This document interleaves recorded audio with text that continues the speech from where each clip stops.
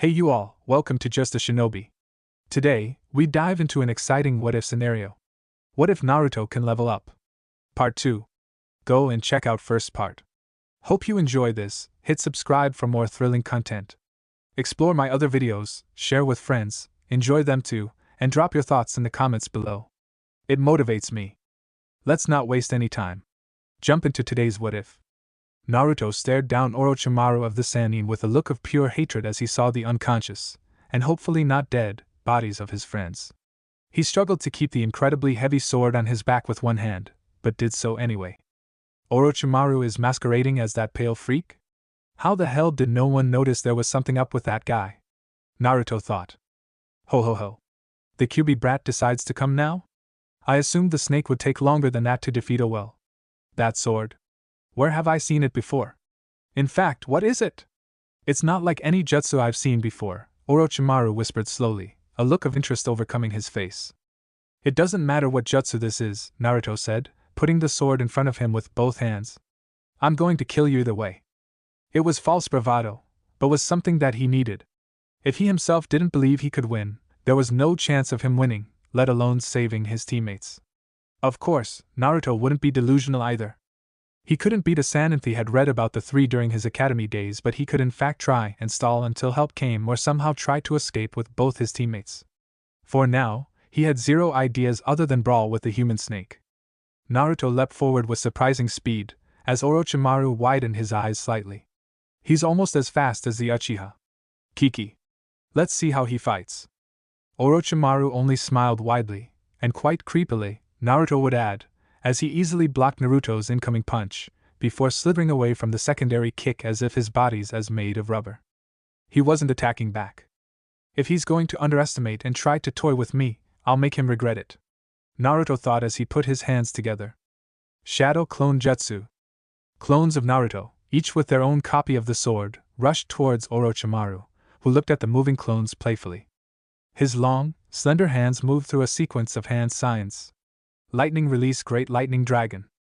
A ferocious being of lightning formed behind Orochimaru, taking the grand form of a dragon on the offensive. The construct crackled with power, before diving at the now startled clones with immense speed. Naruto felt each of his clones cease to exist as the quick response by Orochimaru left them helpless. Naruto merely watched in silence, preferring to analyze the situation rather than charge in and lose immediately. Right now, he was in a horrible position. Orochimaru stood protectively in front of Sasuke and Sakura, who both looked blacked out regardless of the raging battle around them. Furthermore, Naruto's own MP was draining by the second as he kept Shadow Zabuza active, who also was nowhere to be seen. Naruto cursed the Shadow who said there was merely no point in fighting a Sanin. He had forgotten what kind of man Zabuza was before he died. Calculating, selfish, and didn't take too many risks. If he hadn't made the deal with the wretched backstabber, Zabuza would definitely be alive and kicking right now. Zabuza didn't want to take the risk of fighting Orochimaru, even though he most likely couldn't die anymore in the shadow form. Dismiss Shadow Zabuza. Naruto thought angrily. The legendary sword in his hand disappeared a second later. The Sanin narrowed his eyes. I wonder. Naruto made a quick glance at his MP bar. Large enough. He didn't know at which rate the MP regenerated, but he was sure it increased as he leveled up. Using skills back when he was lower leveled was an utter pain. He needed to think. His battle strategic skill, which had only grown in terms of level as he continued to fight, was proving vital in the fights he had fought.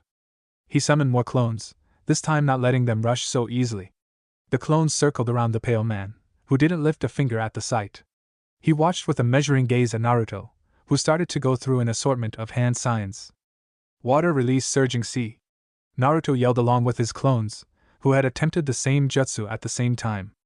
Streams of water erupted from each of the clones' mouths, aiming at Orochimaru with colossal pressure, enough to dent the toughest of men in.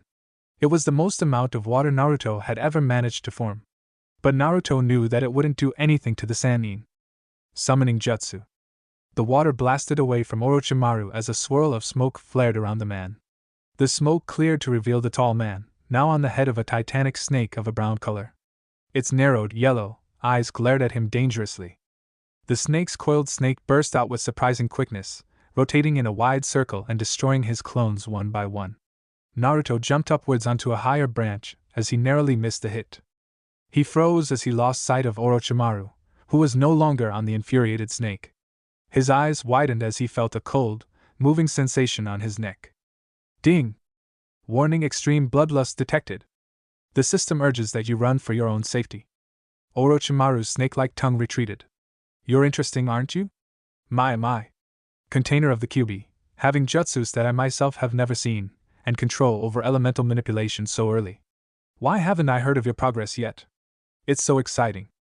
Naruto spun his kunai, attempting to stab the enemy behind him, only for his weapon to get swatted away at the last second.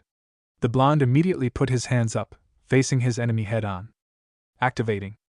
Skill Uchiha Clan Taijutsu LVL3 activated. Usage drains 15 MP points each minute. User can use this skill for 1 minute without draining MP. Naruto briefly engaged Orochimaru in combat. His movements were dreadfully slow against the well-experienced shinobi, who could see his moves from a mile away, while blindfolded. His opponent had a lazy grin on his face as he continued to block and dodge. Then he struck. Naruto immediately was launched backwards at breakneck speed as a palm struck his stomach with scary speed. He felt his back lurch in pain as he landed on the rough bark of a tree. He coughed out scarlet blood, looking at the liquid with wide eyes. The blonde got up soon after, swearing he won't let a surprise attack like that happen again. A brief tremble in the earth came next as Naruto felt himself pulled into the ground as a hand appeared from underneath the ground and grasped his leg. When had he, Naruto substituted with one of the several branches from around him in an instant, preventing what would have been a sticky situation otherwise. He wiped the sweat from his forehead, keeping an attentive track of his surroundings. Orochimaru stood in the middle of the clearing between the swarm of trees, which was formed by the summoning of the giant snake, which was now nowhere to be seen. It's so boring having to fight a moving target in such a large space. Why don't you come closer, Naruto-kun? I want to test you properly. Naruto complied. With another substitution, he made his way to the Sanin, who chuckled throatily at the nearing presence of the genin. If Naruto didn't do anything, there was no doubt about it was going to die. He couldn't restrict himself against the man in front of him, or the Jinchuriki would be no more. Naruto really only had one last trick left in the bag, and something he had refrained from using so far, having not seen a good opportunity to do so. But now was his only chance. Summon Shadow Haku, Naruto commanded. Orochimaru crossed his arms. It's amusing to see a genin so brave. Secret technique: demonic mirroring ice crystals. A dome of ice formed around the two as Naruto smirked widely. Haku had used his technique immediately, which was exactly what he wanted him to do. Naruto felt a wave of memories wash over him as he saw the reflecting mirrors encircling the two. In each mirror lay the image of a shadowy figure, who could be no one else but Haku. For the first time since the fight started, Naruto noticed a look of genuine surprise in Orochimaru's eyes. If anything, he looked purely confused. Naruto didn't particularly blame him, would have been equally bewildered as well. This jutsu. Another one that I don't recognize. What exactly have you been hiding, Naruto Uzumaki? Orochimaru asked, eyes shining with excitement. Ice? Spectacularly done. Such a feat would require discipline and concentration of the highest degree to accomplish, and I doubt you have the skill for that considering you hold the beast inside you. The voice from earlier. Who exactly was that? Naruto didn't care anymore. He rushed forward, ignoring the numerous questions that Orochimaru placed. Orochimaru sighed. There really is no point in. Haku flew past the mirrors in a blur, punching Orochimaru in the jaw, whose face recoiled in shock at the hit. While the extraction had weakened his base stats, the jutsu which he already perfected functioned at the same strength, fortunately. Naruto followed right after, aiming a jab at the opponent, but couldn't land it to his inhuman reflexes. Shadow Clone Jutsu. The clones continued to distract Orochimaru, who quickly dismantled them with practiced, precise strikes. Haku, from the safety of his mirrors, threw Senbon at the man, who caught the projectiles with his bare hand, before looking at them in interest. You certainly can't use Senbon, can you? Orochimaru asked, eyes watching him with interest. Whatever. It's time to get out of this. I'm wasting enough time as it is. Naruto was launched to the side as one of Orochimaru's hands stretched unimaginably long and struck him hard in the side of his gut, pushing him to the mirrors. The blonde struggled to get up, ultimately falling back to the ground on his back as he clutched his leg in pain. The Sanin bent his knees before exploding with speed. He cranked back his arm in the process, before he impaled the dome of ice with his fist. The structure cracked immediately, collapsing into a bunch of ice shards and crystals. Naruto watched his shock as sharp, ice crystals fell downwards as he tried to crawl away. A pair of shadowy arms took hold of him and swept him away. Naruto looked into the dark eyes of Shadow Haku, before nodding in thanks. We can still try and stall until we get Sakura and Sasuke out of here, Naruto-san. Naruto smirked as Haku let him down. Who says I haven't already gotten them evacuated? The second before Haku had summoned his ice mirrors, he had clones take his teammates away. He had to thank him technique for being capable of closing a Sanin inside, for however short a time that would be. For now, Haku's use was over. His MP was quickly running out as well, with his activation of the Uchiha Taijutsu and previously using Zabuza for his sword. Dismiss Haku. Naruto was left alone. Orochimaru walked through the rubble of ice. You've piqued my interest, Naruto-kun. I must admit, I had assumed the Uchiha would have been the strongest on your team, but I have been proven utterly wrong. Techniques that I've never seen before, speed and strength at a level far above what you currently should be at, and a cunning intelligence that kept you alive so far. Who would have thought the Kyuubi could have such an effect on its Jinchuriki? Naruto guffawed silently. He thinks the Kyuubi made me like this? He tried not to correct the man, and ended up biting his tongue to stop himself. The man's voice suddenly darkened. The Sharingan would be wonderful to have. The vast amount of skills achieved with a single activation of that damned eye. Or at least that's what I thought. The Kyuubi is an infinite source of chakra at one's fingertips, and seeing just the effect on you. I can only imagine what I, Orochimaru of the Sanin, would reap. Why is he talking like he could steal those abilities or something? Naruto thought incredulously, feeling his leg finally start to heal. Orochimaru grinned. And that's why? I'll mark you. Anko inspected the dead body of the beige-shirted woman in front of him. The smooth, toy-like face of the girl was horrifying to the eyes. Orochimaru has begun. She felt exhilaration, fear, and a healthy dose of raging anger fire into her veins. Send a message to the third Hokage. I don't care what appointment or meeting he is in. This is of utmost importance. Tell him his student is here. Anko instructed her subordinate proctors, whose faces paled at the realization. I'll be going hunting. How was Orochimaru able to get in? And why now specifically? Anko thought as she began running the fastest she ever had in the past year. She unconsciously grasped the mark on her neck. He probably is going to mark someone if I don't get there faster. But that can't be the real reason he's here. Just a side hobby he could conduct while he has the time. There's something bigger going underneath the Chunin exams. Her mentor was ruthless, calculating, and the most dangerous man she knew, even more than the third Hokage. Everything he did had a reason. The international Chunin exams sounded like something too good to be true, and Anko was getting more and more sure of that every second that passed. She gritted her teeth as she urged her muscles to go faster. I'll kill you, Orochimaru. Mark? What the hell is he talking about? Naruto thought confusedly. Whatever it was, it didn't sound good at all. Orochimaru grasped his face, before pulling out his skin. The real skin he has underneath was even paler, and looked even more reptile-like. Amber circles with a thin slit acted as his eyes, and an ominous grin manifested on his new face. This won't hurt. Too much, Orochimaru purred. The blonde's eyes dilated as Orochimaru's head sprung out of its place, the neck extending past the distance between the two, aiming for his head with his long, sharp teeth. Before he could even move, the pale neck wrapped around his body, before the neck made its way to his neck. This was originally supposed to be for Sasuke, Orochimaru whispered into his ear. But your performance made me change my mind. Naruto's mind ran at a pace of 100 miles per hour at the same time Orochimaru spoke. He's going to bite me. He's going to bite me. He's going to bite me. Orochimaru lunged. Activate Iron Skin. Activating. Skill Iron Skin LVL1 activated. Usage takes 10 MP and lasts for 1 minute before a skill cooldown of 10 minutes applies. Orochimaru bit down, his eyes crazed with eagerness as he imagined all the power he would have with the Kyuubi in his hands. Thud. He tried to bite down again. Thud. Naruto tried to keep the smirk off his face, before grasping whatever energy he had left in him to reach for his kunai and attempt to slash at the elongated neck. Orochimaru retreated with a frown on his stark white face, looking at the blonde's neck curiously. You never cease to stop surprising me, do you? Orochimaru asked amusedly.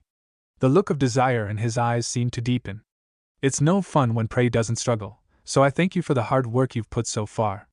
It only makes the inevitable more satisfying, after all. You're just an insane cannibal, aren't you? Naruto asked, standing up and wiping the dirt off his clothes. It's no wonder you were kicked out of Konoha, if you're so desperate to eat little kids. Orochimaru frowned at his little antics, before his face perked up suddenly. Fire release dragon fire technique. A pillar of fire blew past Naruto in a straight line towards the smiling man in the shape of a dragon.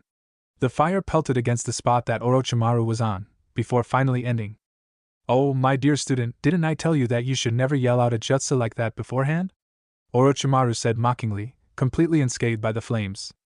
Anko, the proctor for the second exam, stood crouched on a tree branch above Naruto. Finally! Naruto shouted to the woman, who looked back at him with surprise. Why the hell is there no security in this place? The purple-haired woman scoffed, tossing aside his quite valid concerns without a second thought. Do you really want to argue about that when you have him right in front of you? Fair enough. But I almost died several times along with my team. Orochimaru waved magnanimously. Anko, you look as magnificent as ever. May I know the reason for your interruption? Don't play the fool with me, Orochimaru. I know you're running around marking kids, and I'm gonna kill you before you get out of here alive, Anko said angrily, clutching the kunai in her arm even tighter. Marking kids? I haven't marked a single one, Anko. You would do such a thing to accuse your beloved sensei? Orochimaru asked. Ask the child yourself? Anko sent a glance at Naruto, who simply shrugged. How the hell did this genin survive against Orochimaru for so long? I need to get out of here, and quickly. Naruto thought with a frown. We still need to pass the Chunin exams. Iron Skin has deactivated. Naruto looked at the lady above him. Hey, Proctor! Can you automatically pass us considering we had to fight Orochimaru in the middle of the Chunin exams? The glare Anko sent back at him could only be described as smoldering. A couple more shadowy figures with animal masks showed up behind Anko, similarly crouching. The Umbu. Only a mere 5 to fend off Orochimaru of the Sanin? Naruto asked hysterically, eyes large with frustration as he saw the small group face off the infamous shinobi. Anko winced. More is coming, brat. Orochimaru put a hand on his chin, thinking deeply. Should I face off all of you at once, and kill 5 shinobi, or be generous and leave for now, letting you 5 survive? Is he really giving us a choice? Naruto thought, startled. The group remained silent, not knowing whether Orochimaru would take their response seriously or not. Obviously, they would clearly want to say leave. Orochimaru turned their back to them. I'm feeling quite kind today. I have a new target now. Orochimaru thought as he thought of the blonde. Naruto-kun, your rate of improvement is astonishing. Keep on improving, keep on getting stronger. All of your work will be fed to me sooner or later. He disappeared in a swirl of wind. Naruto looked at the remaining jonin. I'm going to leave now. Is she gone? Sakura asked, stuttering. The blonde forgot how Sakura hadn't seen the Sanin without the disguise. Naruto nodded. For the time being. After his encounter with Orochimaru, Naruto had immediately ran towards his teammates. His clones had gone in a specific direction which he had told them to beforehand, so it didn't take long for him to find them. They were still unconscious by the time he was there, with Sasuke waking up soon after. They were right now sheltering underneath an incredibly large tree which gave them some cover as they whispered. Sasuke narrowed his eyes. How did you manage to get us away? Naruto scratched the back of his head. I didn't really do much, to be honest.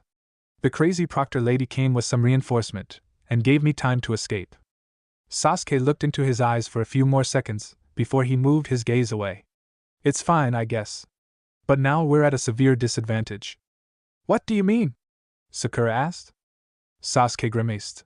The others had more chances to find the scroll they needed, and got the opportunity to scout beforehand. That man's interference left us scrambled right out the get-go. We need to focus back on our goal and the objective, the Earth Scroll. Sakura switched her eyes to target Naruto. Naruto, have you got any information from your clones? Naruto shook his head. Not really.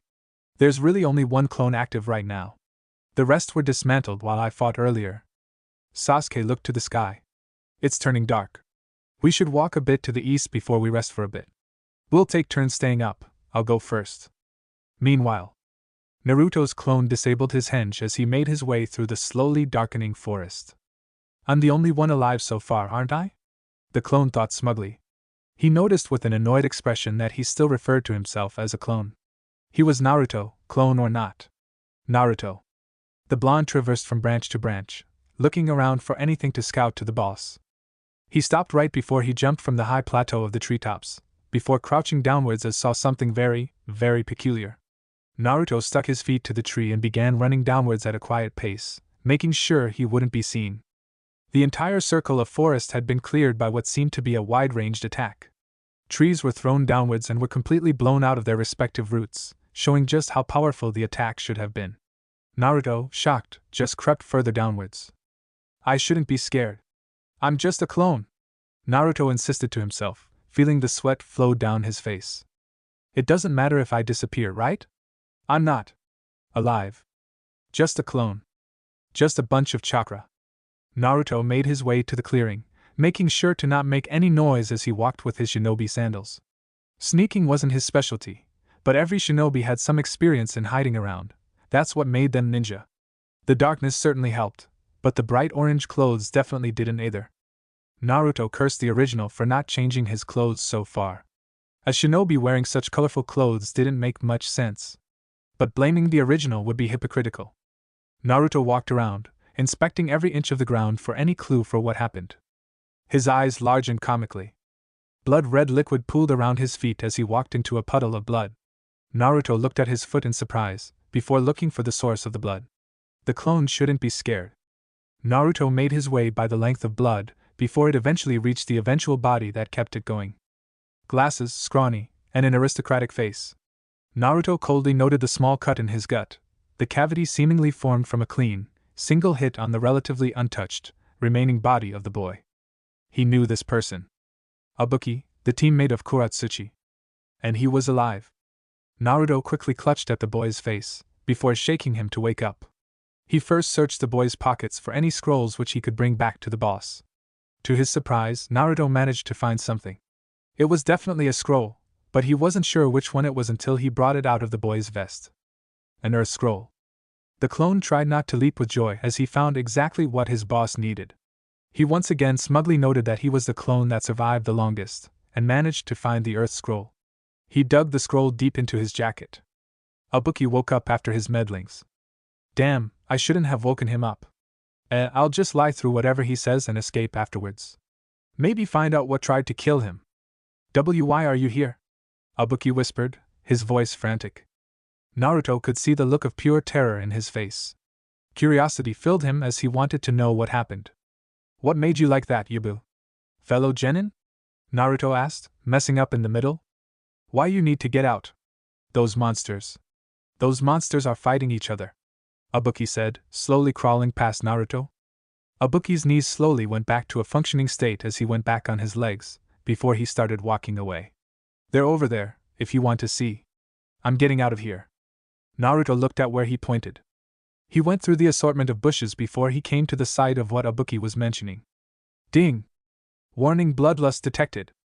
Gaara faced off against Fu. Jinchuriki versus Jinchuriki. He instantly tried to run away before a tendril of sand pierced through his body. Bye, Naruto. Naruto woke with a gasp as he felt memories flood his mind. Those two. They were ahead of him in every way. He clenched his fists tightly. I need to get stronger. Naruto paced around the tent hastily, his mind racing with ideas every second.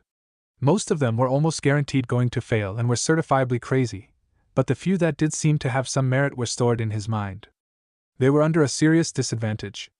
Team 7 still had not found a single scroll over the past day, and Naruto knew for a fact that the other teams had found scrolls. They needed to find a heaven scroll as fast as possible, which wasn't going well at all. Sasuke looked similarly distressed, looking at the ground as he sat and thought idly. Sakura just looked frustrated, if the scowl on her face was any sign.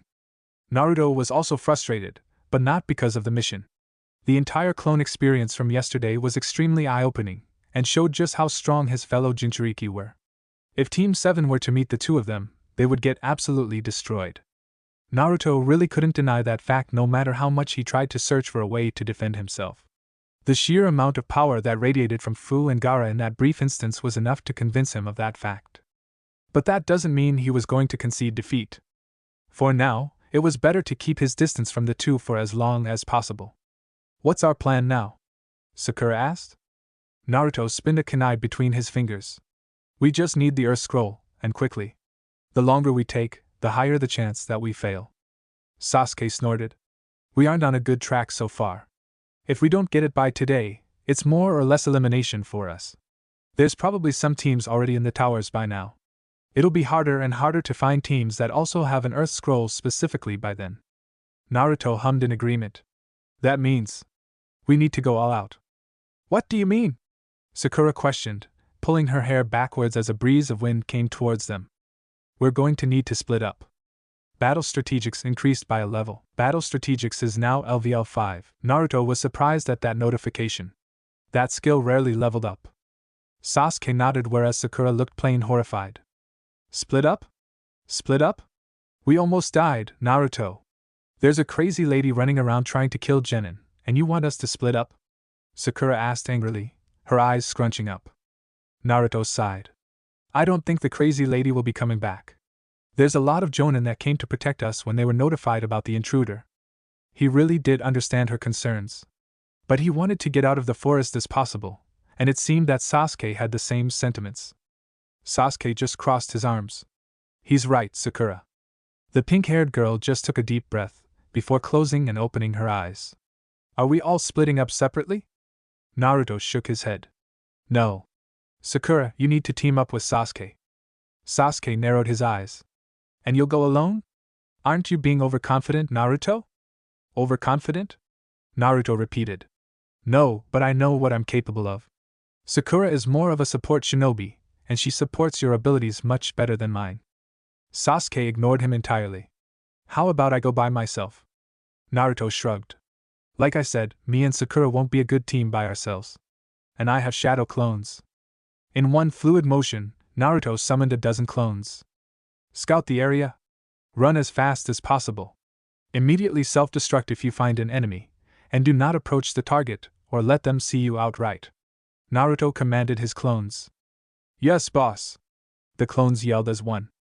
Naruto turned back to his teammates as his clones dispersed. The fact that he got his shadow clones' memories when they went away was a mind-blowing realization. It was something Naruto didn't notice before, which, on second thought, he really should have realized the second he used the jutsu. It really was the main advantage of the shadow clones, in his opinion. Naruto raised an eyebrow at Sasuke. You still want to go by yourself? Persuasion increased by a level. Persuasion is now LVL 4. What's with my skills today? Sasuke just mumbled frustratedly to himself before looking into the eyes of Naruto. We're taking the scroll. And you better find at least one scroll, Naruto. Let's meet back up at the center tower in a day. It's either you get a scroll and come to us, or we have the scroll. If we don't see you there. Naruto nodded in determination. Don't worry. I'll be there. Sakura raised an eyebrow. How can you be sure? 'Cause I don't have another option. He was going to find the Earth Scroll no matter what. Naruto made his way through the thick overgrowth of greenery in the forest, pausing every minute looking for a good route to travel. He wanted to maximize contact with the other groups without endangering himself, which was obviously hard seeing just how large the forest was. He had a few encounters, not with other shinobi, but strange creatures that attempted to attack him. A few blows and they ran away, fortunately. Right when he thought it was getting hopeless, he could see a flicker of black in the corner of his eye. Naruto immediately stopped and hid behind a large tree, preventing any sound from escaping his mouth or from any movement he made. He slowly peeked around the tree, looking to see who the figure was. The figure seemed to be mumbling loudly, and was quite clearly a female, if the feminine tones to her body were any sign. I told him not to wander on his own. Naruto froze. He recognized that voice. Kurat Suchi was right in front of him. He realized he had two decisions. Either attack the girl right now, and steal any scroll which she might have, or attempt another method. He could fight her, but he wasn't sure whether he could win without using any of his shadows. He didn't remember her stats exactly, but her level was much higher than his. Regardless, he needed to do something. His team standing stood on the line. That's when Naruto realized. Her teammate wasn't with her. The last time Naruto had seen Ibuki, he was beaten up and bleeding horribly, meaning she probably was looking for the spectacled boy at this time. Naruto smirked. He got out of his hiding spot. Hello? Kurat Suchi's face lit up in panic as she heard another person. Immediately, her hands went into a combat position as she trained her eyes on Naruto. The blonde put his hands up passively. I'm not here to fight. Then what are you here for? Konoha Genin. She spat venomously. Naruto recoiled slightly at the blatant disgust in her words. I'm Naruto, it's nice to meet you as well. Although the weather is quite nice, the genin found his hand moving on its own as he caught the kunai which was flying towards his head. The metal was only an inch away from the middle of his eyes, giving Naruto a weird headache as he slowly pulled it to the side. Wow, she's absolutely crazy. Although the weather is quite nice, I'm here for a serious matter, Naruto said, throwing the kunai aside. Your teammate Ibuki, I believe? I know where he is. Kurat Suchi flipped her cropped, black hair to the side. Her eyes were narrowed with suspicion as she listened to the blonde. Ibuki? You know where he is? How? I was patrolling the area for my team, when I saw a person with glasses trying to run away. I came a little closer, and I realized it was the IWA genin that I saw before, your teammate. He looked relatively injured, so I tried to come closer. Weirdly enough, once he saw me, he motioned continuously for me to leave the area, as if something really dangerous was after him, Naruto said, basing his story after some truth, but not wanting to reveal that it was a shadow clone. I really didn't want to risk my health or position, so I went back. I think I can route you to your teammate if you come with me. Why do you want to help another team? Kurat Suchi asked. Her eyes were still filled with doubt, but Naruto could tell there was hope as well. She probably really wanted to see whether her team was okay or not. Well, my teammates abandoned me, Naruto said, looking down in shame. They thought I was bringing them down, and asked me to patrol the area before they went for the middle tower.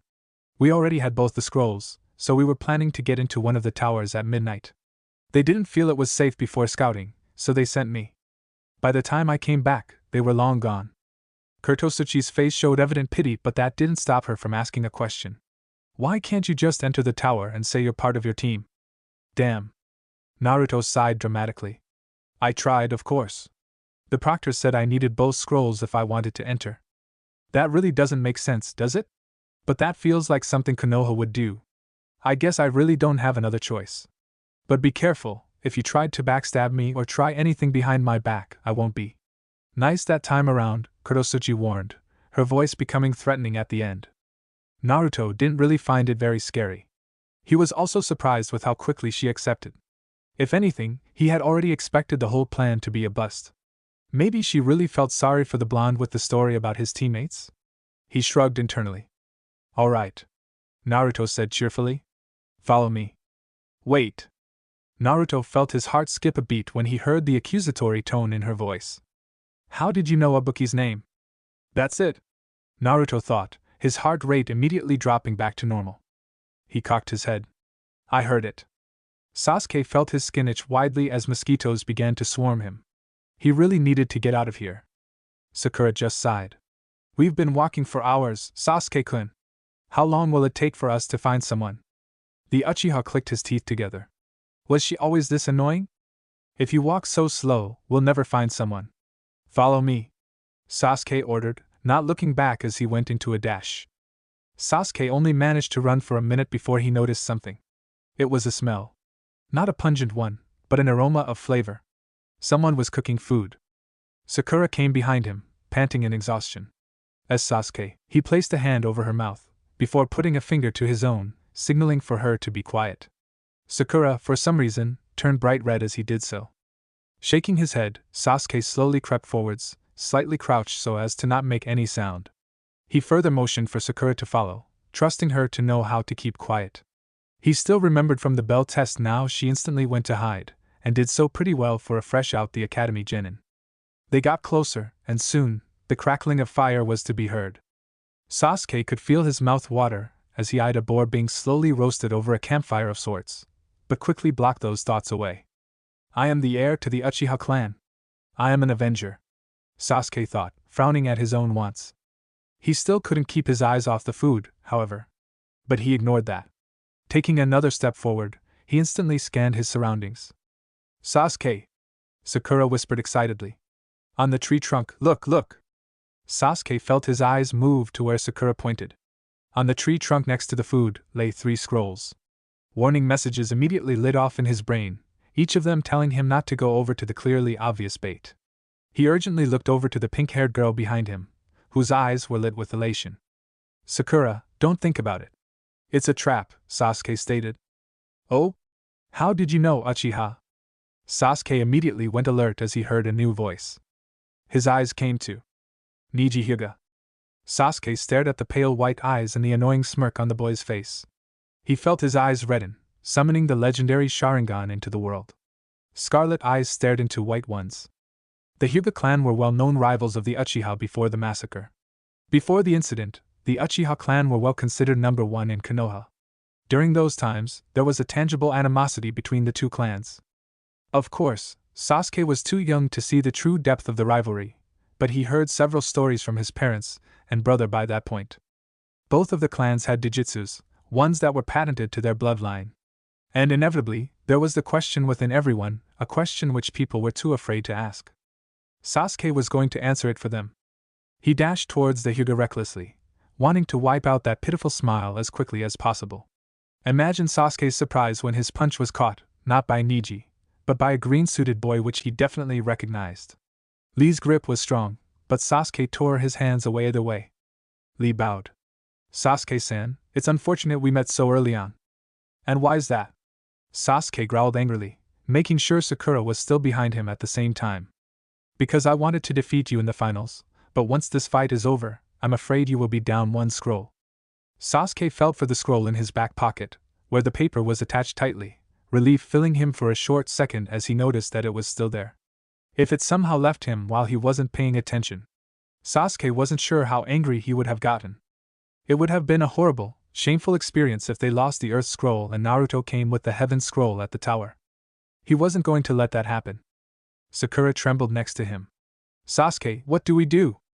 Lee and Neji stood in front of them in casual positions, but Sasuke knew better. They were mentally preparing to move at a moment's notice. Sasuke knew he had no chance against the both of them, even with Kakashi's training. Lee spoke first. "Please give us the scroll, Sasuke-san. I'd like to prevent any fighting between us, as we are both from Konoha, after all." Sasuke just sneered. He saw how the boy looked at Sakura as he said that. "Over my dead body." Neji laughed. "Well, that won't be too hard." Sasuke felt the rage enter his veins. He understood what Neji was aiming at, but he also knew it was a part of his tactics. Neji was purposefully attempting to make him mad, hoping that Sasuke would do something reckless. He wasn't going to fall for that so easily.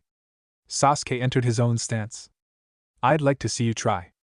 Lee looked apologetic, but Neji's smirk just grew. "All right."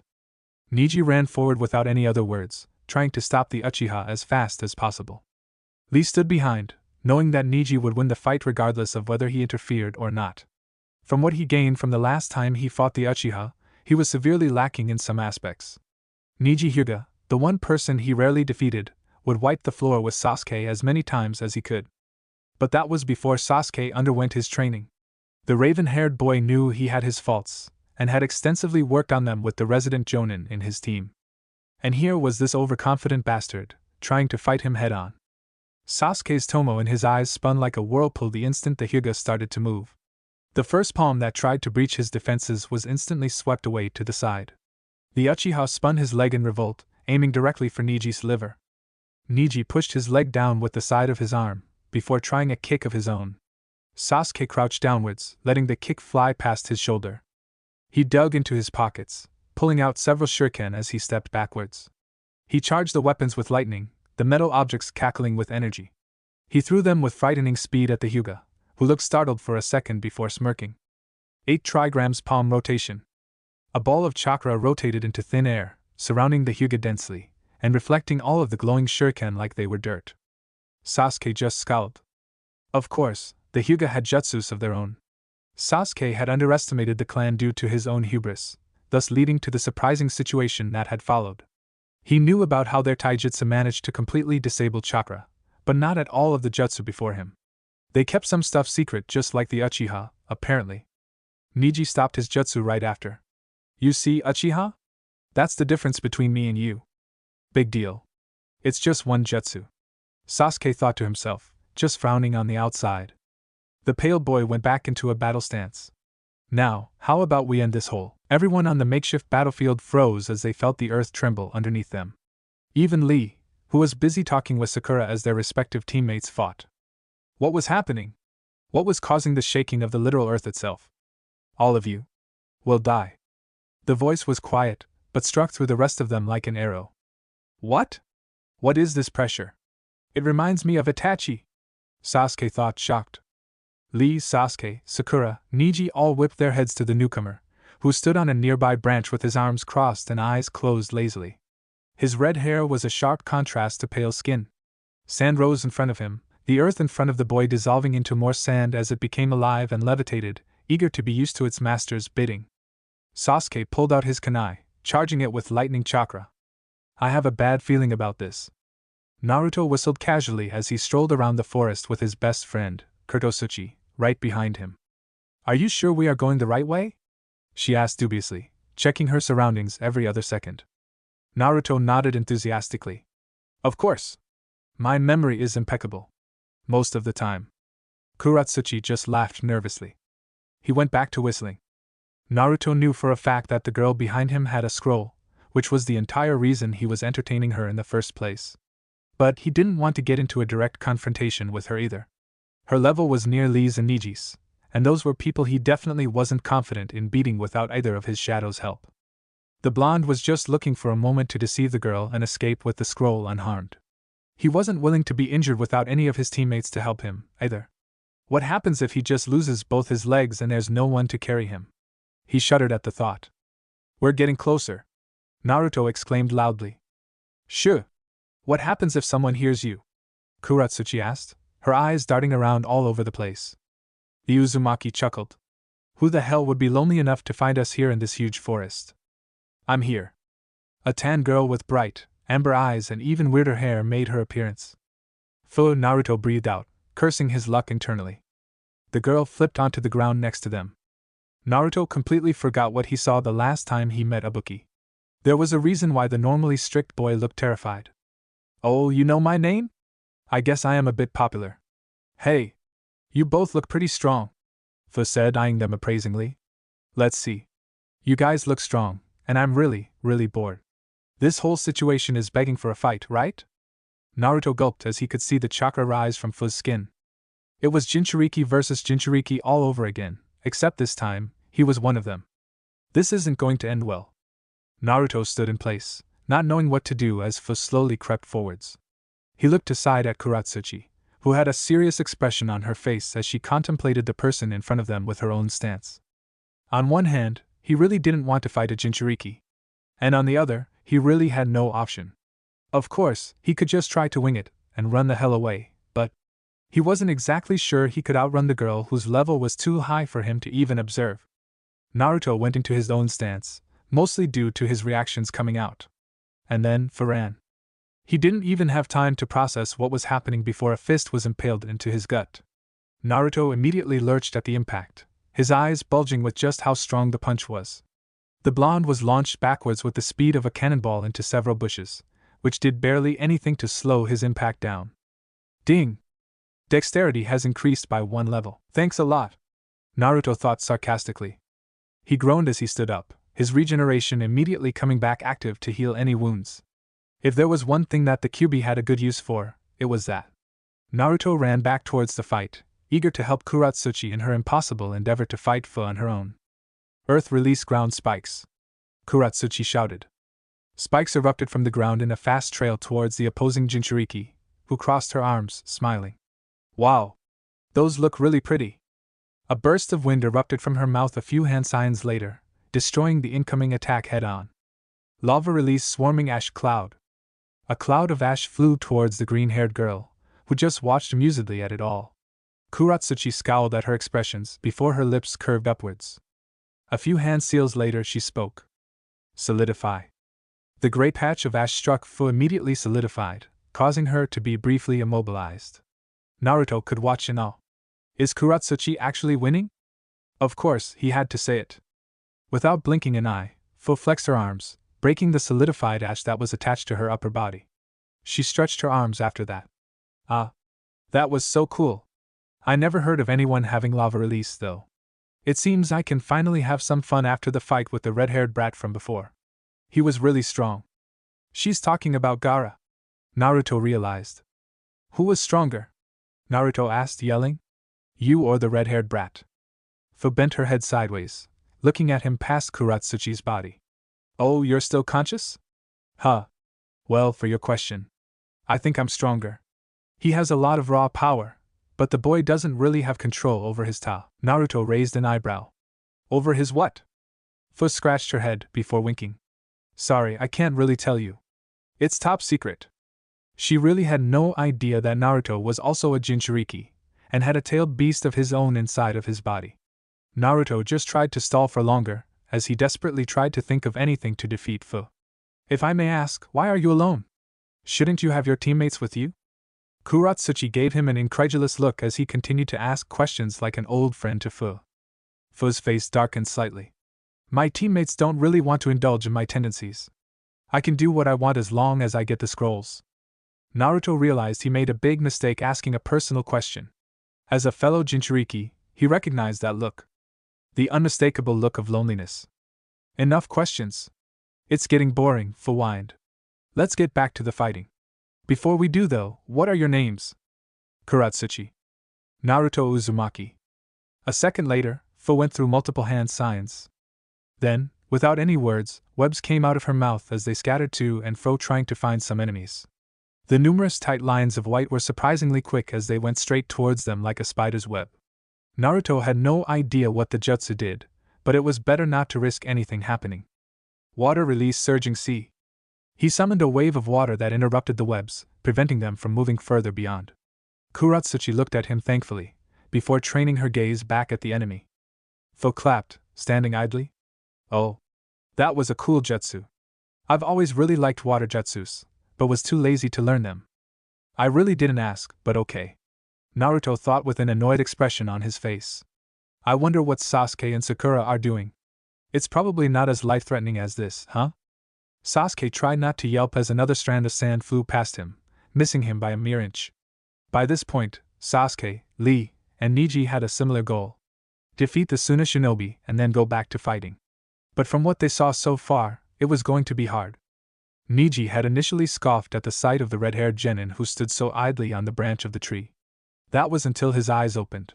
It was easy for him to dodge the sand, but the sheer killing intent coming from his opponent couldn't be ignored. He had a feeling he had much more in his arsenal than just throwing such a minuscule amount of sand around. Sasuke could see that the Hyuga was the initial target, if the insanely large amount of sand going towards him at lightning speeds was any sign. Neji didn't look particularly worried, as he began to spin his body around in a circle. 8 trigrams palm rotation. The sand bounced off the igloo of chakra, the technique being efficient in rebounding Gaara's attack. Gaara stepped down onto a constructed hand of sand, which gently carried him down to the earth when he very well could have just jumped down. Sasuke vaguely remembered Naruto telling him to watch out for the boy in front of him. At that point of time, he simply assumed it was the dobe overestimating people or getting unnecessarily scared, but that was something the old Naruto would do. The new Naruto was scarily accurate when it came to guessing people's capabilities, an ability which just seemed innate for the blonde. He now realized just how right his teammate was. The casual use of sand without intoning a single jutsu was like he controlled the sand completely to his will. Like a god of sand reincarnated into the world as a human. But it was still 3 versus 1. And Gaara was most certainly a human, Sasuke thought with a grin. And somebody needed to take charge. Listen. We need to team up to defeat this guy, or else we all are going to die here, Sasuke stated loudly. We need a plan before we try and tackle him. Trust me, he's a lot different. Neji scoffed again. Do what you want, Uchiha. I'm not going to resort to teaming up with other shinobi to beat one person. Lee looked torn between defending his teammate and the person who actually made sense. Sasuke just shook his head in irritation. Goddamn Hyuga! Lee, we need to team up. You understand that, don't you? Sasuke asked calmly, despite that being the exact opposite of what he was feeling on the inside. Lee nodded. I understand, Sasuke-san. Sasuke felt relieved at least one person has brains in that team. Speaking of, where was the third teammate of theirs? He didn't have time to ask as another tentacle of sand came into his path, making Sasuke's eyes whiz around as he barely managed to dodge it this time. The Uchiha was glad that he had already told Sakura to run away. At this rate, she would have already been dead if she was present in the fight, and there were no ifs or buts about it. Sakura, as of now, was nowhere near the rest of the team's level. But he didn't have time to think about that. 3 separate clouds of sand came towards each of them, moving of its volition as it seeked each of the genin. Gaara simply stood still as he watched his creations continue to devour the area.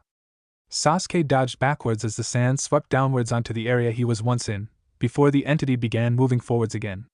This time he jumped upwards onto a branch, before leaping onto another one right after as the branch he was once on was torn into shreds by the storm of sand. Sasuke winced as he saw just how powerful the jutsu was. He was thankful for his Sharingan, which was the only thing that was currently keeping him alive. Lee was alive so far because of his pure speed, so he had the innate ability to dodge all of the sand. Neji was fast, and because of his Byakugan, he could see every angle the sand was coming from. And if the sand somehow got too close, he would simply start a palm rotation, ending the attack once and for all. But they couldn't go on the offensive while the sand followed them, and they definitely couldn't win a fight without any offense. Sasuke threw a charged kunai at Gaara, the latter not even moving as a blanket of sand came forward and blocked the kunai entirely. "What the hell is that broken jutsu?" Sasuke said, staring at Gaara as he ducked underneath the sand. The sand, Sasuke realized, wasn't that hard to get past. It was almost like fighting 3 of Konoha's top genin was hard for even the monster in front of them. "Why don't you stop moving?" Gaara asked coldly.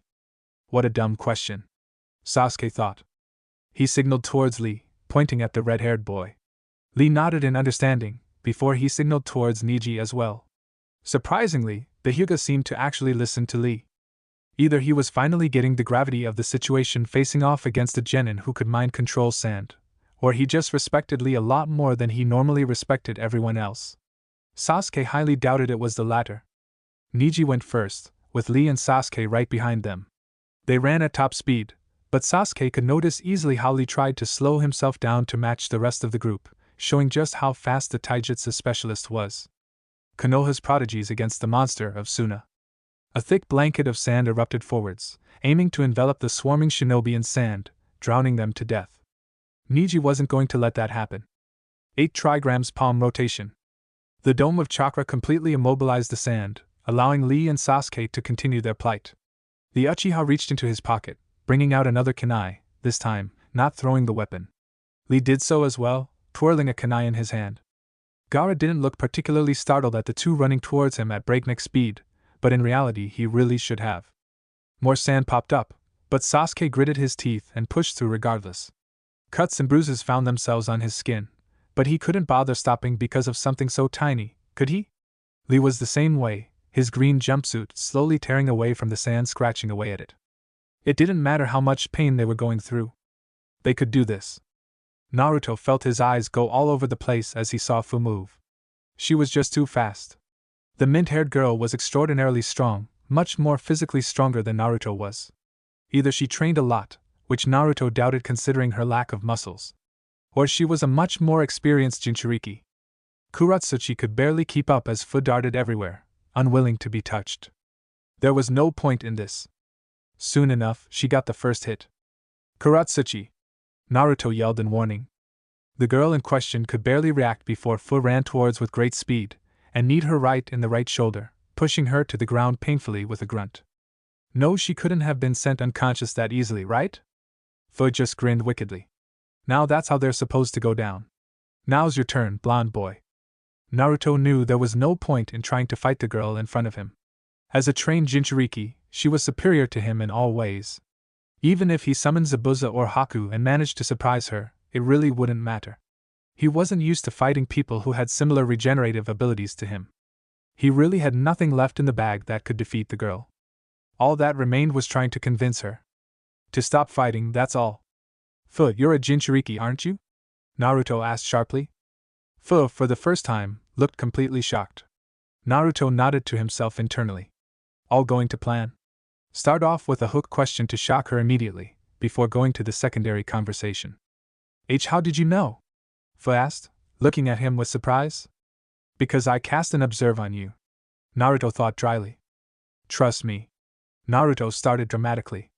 "I can recognize that look of loneliness anywhere. You're not the only Jinchuriki in the exams, Fu." Fu came closer to him. "Wait. Does that mean?" You're a Jinchuriki as well? Of course, how else would I know? I host the Nine Tails, how about you? Naruto asked, genuinely curious for once. Try to involve her with questions that make her respond. I host Chobei, I mean. The Seven Tails. I guess this fight is going to prove which tailed beast is stronger, huh? Fu asked, exhilaration present in her eyes. No! No! No! Naruto took a very deep breath, calming himself down. Look, Fu. I really don't want to fight you. I'm sure you know how it is for us. My early life wasn't so pleasant. I had no friends and everyone. They were scared of me. A little kid. For something he wasn't responsible for. In their eyes, I was the Nine Tails. Even now, I have no friends. That was a lie, but it was also for the good of the fight. Fu's battle-happy face seemed to die down, before she nodded bitterly. I can relate. The villagers were scared of me, and the rest of the shinobi teams respected me for my strength, but nothing else. Even my own teammates, they barely talked to me. I can see the fear in their eyes every time I even come near them. Naruto smiled widely. See? They don't see us as humans, Fu. If we begin to fight amongst ourselves, how the hell will we ever live as regular shinobi in our villages? Please. It's embarrassing to say this. But be my friend. Let's change everyone's perspective on Jinchuriki together. Fu stopped for a brief second. What the hell? Are her eyes watering? Friend? You want to be my friend? Fu asked, sounding confused. Why? I think you're interesting. You're really cute and I see an awesome friend in you. Naruto answered. That, and if I don't, I'm seriously gonna be injured like our resident princess that you knocked out. Fu smiled widely, her cheeks slightly pink. Then of course I'll be your friend. Naruto sighed in relief. He had absolutely no idea how the hell that even worked, but he wasn't going to go around wondering that. Then can we stop the fighting? Friends don't really knock each other out, hee. I'm sure Kurat Suchi here would want to be your friend as well, Naruto said, slowly walking towards Kurat Suchi's unconscious body. Fu scratched her head. I guess. Ding! Persuasion increased by a level. Persuasion is now LVL 5, not unexpected for once. The system is astounded by your show of persuasion. Naruto grinned smugly. Thanks. Ding! Skill persuasion is leveling up. Persuasion is now Talk no Jutsu. New skill achieved Talk no Jutsu LVL 1. Naruto just shrugged. He really had no idea what that meant, but he could live with it if it helped him. He looked over at Fu, who continued to smile widely as she whistled off in her own world. He shook his head in exasperation. Was he the only normal Jinchuriki? Well, he couldn't really say that either. Naruto was pretty sure he was the only one with a floating blue screen that talked to him. He looked at Kurat Suchi, who was still unconscious even as Naruto lifted her up into a sitting position. Naruto viewed the bright purple bruise on her shoulder with a wince. Yeah, that would seriously hurt. Especially for someone without a tailed beast inside them. Hey, Fu? Fu's ears perked. Why did you refer to the Seven Tails as Chobei? Naruto asked as he patted the unconscious person's head to try and wake her up. What do you mean? Why wouldn't I refer to Chobei by her name? Fu inquired, equally confused. Naruto's eyebrows raised by themselves. They have names? Of course. They've been living for centuries, you know? All of the tailed beasts have names, or at least, that's what Chobei tells me, anyways. There was something seriously wrong with what she just said.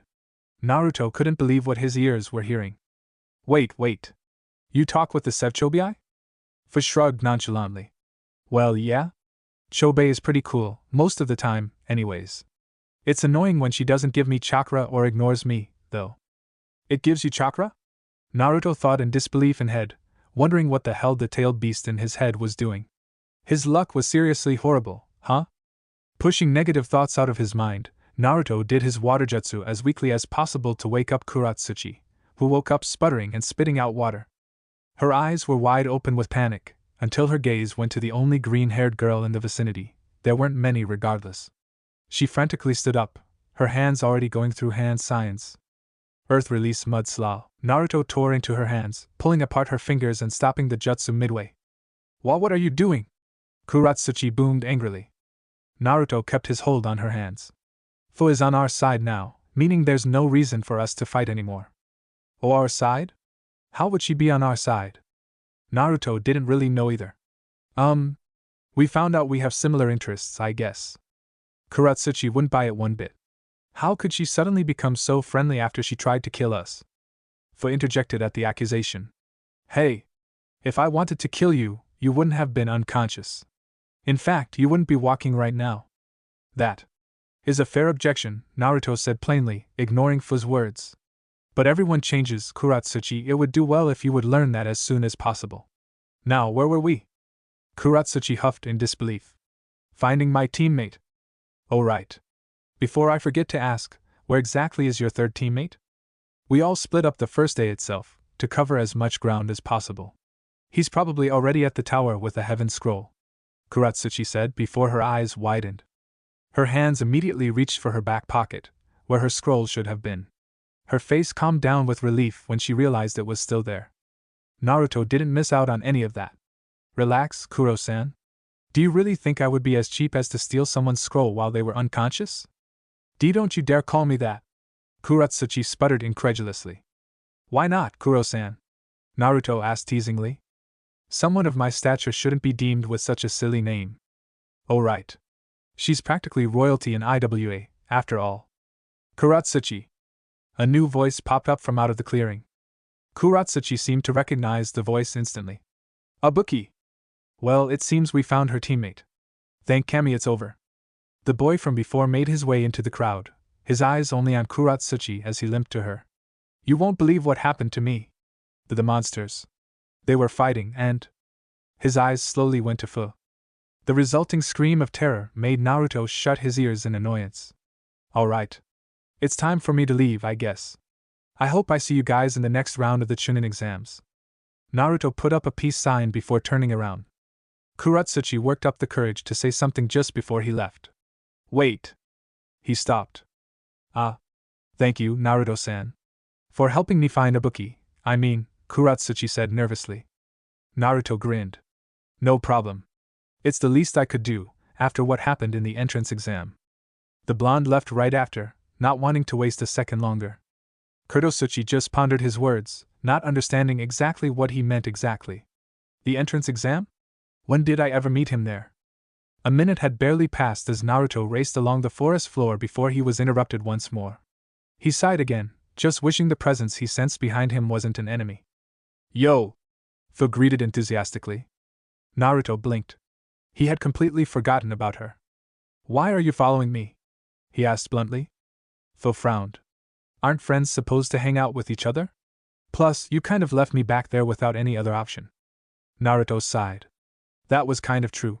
He wasn't enough of a jerk to make use of Fu's weakness and throw it away right after that was something his sensei would do.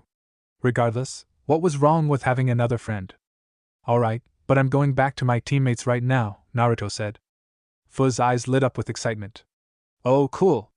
I'll come with you. What the? Alright, Naruto acquiesced. He began running towards the last place he gathered with the rest of Team 7. How do you know where your teammates are? Fu questioned. I'm not sure exactly. For now I'm retracing my steps back to where we gathered before. My shadow clones. Naruto froze as a wave of memories flooded him, briefly pausing all of his ongoing thoughts and replacing them with the memory of a clone. Sasuke collided with Team Guy and Gaara. Things wouldn't go well. He turned almost robotically to Fu. I know where my teammates are. Really? Naruto's eyes flashed with intensity. How about we meet the other Jinchuriki in this exam again? Sasuke grunted in pain as some sand struck his right shoulder, but that didn't mean he would stop. With the final effort of Gaara being thwarted by the Hyuga, they could actually attempt to land a hit. With a leap into the air, Sasuke brought his leg down to Gaara's head, whereas Lee pushed his fist into Gaara's gut. The impact was incredibly satisfying, to say the least. Gaara was pushed outwards at the series of hits, coughing out blood right after. But the Genins didn't stop there. Lee rushed forward off one foot as he swept the red-haired boy's feet, who was left off balance after a hectic dodge. Sasuke took advantage of the brief moment, having to twist his body at the last second to narrowly avoid a strand of sand, and hooked his arm around Gaara's neck. I won't let you move! Neji! Sasuke yelled out. The Hyuga was already there. Palm after palm after palm assaulted the red-haired boy, whose face was filled with an expression of pain as Neji administered his clan's most infamous technique. 8 trigram 2 palms. Gaara stumbled backwards, struggling to stay on his legs as he was battered with 2 precise strikes. 4 palms. 8 palms. 16 palms. 32 palms. 64 palms. Sasuke watched in awe as the ability completely rendered Gaara unable to respond, and while he was still standing, Neji stopped attacking. Was that a smirk on his face? Its futile IV blocked all of your chakra points. The nerve of you trying to fight me of all people so randomly. I'll admit you're very strong. But there's a difference between strength and technique, and for that difference you've lost. Why is he making a speech in the middle of a fight? Sasuke thought, bewildered. But he was right. Gaara didn't seem like the sharpest tool of the bunch, and got to make up for that with his pure strength. But now, he was defeated. Now that the primary threat was gone, Sasuke found himself confused as to what to do. Sakura was probably long gone, or maybe even close by waiting for him to escape as well. The best move would definitely be to retreat as fast as possible and regroup with Sakura, and make another attempt for a scroll as time was running out. That's what he was going to do until another sound echoed in the forest. He ha ha ha. Sasuke whipped his head backwards towards the still Suna Genin. Neji sneered. Why are you laughing? Without another pause, Gaara stood up. All the bruises on his face and body were completely healed by some illogical method. Sand poured out of the gourd on his back, and began to travel along the boy's pale skin. Cracks of sand fell to the floor as a manic smile spread along his face. Because Mother is amused. The shock on Neji's face would have been amusing if it weren't for the sheer amount of terror that radiated from the boy's body. Gaara's eyes locked onto something else. Sasuke tracked his sight only to find blood? You've made me bleed? Gaara asked maniacally. He started to laugh again, the crazed look in his eyes even more apparent than before. This kid. He's not human. Sasuke thought with a grimace, clutching a kunai in his hand. The energy. It wasn't like anything he felt before. The woman he and Sakura encountered was much stronger, but even her pressure was nothing compared to the sheer bloodlust he was feeling right now. It was almost like the chakra that was leaking into the warm forest air was tangible. Without warning, a storm of sand assaulted Neji from the side, too fast for the boy, even with his Byakugan, to dodge. Neji flew sideways from the impact, but was fortunately able to stabilize himself while he was in flight, before conducting another palm rotation to block out the seeking sand that followed after him. The look on Gaara's face was something to be feared as he swept his gaze to the rest of them, meaning Sasuke and Lee. His eyes were wide with exhilaration, the predatory gaze unmistakable. And the rest was massacre. Sasuke could see Lee was, weirdly, reaching for his legs before a burst of sand exploded from beneath him, pushing him into the air like a little kid would keep a balloon up. The eccentric boy let out a pained groan midair. Why in Kami's name was he reaching for his legs? Sasuke thought in horror, as he watched the boy's limp body fall back down. Lee's body fell with a loud thud, the silence that followed after a terrifying one. Neji looked surprised for a brief second, before he narrowed his eyes once more. But Sasuke knew when the fight was over. Without Lee, their main attacker, they really had no chance against the bloodlust boy in front of them. But they had no other option. It was either fight or flee, and there was practically no way to flee against the sand-controlling maniac that they opposed. Perhaps he could have left Neji to the sharks and escaped from there as quickly as possible, and while the Uchiha was a survivor, the thought of doing such a thing put a sour taste in his mouth. Neji rushed forwards, not speaking to Sasuke at all nor trying to coordinate any type of attack. It was practically suicide. He was able to dodge the first set of sand and block the other with his usual technique, but the third. It wasn't a pretty sight. The wave of sand struck Neji's knee toughly, an unpleasant crack echoing as something broke in his leg, leaving him completely unmoving. Gaara's voice came soon after. Mother says to enjoy the kill, and take it slow. Sasuke just stared at his opponent. There was no way to beat him. Dread filled his chest. Was this really the end? Hey, sand freak! Naruto? Naruto ran faster than he had ever done before, mostly due to the adrenaline and fear of his teammates being hurt, or worse. From what the clone had seen before quickly dispersing to relay information to the original, Sakura was nowhere near the battlefield, which was definitely a good sign. At least she had the common sense to get out of the way before fighting someone like Gaara in the middle of nowhere. However, Team Guy and Sasuke didn't look too good. The last thing he saw was Lee getting struck before the clones suicided. That was what would happen when they fought a Jinchuriki like Gaara. Of course, Naruto couldn't really blame them considering they didn't even know what a Jinchuriki was. Fu followed him calmly, not breaking a sweat as she whistled casually while asking questions to Naruto, who would rather have preferred a quieter journey. But he couldn't really object, Fu would make this process a whole lot easier with her strength. They were here. Hey, sand freak! Naruto called out from above the clearing where the trio had fought Gaara. Gaara looked different. His appearance was the same, but his demeanor was completely the opposite. Before he had the atmosphere of a silent killer, but now he was just an all-out psychopath. Maybe calling him a freak wasn't a good idea. Did new toys come to play? Wait. His eyes widened at the sight of Fu, before his grin widened even further. We didn't get to fight last time to the fullest, did we? Fu leaped down gracefully from the branch beside him. Nope. You really weren't worth my time. His eyes narrowed with unrestrained anger, the corner of his lips curving downwards in displeasure. Then I will make your death even more painful. Fu chuckled. I'd like to see you try. Naruto stood up, glaring at Gaara. Give up, Gaara, give yourself mercy. Or else, at least choose the way you want to die. I'm more than willing to accommodate. Gaara's grin remained still. I'm starving for your blood. Naruto. The one in question just stared curiously in the direction of the voice, before almost face-palming himself when he realized Sasuke was the one who called for him. He forgot all about the uchiha he really had come to save, and he hasn't introduced his teammate to the eccentric Jinchuriki next to him either. Sasuke bolted upwards towards him as Gaara simply stared, waiting for them to attack. Who is she? Sasuke asked, glaring distrustfully at Fu. Naruto shook his hands in a passive manner, trying to keep everyone from fighting. Meet Fu and Fu meet Sasuke. Fu waved. Hi, I'm Naruto's best friend, Fu. Huh? Sasuke intoned, absolutely flabbergasted. I wouldn't really say you're my best friend, Fu. But alright, let's just get this over with, and then we can talk about the details, Naruto instructed. We have a Jinchuriki to defeat. Fu ran towards Gaara before he could even say the plan, which wasn't very unexpected now that he thought about it. Gaara raised his hand, summoning his signature attack against the incoming girl. Naruto knew it wouldn't do much.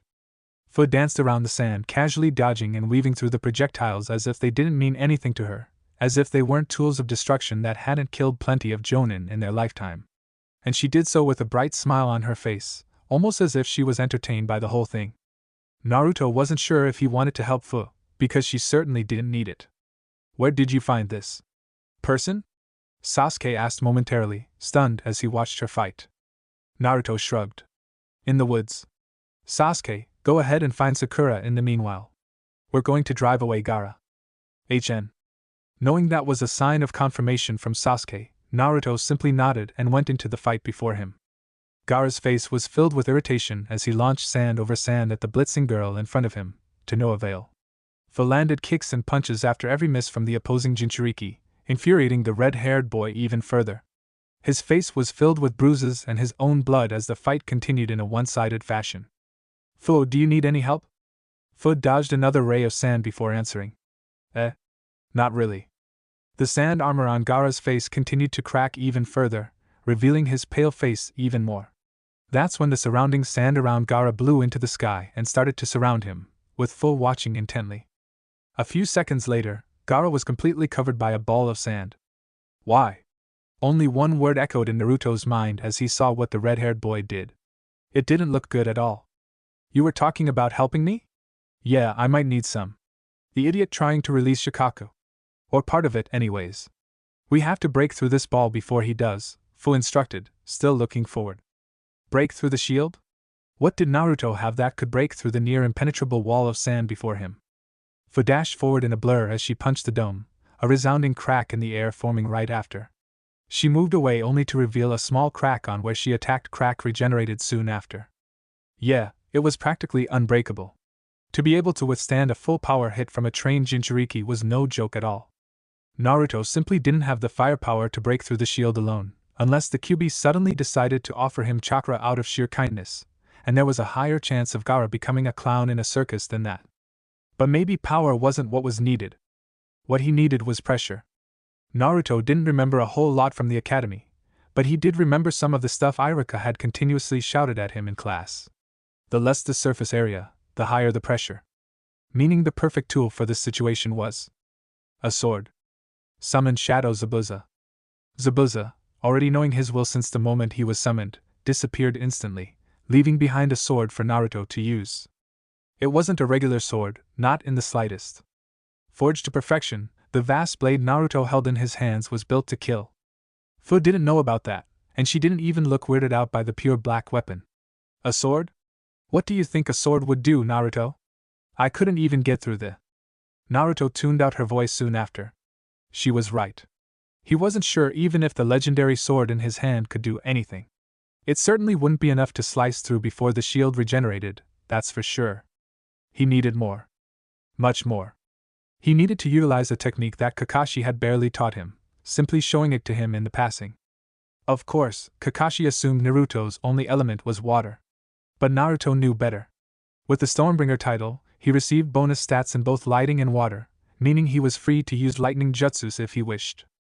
However, Naruto didn't have the time nor skill to learn a lightning jutsu so quickly after learning 2 water-release jutsus as well. He had to stick with the next best thing. Something he only tried for a week or so in the middle of training when his sensei wasn't there, before giving up at the intense difficulty of it. Taking a deep breath, Naruto reached deep into his body, pulling the chakra out from within. Before shaping it to his will, flowing from his coils to his hand, where the chakra came out. He opened his eyes. Lighting crackled dangerously around the dark black sword, its blue particles whizzing around the metal with horrifying speed. Kubikuribocho was covered with lightning. But with every second that passed, Naruto could feel his control fleeting away. Without any more hesitation, he ran towards the dome of sand. It would probably be the only way for him to get a clean hit on Gaara with his current speed. He spun, holding the sword with 2 hands, as he brought down a weapon of hell onto the sand. His sword cleaved through the side of the ball with some struggle, cutting the ball into something akin to a half. Naruto dropped the sword to his other hand as the sand fell away, revealing the wide-eyed Gaara inside the other half. He dug one hand onto Gaara's collar, pulling him out of the safe hold. Gaara remained frozen as he was promptly dropped to the soil beneath him. "You've lost, Gaara," Naruto said coldly to the monster below him, keeping the tip of his sword to Gaara's forehead. The lightning was long gone, but the blade itself was more than enough to kill the boy below him. The look on Gaara's face was something he never thought he would see. Gone was the crazy, maniac look or the cold expression he usually had. Was that fear? That's when Naruto realized. The reason Gaara was feeling that way was because he simply never lost. The boy was so strong that he rarely even moved as he fought, having his sand do the work for him. Being on the opposing side was particularly new for him, and it only made sense that he would be afraid. "Leave our brother alone." Naruto moved his sword aside, reflecting the incoming shuriken with the flat side of the blade. "What?" Temari and Kankuro rushed into the fight as fast they could, forcing Naruto to run backwards towards Fu as several more projectiles came away. They looked furious for their brother, casting protective glances at him. Gaara looked at his siblings with a strange expression as he stood up. "You got lucky that he was outnumbered, or else you would have died in an instant," Kankuro shouted. "Now that it's an even," Naruto was about to say the boy didn't know math until Gaara interrupted. "Let's leave, Kankuro." For once, Kankuro and Naruto had the same thoughts running through their heads. "What the hell?" Kankuro looked outraged. "Gaara, I don't understand. Why would we leave after they just tried to kill you?" "I want to face them in the next exam," Gaara said simply. Naruto couldn't believe himself thinking that Gaara just became a better person. "Wah, don't question him, Kankuro," Temari said, looking confusedly at Gaara but also resolute towards Kankuro. "We'll do what he wants." Kankuro scoffed, before nodding curtly.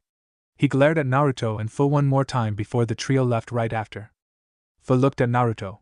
"Should I chase and subdue them?" Naruto chuckled. "Not needed."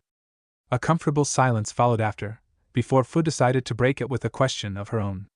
"So what now?" Naruto clapped his hands together. "I'll regroup my teammates and enter one of the towers." Fu looked confused. "But didn't you say you didn't have an Earth Scroll yet?" Naruto smirked. Kurat Suchi laughed as Ibuki retold his heroic tales in his effort of getting the Heaven Scroll that he now held.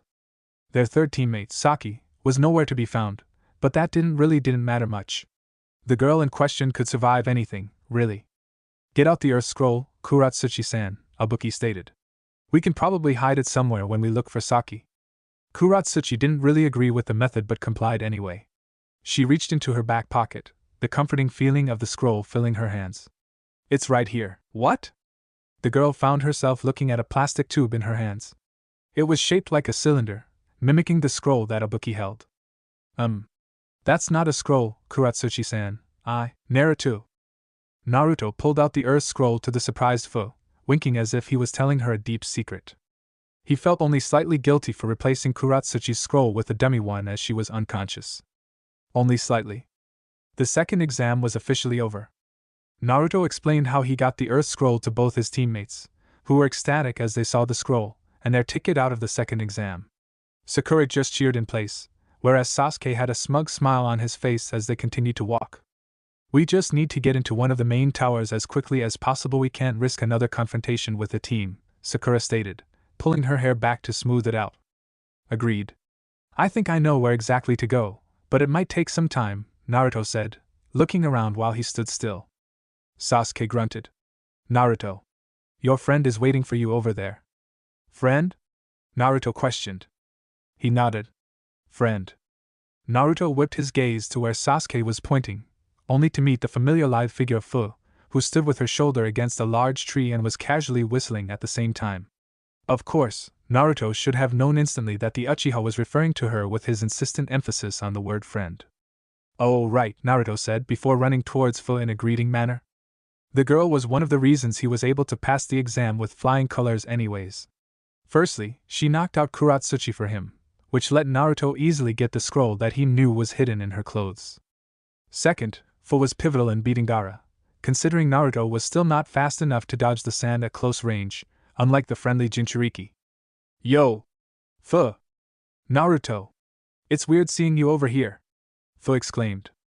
You were waiting for me to come, Naruto deadpanned, not believing the other girl was being so childish. Ha! Was I? Naruto smiled. Alright, let's get to the point. Why are you waiting here? I just wanted to say a few things before I left.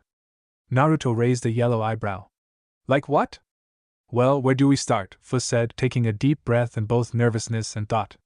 Firstly, in the next stage of the exam, please don't expect me to go easy on you just because we're friends, alright? So don't be mad if we have to fight, okay? Sure? Naruto responded, not really understanding why she was SOS Euro us about such a simple matter. Fu's eyes widened with excitement. Alright. I can't wait for the next exam now. I thought you wouldn't want to be friends anymore if I beat you to a pulp in front of such a large audience. Naruto chuckled. What makes you so confident you can beat me that easily? Fu just smiled. I'm sorry, but I don't think anyone in this exam can beat me, not just you, Naruto. Being that overconfident won't bode well, trust me. Fu crossed her arms, her eyes flashing with a competitive fire. Overconfidence is fine if you can back it up. Anyways, I'll see you soon. I'm going to go to my teammates for now. Alright. I'll see you in the third exam. With a final wave of goodbye, Fu left. Naruto now had a new goal in mind. And that was to beat Fu in the Chunin exams. Congratulations. You leveled up. Player is now LV11. Naruto looked at his stats with surprise. It has been quite a long time since the system had given him quests, so it was surprising to see that he leveled up out of natural progression. Naruto promptly placed the attribute points in strength and dexterity, seeing the most benefits out of those two stats for the time being. Ding! Attribute point has been used. Strength has been increased by 1 point. Ding! Attribute point has been used. Dexterity has been increased by 1 point. Awesome! Ding! Quest defeat the bug. Created. Quest details defeat Fu if you two face each other in the third exam. Rewards EXP 3000 skill. Failure stay as genin for the rest of your life. Does player accept the quest? Yes/no. Naruto felt a wave of nostalgia run through him. It had only been a month or so, but the quests really were epic regardless of what they really entailed. He couldn't understand why he wasn't receiving quests for the past month, but he didn't have time to complain anymore. Yes. Skill Taijutsu has increased by a level.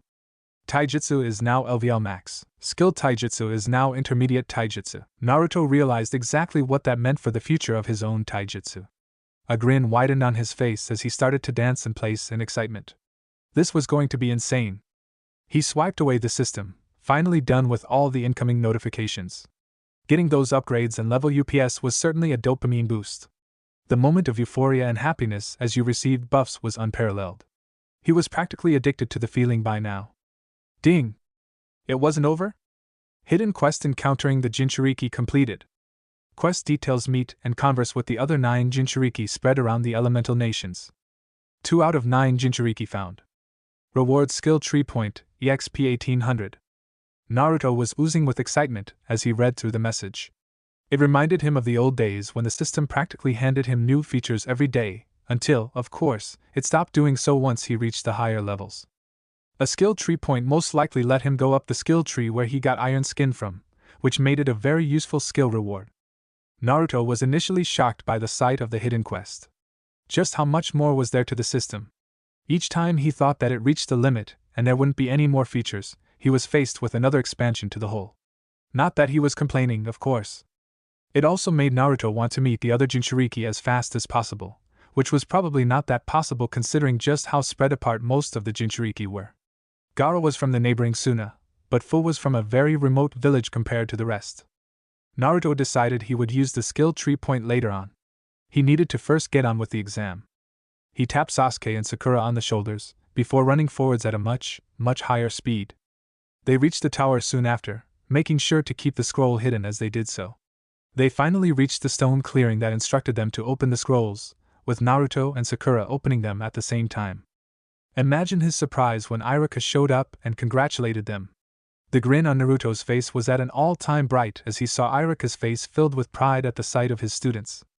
Iruka then led the trio to another large room, where other teams were gathered. Obviously, it seemed that not everyone had yet passed the exam. Naruto winced when he realized he may have dashed Kurat Suchi's hope of passing the exam by stealing her scroll. He shoved the thought away. They were shinobi expected to steal, murder, and cheat for any chance at success. The next few days at the tower passed by quite boringly. Kakashi pulled over a couple of times, congratulating them on passing so quickly. Other than that, he mostly kept to himself and continued to read the book in his hand. Sakura just remained silent for the most of the shaky, but Naruto could tell she was quite literally bored out of her mind. Sasuke just managed to spend his time doing light training exercises and different types of chakra control. Naruto continued to try and distribute his lightning chakra to weapons, but found it extremely hard to do so. For some reason, it was even harder to do it with a regular kunai than Zabuza's sword. He wasn't exactly sure why, but the difference was evident. The lightning chakra over the kunai only stayed for a brief second before disappearing right after, bringing Naruto to a few conclusions that made sense. The most reasonable idea he could come up with was that Kubikura was made of chakra-conductive metal. It made sense that such a legendary sword was made of rare material, on second thought, as there had to be something other than the expert craftsmanship which made the sword that made it special. So for the next few days he practiced. And practiced. He continued to do so relentlessly, with the goal of completely controlling his lightning chakra but the end of it. His efforts weren't completely wasted, but he still was far from perfecting the technique. The chakra would only last for a minimum of 10 seconds before he lost grasp of the technique entirely. And finally, the wait was over. Naruto made his way to the clearing with Sakura and Sasuke right behind him. Truth be told, he was seriously nervous. Not because of the exam, that's for sure. He really didn't want to confront Kurat Suchi. A small crowd was already assembled as Naruto hid behind his teammates, before he hinging his hair black soon after, trying to prevent being seen by the princess, if she was even there, of course. He looked around carefully, making sure to note down each and every team that passed. Good to see the rest of Konoha's rookie teams pass, Naruto thought with a smile. There's Gaara and his siblings. Of course they got through. Fu is there. I wonder who she's looking around for. Kabuto, not much I can really say about him. Kurat Suchi. Naruto broke into a fit of coughs as he saw the short-haired girl in the crowd, her face fixed into a permanent scowl. The rest I don't really recognize, Naruto thought as he scanned the rest of the teams. It wasn't very surprising that he couldn't recognize them considering that they were from villages all around the several nations. Congratulations. All of you have passed the second exam, Anko shouted. Through a bout of survival and blood, you have proven yourself worthy of contention to become a chunin. I applaud your efforts. Excited murmurs broke through the crowd. The third Hokage took over, making everyone silent with his presence alone. Before I go into the true specifics of the third exam, even though the system itself is well known by now, let me make something clear for all of you. The true purpose of the chunin exams. It isn't just so that young shinobi like you could show off their talent and gain a shiny new trophy that they wear and flaunt around. No. There's an underlying purpose to it all. Can anyone guess? No? Well, here it is. The Chunin exams is a system to view each of the other villages' strength of war inside this very building. That makes sense. Konoha had to spend a huge amount to account for the tourists and shinobi coming over, and there was simply no profit in doing that unless there was something more than just crowning 1 or 2 genin as winners. No, they were getting valuable information on the other villages as they fought. Realistically, there was no other way to find out how strong the future shinobi of a village was unless a direct war was ongoing. And thus, it was created. The Chunin exams. Hiruzen continued to explain the ins and outs of the politics behind the Chunin exams, but at that point Naruto understood most of it. Another proctor interrupted the Hokage as he was about to explain the exam. He had long dark hair and a sickly face. The darkness around his eyes was visible from even Naruto's location. I have to admit something. You guys might not like this at all, so be warned beforehand. The harsh truth is, there are too many of you. Huh? There are simply too many of you to continue the third exam, which depends on a tournament bracket. And that is why we will conduct a preliminary test to weed off the weak of you. The outrage was visible on the majority of the genin, but they didn't really say anything. No one had the guts to do so in front of the Hokage of all people. The man smirked. And even worse, the preliminaries start now. What? Now? This has to be rigged. Well, most of them. If any of you don't see yourself capable of continuing the exam, I recommend you quit right now. Your teammates can still fight as the third exam is no longer team-related. Naruto looked expectantly at the rest of the genin gathered around them. Alright. I'm going to leave. Kabuto? The proctor looked slightly surprised, before coughing twice into his hand. Yakushi Kabuto of Konoha, you may leave. Naruto just narrowed his eyes as Kabuto left the premises. That was oddly suspicious. For someone who failed 5 or 6 times already, he was conveniently hellbent on quitting. With a total of 30 genin left, we will hold 15 bouts. Whoever loses, gets eliminated. Whoever wins, advances to the next exam. And for the first fight. The screen at the top remained blank until it finally revealed 2 names. Naruto Uzumaki vs. Kiba Inuzuka. Naruto's grin widened evilly as he turned his face to Kiba, who was smiling smugly, as if he already won. He couldn't wait to wipe that bastard smile off his face. You want to give me some advice before the fight, Kakashi-sensei? Naruto asked curiously. Team 7 had immediately distanced themselves from the rest of the crowd as soon as the fight was announced. So had Team 8, with them most likely conjuring a plan with their sensei. Kakashi just stared at him with a blank expression, well, with whatever expression he had through his mask. No. Naruto smirked. Aren't you afraid I would lose? Kakashi rolled his eyes. As if. We both know that Kiba didn't progress as much as you did. It's something. A lot more serious. Anko came by. Naruto stiffened. If Anko came by Kakashi, then that could only mean one thing. Orochimaru. Kakashi nodded, correctly assessing his change in expression as recognition. That's right. I know this isn't a good time to talk about it, but this fight really shouldn't take too long either. And second, this is a lot more important. The sooner you know about this, the better. Know about what, exactly? Naruto asked suspiciously, narrowing his eyes. Recall the events of the fight with Orochimaru. Did he, at one point, try to bite you? Kakashi asked seriously. Naruto nodded. Yeah. He did. So what? So what, he says, Kakashi grumbled, pacing around the floor. Well, at least you didn't get marked. Marked? Naruto repeated, not knowing what the jonin meant. Yes, marked. You probably know this by now, Orochimaru is not a normal person by any means. I mean normally. That man would do anything for even an inch towards his ultimate goal. He infamously marks talented shinobi with a curse mark, and slowly takes over them with the promise of power. And unfortunately, realization dawned on Naruto. I'm his target, Naruto intoned gravely. Kakashi nodded. Orochimaru won't stop at such a small obstacle. Once he sees his prey, he gets it. I'm not saying you will get marked, but make sure to be cautious. Naruto took a deep breath. Great. He had a Psycho Sanin after him, who also happened to want to take control of his body by biting his neck and putting a mark on him. I won't let him do whatever he wants to do. That crazy snake can go mark himself for all I care. Good, Kakashi said before a glint came into his eyes. Now, how about we bet on the match ahead of you? Naruto's eyes lit with excitement at the sound of a bet. What kind of bet? Kakashi put a hand on his chin. Let's see. I'll bet 5 ramen meals that you won't be able to defeat Kiba in a 60 seconds. Ding! New quest: Who Let the Dogs Out? Created. Quest details: defeat Kiba in 60 seconds. Quest rewards: EXP 1000, Kakashi's respect, 1 attribute point, 1 skill tree unlock. Failure: Do you really want to stay at Genin forever? Does player accept the quest? Yes/no. Naruto smirked. Easy. I'm sorry you're facing me so early, Naruto. It's completely unfair on you, I understand, Kiba said, grinning widely. Naruto smiled back. I apologize as well. For what? Wait and see. The first round battle. Naruto Uzumaki vs. Kiba Inuzuka.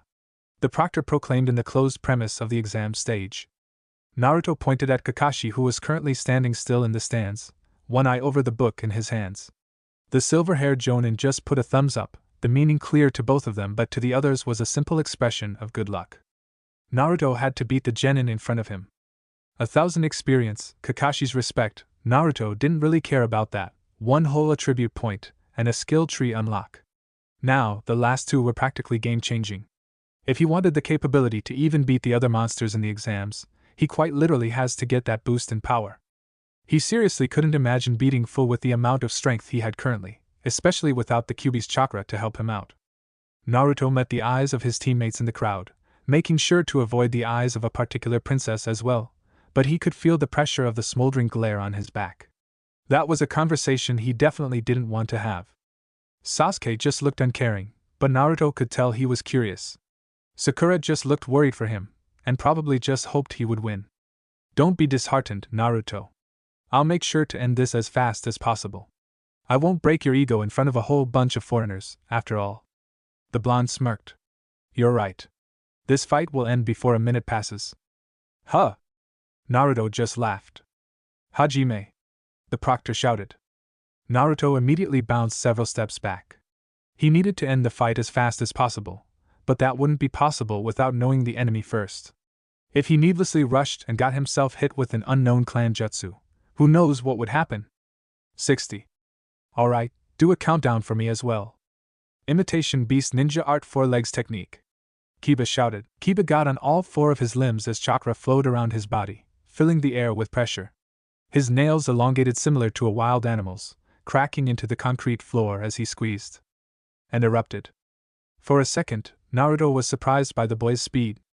Then he realized he had fought with Orochimaru, a Sanin, by himself. Sure, he was barely trying. But a fight was still a fight. Naruto stepped aside, dodging the incoming body entirely. Woof! Woof! Oh right.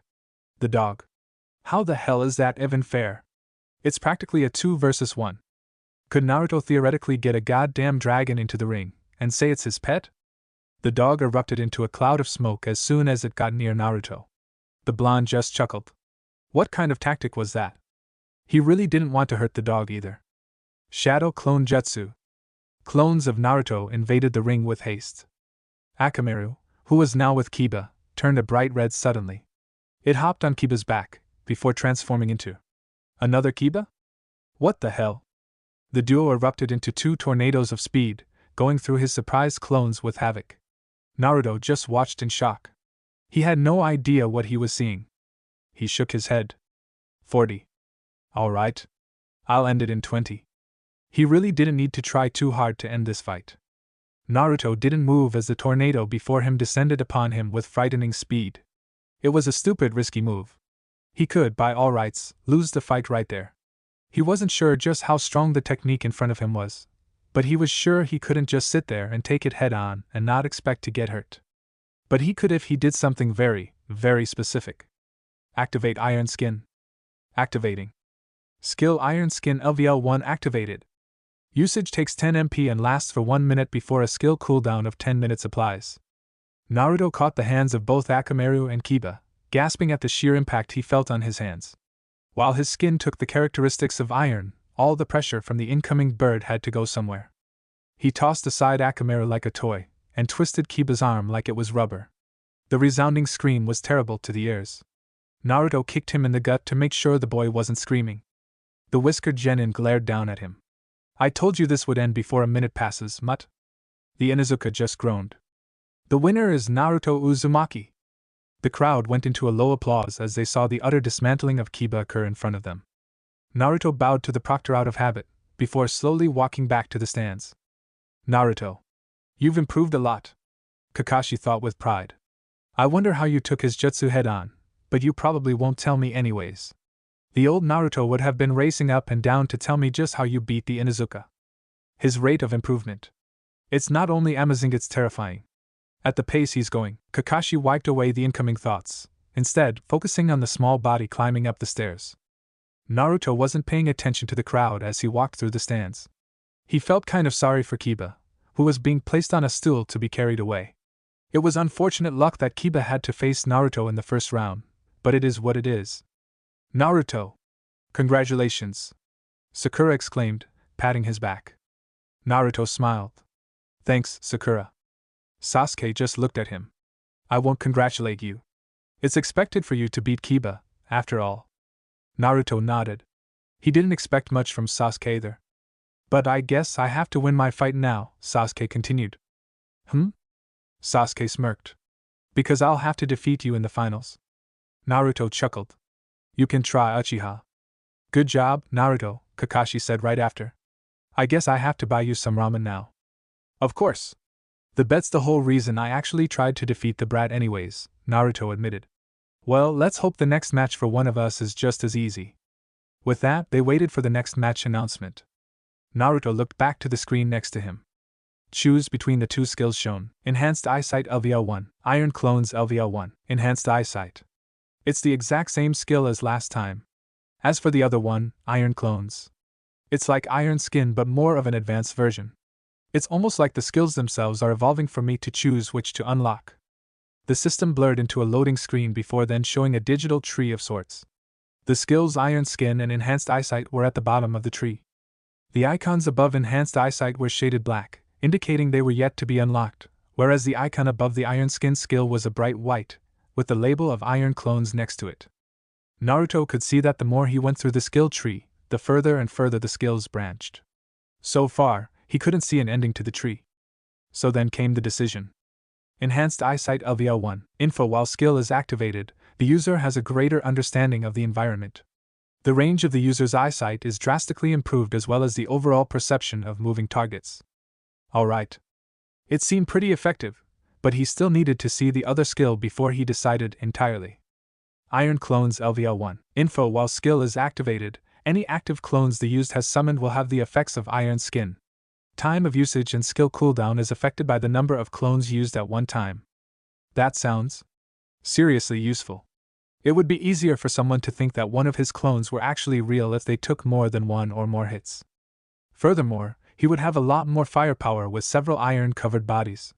Naruto could swarm his opponents at once, and they wouldn't know who the real Naruto was until the skill was over.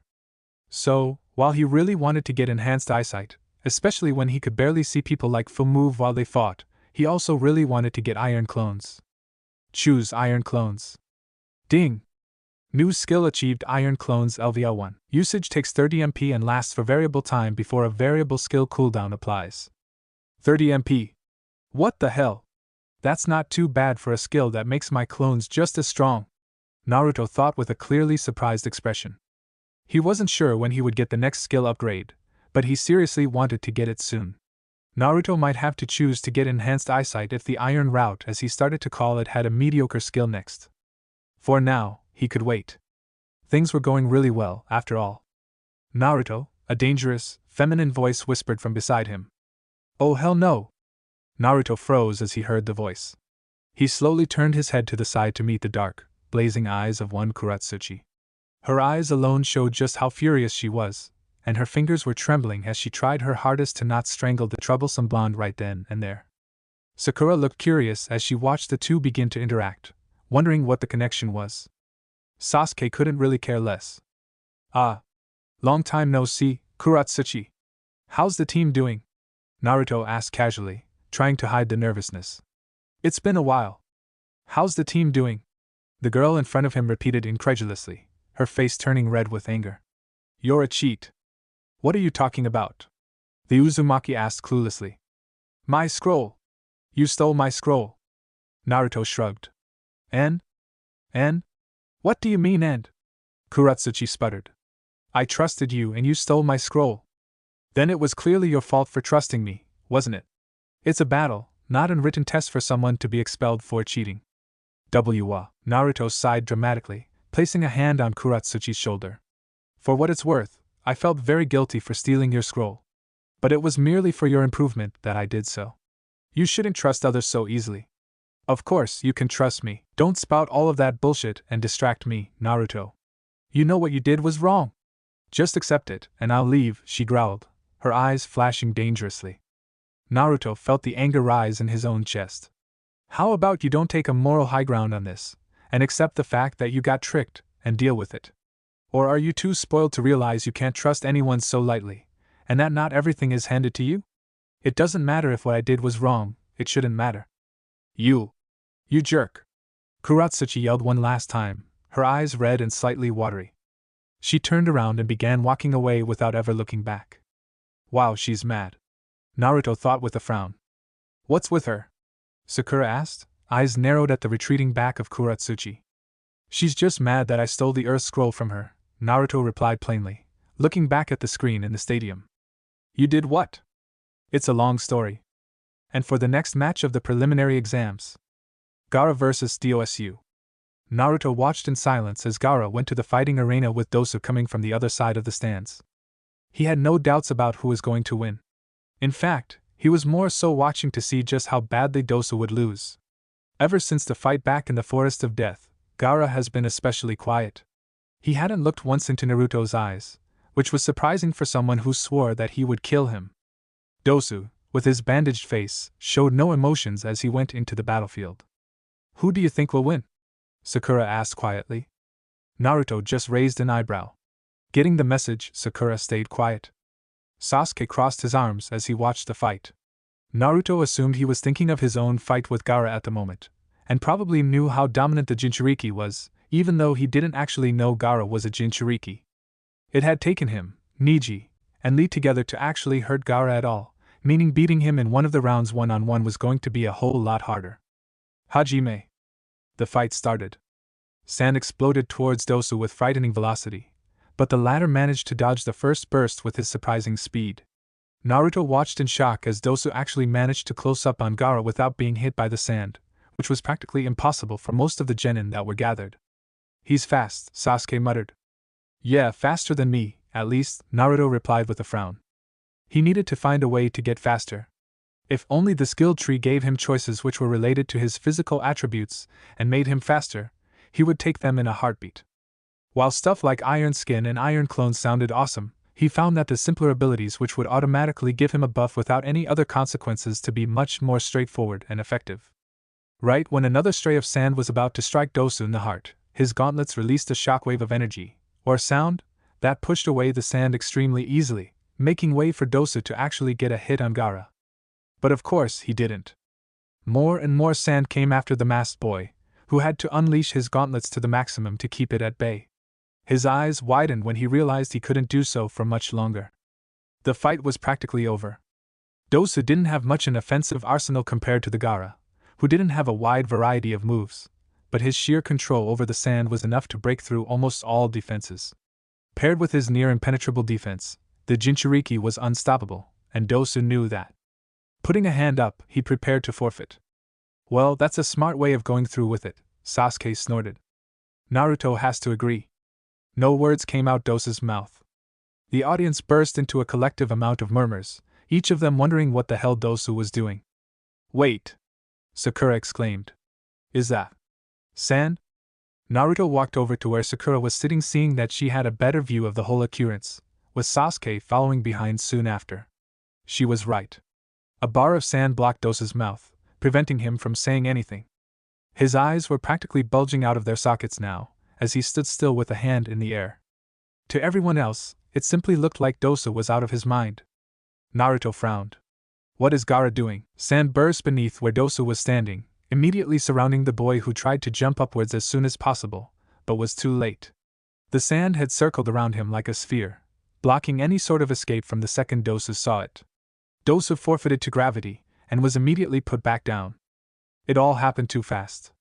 The sand enclosed around Dosu, whose eyes spoke for themselves, even if his mouth couldn't. Naruto could feel the fear in Dosu's eyes. Soon enough, Dosu was nowhere to be seen, covered by an armor of sand that rose around 10 meters into the air.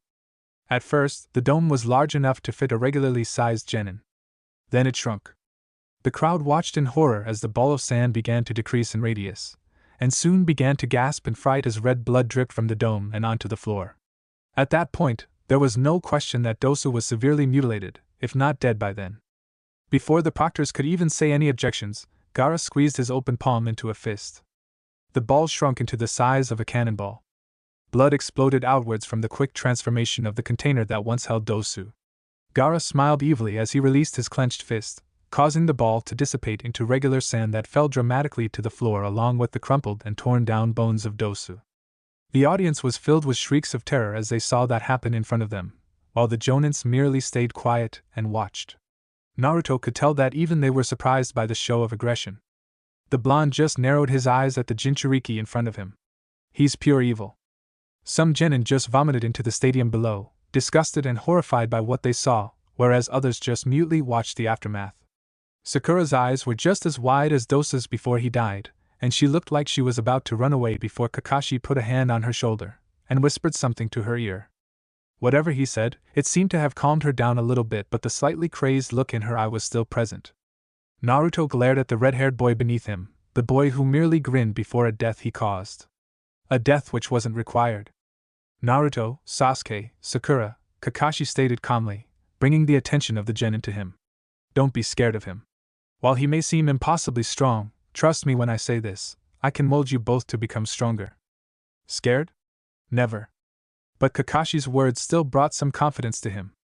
There were holes in Gaara's defense. That was something he realized from the first time he fought the brat. Winner Gaara, the proctor stated with some hesitation. He's insane, Ino whimpered slightly. Well, if I'm paired against him in the next round, I'm for sure forfeiting, Shikamaru said plainly. Naruto didn't really blame him. Hinata appeared as if tears were going to fall down her eyes soon. Wydd, did he have tea to do that? Some people are just like that, Hinata. Believe me, I've seen worse people in my career as a shinobi, Kurinai informed the frightened girl. Naruto didn't want to believe that she was telling the truth. Such an unwarranted death. I sincerely hope my youthfulness will be enough to beat the evil of that boy, Lee stated seriously, staring intently at Gaara, who began to retreat into the crowds. Where the hell did Lee come from? Ah, Lee, Naruto said. How exactly did I not notice you yet? Naruto prided himself in being pretty observant, so finding that he couldn't notice Lee of all people, who was fully clad in a bright green suit, coming to them was quite demoralizing. Lee looked thoughtful for a second. Maybe because my footsteps are completely silent. What? Naruto looked confused for a second. How did someone make their footsteps absolutely silent? The only people he really knew could do that were Zabuza and Haku, in which the latter must have been trained by the former.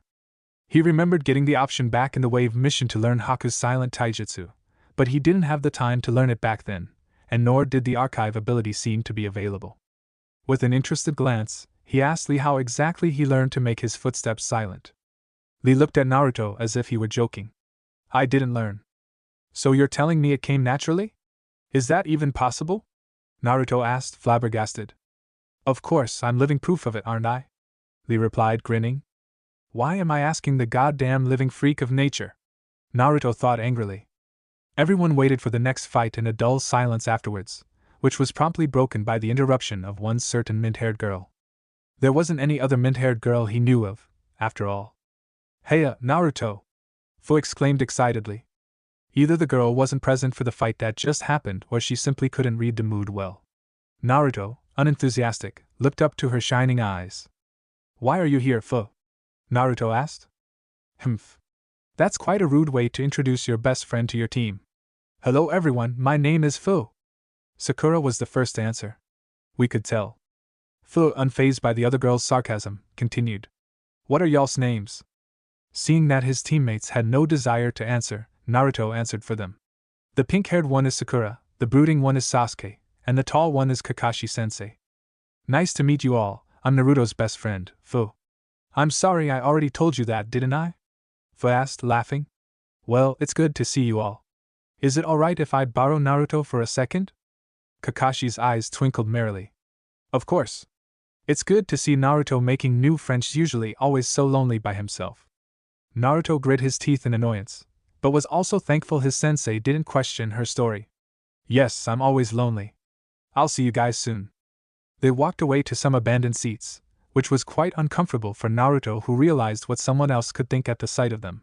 Fu, on the other hand, looked completely unfazed. Why exactly did you pull me away from my team? Naruto asked questionably. It doesn't seem like it, but this is actually quite important, Naruto, Fu said, and for the first time since he met her, her voice actually seemed serious. And what might that be? What do you know about the FU versus Temari? Naruto just sighed at the inconvenient timing. I guess you're gonna have to go. Fu grinned. Not going to wish me luck? The blonde rolled his eyes. I would if you needed it. Well, let me deal with this real quick. I still have to talk with you as soon as possible, Fu stated. Naruto nodded. Then Fu leaped from the stands onto the stadium below. At this point, Naruto didn't even need to be surprised. The gap between him and her was becoming more and more evident, and it irked him all the more. He needed to defeat Neji quickly so that he could reap the benefits from the quest he was given a few weeks ago. He swiftly walked back to where his team was located, wanting to see the fight for himself as well. His ultimate goal for the Chunin exams was to beat both of the other Jinchuriki, but right now it still seemed completely impossible. Unless he managed to improve at a highly above-average rate, similar to how he did back when he was a mere LVL 5. But one thing he learned as he progressed through the ranks: leveling up got slower and slower as he continued to increase his level, which was balanced by the fact that new features for the system and higher rewards were supplied as he got into higher levels. Shaking his head, he put his mind back into the fight. What did the leaf head want? Sakura asked curiously. Naruto raised an unimpressed eyebrow at the horribly put nickname. She didn't get to say anything, actually. Maybe they weren't there to talk? Kakashi commented. Naruto just sighed and shook his head. As if that could get a rise out of him. Kakashi was going to have to try harder than that, because whatever he just heard was absolutely pathetic. Hajime. The fight was over before he could even blink. Temari began to open a large metal fan, most likely in preparation of a large attack which she assumed would knock out the girl instantly. Fu wasn't normal. The instant Temari opened the fan, she bolted forward with all of her strength, before plunging her fist into Temari's completely open stomach, which ended up knocking Temari unconscious instantly. The crowd watched in shock at the sheer speed of the girl, the previous atmosphere completely destroyed by the stunning victory. Winner Fu! The proctor couldn't keep the surprise out of his voice. Fu raised a thumbs up to everyone, before leaping back to the stands. Your friend is incredible, Naruto, Kakashi said at last. Sakura and Sasuke looked similarly impressed, with the former much more outward with it. Yeah, I know, Naruto deadpanned. It's kind of the whole reason I became friends with her in the first place. Naruto yelled in his head. He still wasn't sure if Fu was a good person or not. So far, she was only nice around him, but when she fought it was easy to think otherwise. Hey! Naruto gasped in his seat as he heard Fu whisper into his ear from behind him. What the? Come on, let's finish what we were talking about, Fu said, not even sparing a glance at the rest of his team. Sakura looked like she seriously wanted to ask what they were going to talk about, and Naruto probably would have indulged her except for the fact that he really didn't know. Sasuke looked indifferent, though he looked at Fu with a competitive glare that Naruto recognized. Alright, again, Naruto sighed. They went up to the higher stands where they were sure no one would be able to hear them. Naruto just wondered what was so serious that it warranted having them completely isolated, but he refrained from asking. He just wanted to get this over with. Hopefully, it really was something important. Fu looked around herself once more before leaning in towards Naruto's left ear. What do you know about the Akatsuki? Naruto blinked. The what? Fu's eyes twinkled. The Akatsuki? Nope, never heard that word in his entire life. What's the Akatsuki? Naruto asked curiously. Going purely based on her facial expression, it definitely wasn't a good thing. Fu's face darkened. The Akatsuki are a group hellbent on causing trouble for each and every nation there is. No one knows what exactly their motive is, but all we do know is that they somehow exist. Naruto shrugged. And why is that an issue? It's not like a single group can do anything against an entire nation, right? That's what Takigakure thought as well. However, we then found out that the Akatsuki weren't just a regular group. Each member of theirs is a powerful shinobi. I'm talking S ranks, not the party games we're playing in the Chunin exams. A single member could kill each and every person here, with me being a small exception, depending on the member, Fu stated, her voice lacking any tone of overconfidence. She took the topic very seriously, and meant every word she said. Naruto frowned. A group of S-rank shinobi who wanted the collapse of the shinobi nations. He felt like he would have heard at least something about them by now. Fu smirked, as if noticing his predicament. Are you wondering why no one knows about them? Naruto nodded in confirmation. Because the Akatsuki haven't truly begun their operations as of now. But once they do, trust me, their name alone will give the Kage migraines. Someone actually made Fu nervous? Naruto was becoming similarly anxious as well. But he still had to make sure of something. The blonde stared into Fu's eyes intently. And what exactly does this all have to do with me? The main target of the Akatsuki are the Jinchuriki. What? Naruto's blood froze. Why, you can't be serious. Fu grimaced. I am, unfortunately, serious. The thought pierced Naruto straight in the brain, rendering him slightly paralyzed for a brief second before he got back into the moment. There was a group of S-rank shinobi that were after him. Put that along with Orochimaru, a crazed Sanin who also was after him. How do you know this all? I had an encounter with one of the Akatsuki members. That person told me from their own mouth. Other than that, my village has a particularly advanced espionage system. Regardless, that is besides the issue, Fu began, her hand coming up to pull the hair that fell over her head back. Besides the issue? Woman, you literally faced a member of the group trying to kill us. I need to know more information. And why would that person tell you anyways? Naruto yelled in his head. There's more? The girl crossed her arms. The longer I stayed in Takigakure, the higher the chance I would end up an easy target for the Akatsuki. My Kage told me this himself, actually. Us Jinchuriki, our lives are at risk every second we stay still. I was going to try and tell the sandboy about the Akatsuki as well, but it quickly became obvious he's a bit too psychotic. Naruto frowned. Wait, you're going to leave your own village? Of course, Fu declared. It's the best option. What about your frightenmates? I mean, Naruto corrected himself. Would you really abandon your teammates so easily? Fu grinned. My teammates? She spread her hands wide. Where are they? They're gone, Naruto. The instant the second exam was over, they forfeited just like that Kabuto guy. What? Naruto quizzed. Why would they leave? Fu bared her canine-sharp teeth. They didn't want to fight me. He shuddered. I don't exactly blame them. Besides, staying in my village endangers them as well, Fu whispered, her eyes downcast. It endangers the entire village itself, actually. Naruto found himself agreeing. She was right.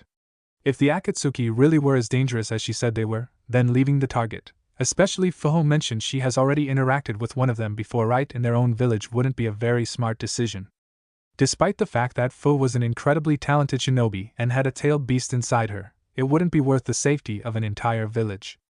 Alright, so you're going to leave your village, and what exactly does that have to do with me? Naruto felt the hair on his arm rise in realization. No. No. I can't. I won't. I can't leave Konoha.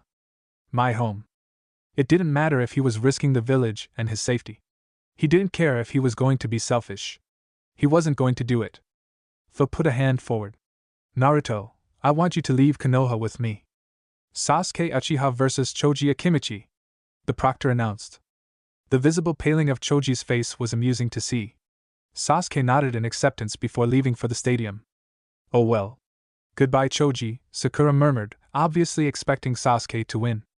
It would be wise to not underestimate your village's genin, Sakura.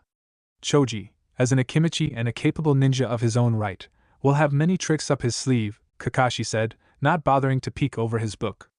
Naruto stayed silent at that. He also believed Sasuke would win, but he wasn't underestimating the Akimichi by any means. He was simply aware of the fact that Sasuke became several times stronger than the point he was at in the academy, and most of the other genin wouldn't be ready to face him. Why do you look so disturbed, Naruto? Kakashi asked, surprising Naruto with how well he could read facial expressions. He must have been in the umbu or something, because this is just ridiculous. Naruto thought sourly. Nothing, sensei. I'm just worried for Sasuke, That's all, Naruto said meekly, cringing as he heard himself say that. Kakashi just raised his only visible eyebrow. I don't really believe you, to be honest. Why would you of all people be worried for Sasuke? Weren't you the one who said not to underestimate Choji? Naruto quipped back. True, but it simply goes against your character to be worried over such a simple matter, doesn't it? His sensei asked with a smirk that Konoha couldn't see, but knew for a fact was there. Naruto shrugged, trying to swerve the topic somewhere else. He really needed something to distract himself from what the previous conversation with Fu led his mind to. Unthinkable thoughts kept creeping up to his head, and the more they did so, the more they started making sense. He really didn't want to leave Konoha. And right now, he didn't really need to. Naruto didn't have any proof of the Akatsuki except for Fu's words, and in the worst-case scenario, this could all be an elaborate scam to lure him outside the safety of Konoha borders. Although, it might actually be the best-case scenario due to the fact that the Akatsuki were just a lie made by some crazy teenager. But from the look in Fu's eyes, Naruto was practically certain the aforementioned shinobi group did exist. And it was terrifying. The fact that a group of S-rank shinobi, people who could actually qualify for the rank of Hokage, were after him would leave anyone in a daze of shock. That and the fact that Orochimaru was after him as well. Yep, a totally normal day for one Naruto Uzumaki. It wasn't Fu's fault for warning him, and she was actually being quite the helpful person by telling him beforehand, but, in Naruto's opinion, she quite literally ruined the rest of the Chunin exams for him. Naruto couldn't even focus on the fight before him as Sasuke and Choji faced off against each other, bowing first. His mind kept wandering to the forbidden fruit that he later found was quite actually poisonous to eat. Hajime. Sasuke dashed forward in an attempt to end the fight as quickly as possible, spinning his kunai in the middle of his fingers. How much has Choji improved? Sakura asked the rest of his boys' team. Shikamaru smirked. A lot. You'll see anyway. Don't be surprised if our boy gives Sasuke a tough time. Ino nodded in approval. And who exactly are you supporting, Ino? Sakura asked with a glare. Ino looked affronted.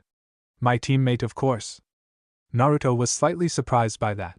Scratch that, he was incredibly surprised by that. Ino had wholeheartedly admitted she would prefer Choji to win rather than Sasuke. Looked like the blonde had matured, whether she knew it or not. Naruto guessed that training like a maniac during your time as a genin was a good maturing experience for any person, regardless of how they were in the past. He had to stop underestimating people, as it would definitely affect him in the future.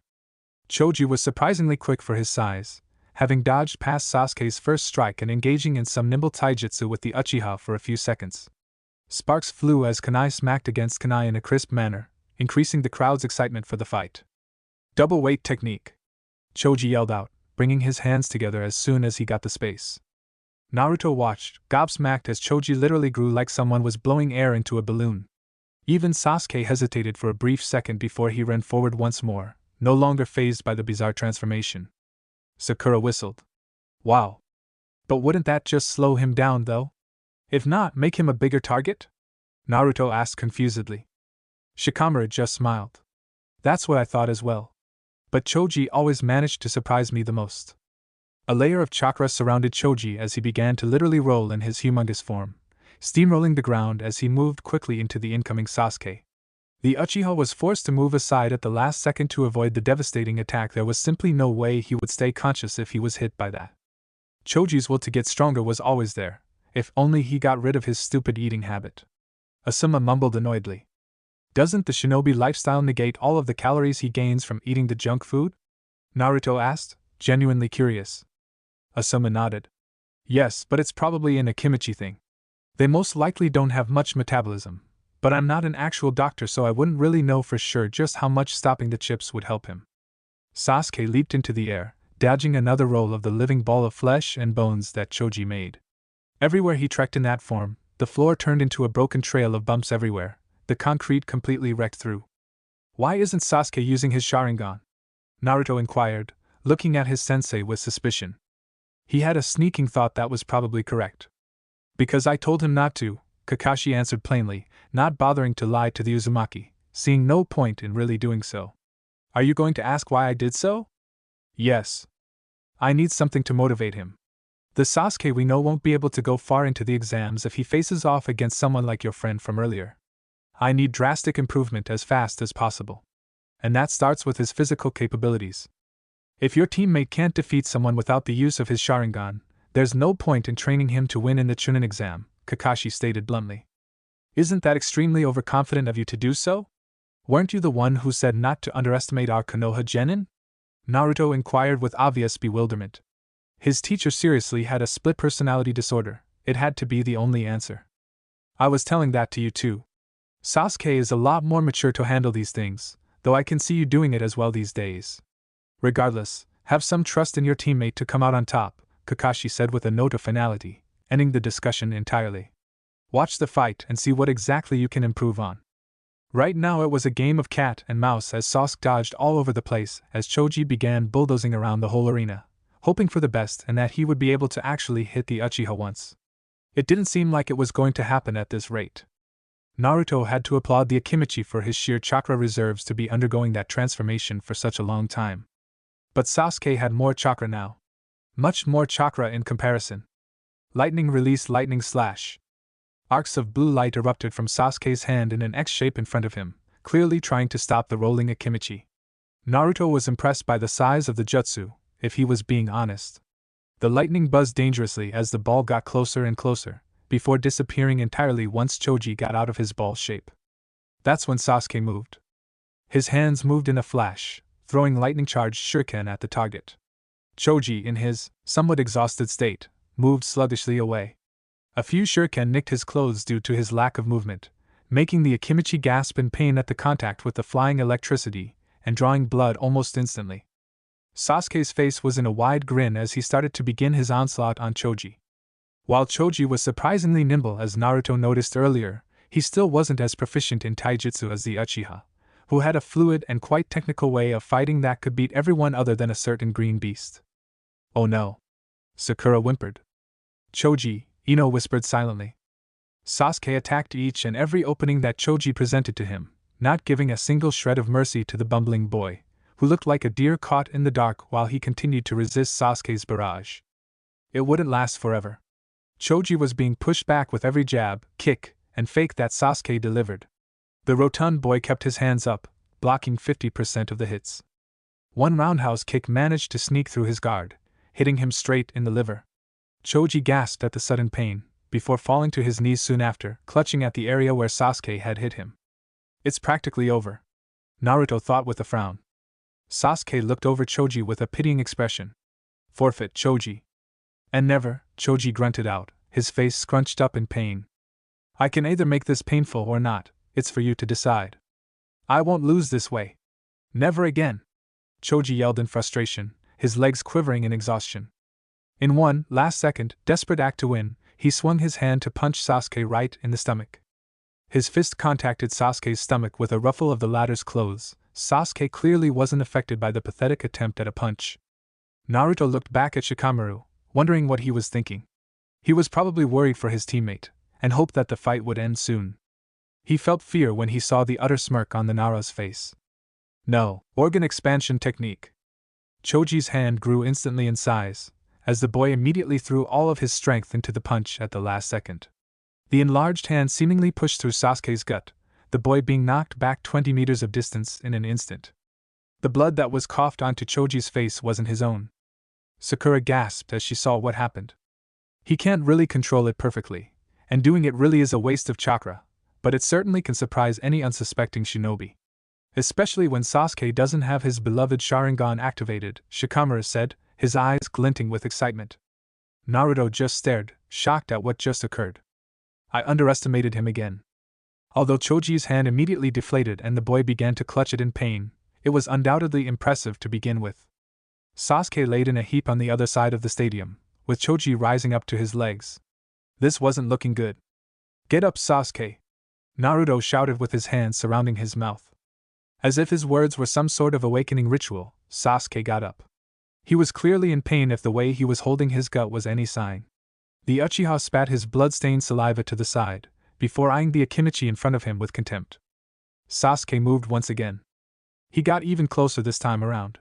It was as if the genin wasn't even afraid of the possibility that Choji could hit him with the same attack once more, regardless of the fact that using the technique also hurt the Akimichi himself. For the win, it looked like Choji was willing to fight to the death. Naruto wasn't even sure who would win anymore. It was almost like fate would repeat itself when Sasuke went into close quarters again, but Naruto knew that his teammate wouldn't let that happen once more, not if he had an option anyways. Choji's hand enlarged once more, making it much harder to dodge as Sasuke continued to dash forward regardless of the technique. He had definitely seen it, but didn't seem to care one bit. Time slowed as Choji swung like last time, the clear target in front of him doing nothing to dodge. Except nothing hit. Sasuke seemed to know exactly where Choji would attack. The raven-haired genin leaped forwards, letting the hand go underneath his now completely horizontal body in the air.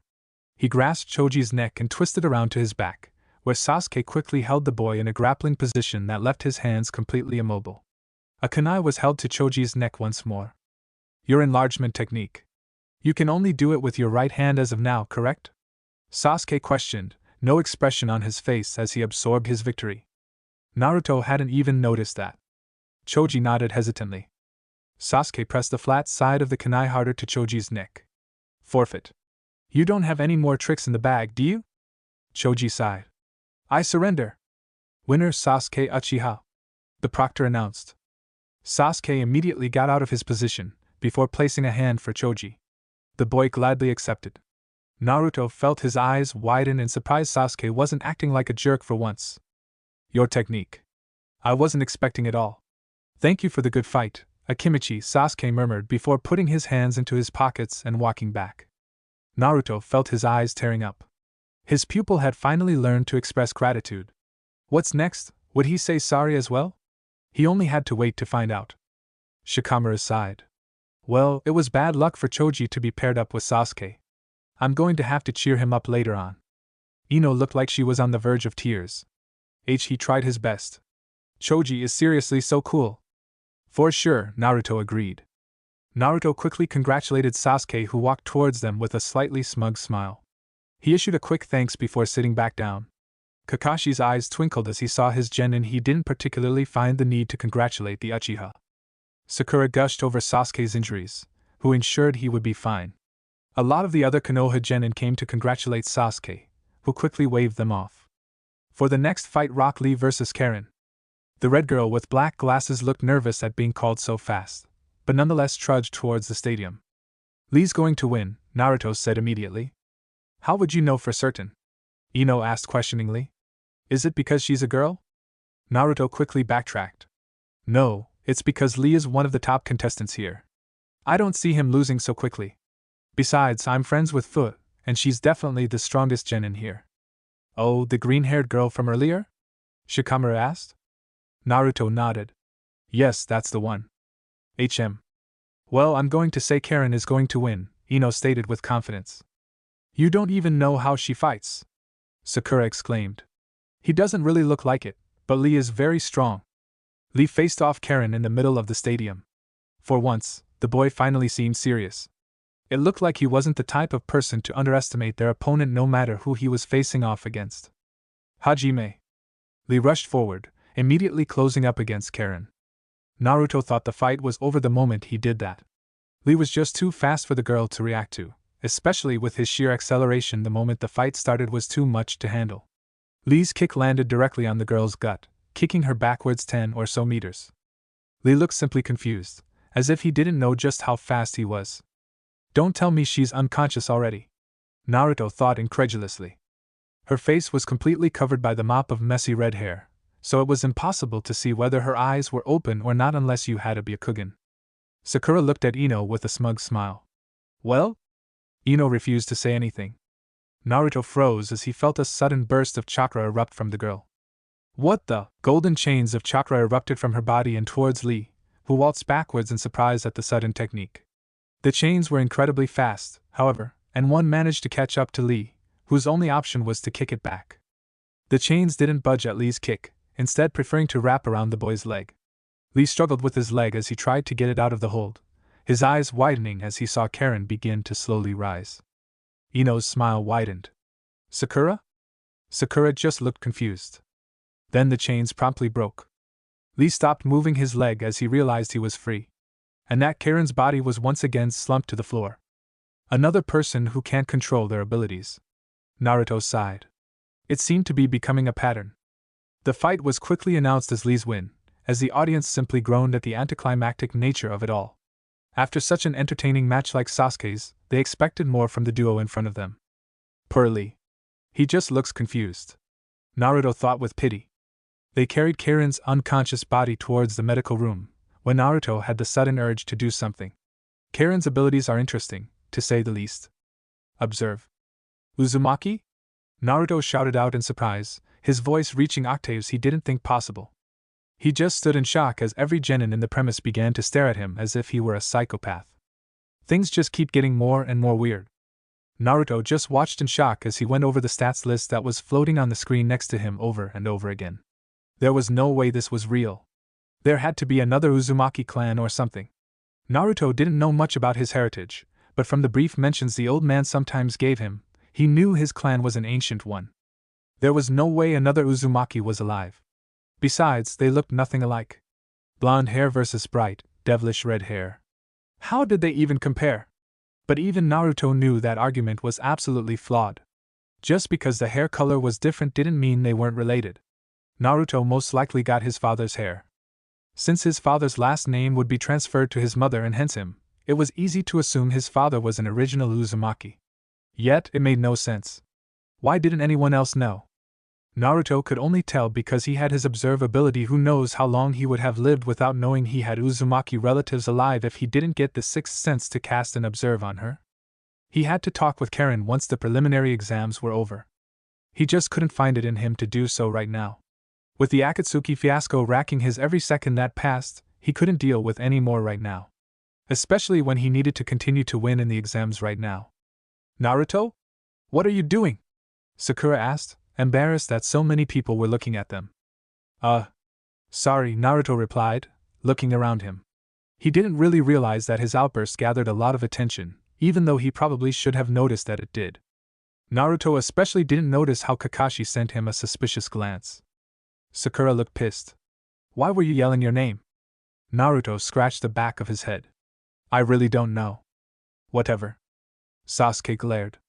Don't behave like an idiot, though. We have other villages watching us right now. Are you finally regressing back to the old Naruto? Humph, Naruto snorted, annoyed that everyone was ganging up on him. I didn't mean to yell like that. That really wasn't a lie, to be fair. Next match, Kurat Suchi vs Tenten. Kurat Suchi, Naruto answered immediately. Why? Sasuke asked. Trust me on this one. She has some surprising abilities you're going to see in this fight, Naruto answered with a smirk. Oh right, you encountered her a few times before, right? Sasuke asked rhetorically. The fight started without any delay. Lee had immediately started shouting in favor of Tenten, motivating her so to speak, which didn't really differ from what he expected from his normal behavior. Tenten started instantly with a barrage of shuriken that she threw towards Kurat Suchi, which the latter easily dodged right afterwards. Silly Tenten. Naruto thought with a grin. Shuriken don't actually hit the opponent, do they? Naruto was definitely surprised when Sasuke's shuriken managed to even scratch Choji, but he put that to the fact that they were coated with lightning chakra, which definitely made them more quickly thrown and dangerous. It seemed that Tenten wanted to go all out in the first half of the match, as she quickly yelled out her technique right afterwards. Twin Rising Dragons. A cloud of smoke blew into the stadium as two streams of scrolls rose into the air with Tenten, who also jumped upwards. Almost immediately, a stream of shuriken, kunai, swords, and other weapons began streaming downwards towards Kurat Suchi, who didn't really look at the least bothered by what was coming towards her. She simply stood and fixed her short length of black hair that was ruffling in the wind. Naruto just watched, wondering what the kunoichi would do. If he was in her place, he would probably activate Iron Skin, but if he couldn't do so due to a cooldown, he would most likely just activate some clones that would take some hits for him. That, or use some water jutsu that would completely destroy the momentum of the incoming weapons. Lava release lava wall. Or do that, I guess. Lava itself rose from the earth in front of Kurotuski, forming a dense wall that prevented any of the projectiles from reaching the shinobi behind it. Lava release? Sasuke repeated, awed by the technique used. Naruto nodded with a grin. Yep. How come I've never heard of it before? Sasuke asked himself more than he asked Naruto. It must be some sort of Kekkei Genkai, right? I'm not exactly sure. Though it's definitely not the normal element. They focused their attention back on the fight. With Tenten now on the defensive, as Kurat Suchi made her way forward into the battlefield, looking to need the battle as fast as possible. Does Tenten have any other trump card than her weapons? Naruto asked tentatively, not wanting to offend her teammates. Lee just sighed. Tenten is going to win. I believe in her will and youthfulness. Naruto's sweat dropped. You didn't answer my question. Lava released swarming ash cloud. Kurat Suchi yelled, going through a complex series of hand signs. There it is, Naruto murmured, recognizing the jutsu. Kurat Suchi had used the same one against Fu of all people, where it actually succeeded in briefly stopping the Juggernaut Jinchuriki. A concentrated cloud of ash blasted forward and towards the unsuspecting Tenten, who just watched the attack with amusement. To her, it just looked like a harmless stream of smoke, or a cloud itself was summoned to attack her. Is that all you got? Huh, I expected more from our so-called rivals from IWA. Tenten shouted mockingly. Naruto facepalmed. Yeah, that wasn't a smart move at all. Kurat Suchi's eyes hardened. Solidify. The ash cloud around Tenten's lower half immediately began hardening, trapping her entirely. The entire audience just watched in awe at the use of the highly effective technique. It seemed no one expected that the jutsu would do such a thing. Tenten tried to speak in protest but found that a layer of ash solidified around her mouth, no doubt controlled by Kurat Suchi, who had a smug smile on her face as she walked closer to Tenten. Kurat Suchi beckoned towards the proctor. Proctor, I can kill her right now if I wanted to. Seeing that she has no technique or method to get out of my jutsu, I see this as an absolute win. I agree with your statement. Winner Kurat Suchi from IWA.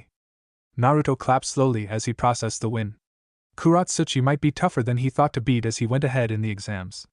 He kind of hoped Tenten had someone pulled the win from a wild miracle if anything. Next match, Sakura Haruno vs Shikamaru Naro. Oh no. You can do this, Sakura. Naruto shouted out to his teammate. In his heart, he really knew Sakura couldn't do this. By level alone, Shikamaru wasn't too far ahead of her, but his sheer intelligence made up for that fact. The matchup wasn't really fair to begin with, but there really wasn't anything for the Uzumaki to do despite cheering for his teammate. Sakura is going to lose, Kakashi said simply. Naruto was simply astounded by how blunt their sensei was being. What? He could hear Sasuke snorting. Kakashi continued without an inch of remorse in his choice, it's the truth. I really don't see her winning unless a miracle happens.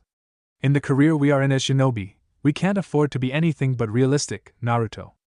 Regardless of whether Sakura is my student or not, I only wish for her improvement, but any unrealistic expectations out of her would only harm her own mental state. Naruto just nodded briefly in agreement. Hajime. Sakura dashed towards her opponent with a kunai in her hand, throwing it at Shikamaru, who lazily dodged the attack with a frown on his face. The pink-haired eventually got close enough to engage in close-quarters combat, where she, in Naruto's opinion, held the clear advantage. Her best bet was to close up on Shikamaru as much as possible and continue to batter him with punches and kicks that he was simply too slow to counter, and quickly tire the Nara and finally deliver a finishing blow that could win her the fight. If things were only so easy. Shikamaru wasn't known for his taijutsu prowess, but he wasn't a slouch at fighting either. He managed to counter a few times and even get the upper hand on Sakura before his lack of speed came to bite him in the end. Naruto wasn't sure who was gonna win at this point, because while Sakura had the advantage currently, Shikamaru clearly had some sort of trump card he didn't bother to use yet. If the way his teammates didn't look worried was any sign. Asuma almost looked amused, if anything. Sakura immediately pulled back when she saw Shikamaru begin to run through hand signs, which, in Naruto's opinion, was a horrible move. There was no way for Shikamaru to produce a jutsu that could defeat Sakura in such a short span of time, and he was proven right when Shikamaru simply stopped his hands midway and closed his eyes. Wait, why was he closing his eyes? He's thinking, Asuma answered for him. Shikamaru is one of the smartest people I know, and I've met a lot of people. He's probably thinking through 100 ways he could beat Sakura right now, and would settle for the one which would take the least effort. Naruto believed the man Shikamaru's intelligence wasn't to be scoffed at, and he didn't need to see the Nara stats to see that. Shikamaru opened his eyes. TCH. I wanted to win without using that jutsu. Great. Now everyone knows my technique. The pure annoyance in Shikamaru's voice was funny, to say the least. Why were his hands clasped together? Wait. Sakura Naruto began to warn. It was already too late. Sakura suddenly found herself unable to move as a dark shadow stretched from Shikamaru to her. What kind of jutsu is that? Naruto asked no one in particular. It seemed to be controlling Sakura's body, or more well put, making Sakura mirror what Shikamaru was doing. Slowly, Shikamaru reached into his right pocket, where there was nothing to be seen. There was nothing in Shikamaru's right pocket, however, in Sakura's. Her kunai was right there. Shikamaru clasped the air in his pocket, whereas Sakura was forced to clasp the kunai to her trembling horror. The fear in her eyes was visible to everyone. The Nara gave a cold glare to Sakura, before pulling up his hand to his neck. Forfeit, Sakura. I surrender, Sakura said with a resigned voice. Shikamaru clapped his hands together in a show of rare thanks, before bowing. Thank you for making the fight short. Even the proctor looked impressed. Winner Shikamaru Nara. A brief applause sounded before everyone went back to waiting for the next round. Sakura came back to the stands with an obviously disappointed expression. I'm sorry I couldn't win, guys. Don't worry, you tried your best, Sakura, Naruto said, his eyes expressing his understanding. There's always a next time once you get stronger. Sakura nodded slowly, her eyes beginning to water. She slowly creaked her head to Sasuke, who watched her with an indescribable expression. Sasuke smiled. He genuinely smiled. Do better next time. Sakura immediately began crying before nodding and profusely promising she won't lose again. Kakashi watched with a proud face as he saw the maturity in his team, something he definitely didn't expect to see when he first saw the batch of kids. It was amazing just how much they managed to grow in such a short amount of time. Next match, Neji Hyuga vs Ibuki. Naruto's ears perked up when he heard Ibuki's name. He was the teammate of Kurat Suchi, and definitely could stand a chance against Neji if he had a similar level of skill compared to his teammate. He was going to watch the fight hoping for Ibuki to win. Fingers crossed. Naruto could only watch with his mouth wide open as Ibuki surrendered the match after only a minute of fighting. It was an absolute thrashing. Neji simply countered every single move Ibuki made, and excelled over everything his opponent offered. Taijutsu, Neji had the clear advantage. In terms of speed, Neji was many times faster than Ibuki. He looked stronger as well. The second Ibuki had slipped into melee range, his chakra was immobilized, rendering all of the techniques that he spent learning for hours useless. Of course, Naruto didn't need to guess Neji's attributes. He could just check them himself. Observe. Comparing him to Ibuki was like comparing a Hokage to a genin. It simply wasn't possible for the IWA genin to win. It seemed Neji thought the same as well, if the monologues he was spewing had any ground to them. Saying that he was destined to win the fight from the second their names were announced, and that Ibuki could only accomplish whatever was set for him the moment he was born. Obviously, that didn't sit well with the audience, who took a blatant disliking of the talented Hyuga. Naruto couldn't really blame them, didn't like the kid either. The next fight, Shino vs Kankuro, was an anticlimactic one. The second Shino revealed his bugs, Kankuro literally shrieked out loud. He immediately forfeited, saying that he was allergic to bugs, and more importantly, terrified of them. Who would have thought the hotshot was scared of bugs? Naruto, though, grinning in amusement. With that said and done, the next fight was announced. Next match, Hinata Hyuga vs Ino Yamanaka. Naruto wished both of the girls luck as they proceeded to the stadium, where they faced off each other with the determination to win obviously present. Prediction? Sakura asked the blonde. You've been accurate so far. Naruto thought for a minute. He really had no idea about the capabilities for either of them, nor did he really have the need to find out. Personally, he just assumed that Hinata would win based on her family taijutsu, but he didn't really know how strong Ino was. He was absolutely right. The fight was almost as one-sided as Neji's own fight, with a few moments where she seemed to be holding well. Hinata's taijutsu wasn't as fast nor as efficient as Neji's own, but it appeared to be just as honed. He could see she spent hours of her day practicing the Hyuga style, and that was enough to beat Ino, who simply couldn't keep up with the other girl. Wow, I never knew Hinata was that strong. Sakura mumbled, envy present in her eyes. Naruto didn't really know either, to be fair. It doesn't cater how strong she is, won't last in the next stage if she doesn't get stronger than this, Sasuke proclaimed, his eyes narrowing onto the Hyuga. Ino was completely outclassed, and it showed with how fast she was forced to forfeit. The crowd erupted into cheers as the match concluded. With that, the preliminary exams were finally over. The proctor stood forward. As of now, the preliminaries to the third and final exam are over. I urge the qualifiers to please come forward. Kakashi signaled for the blonde to come forward. Naruto, I'm going to go out for a bit. I have a few important errands to run. Listen to what they say for me, will ya? Errands? Now? Naruto questioned, curious as can be. Kakashi nodded slowly. Yes, now be a good genin and do what your Jonin sensei tells you to do, alright? Naruto gritted his teeth before staring at Kakashi blankly.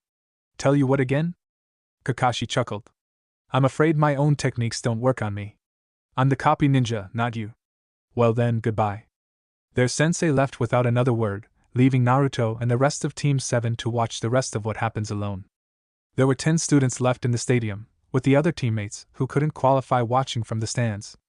I'll begin to explain the final stage of the Chunin exams. So please do listen carefully, Hiruzen ordered, his eyes narrowed in seriousness. The final stage of the Chunin exams is a spectacle meant for everybody to see the respective talent of all the nations across the world. There will be a large audience watching the fights, which will be important in the future. Many important people will be watching them, and how successful your career as a shinobi will be depends on how you perform in front of them. Now, for the first announcement. The finals will start a month from now. Murmurs broke through the arena as the message came across. Why exactly was there a month-long break? Hiruzen smirked, amusement showing through his wrinkled but wise features. The answer to your questions is the simple fact that it takes time for the Kage to clear their schedules and visit to another land altogether, especially with the large distance some are located from here.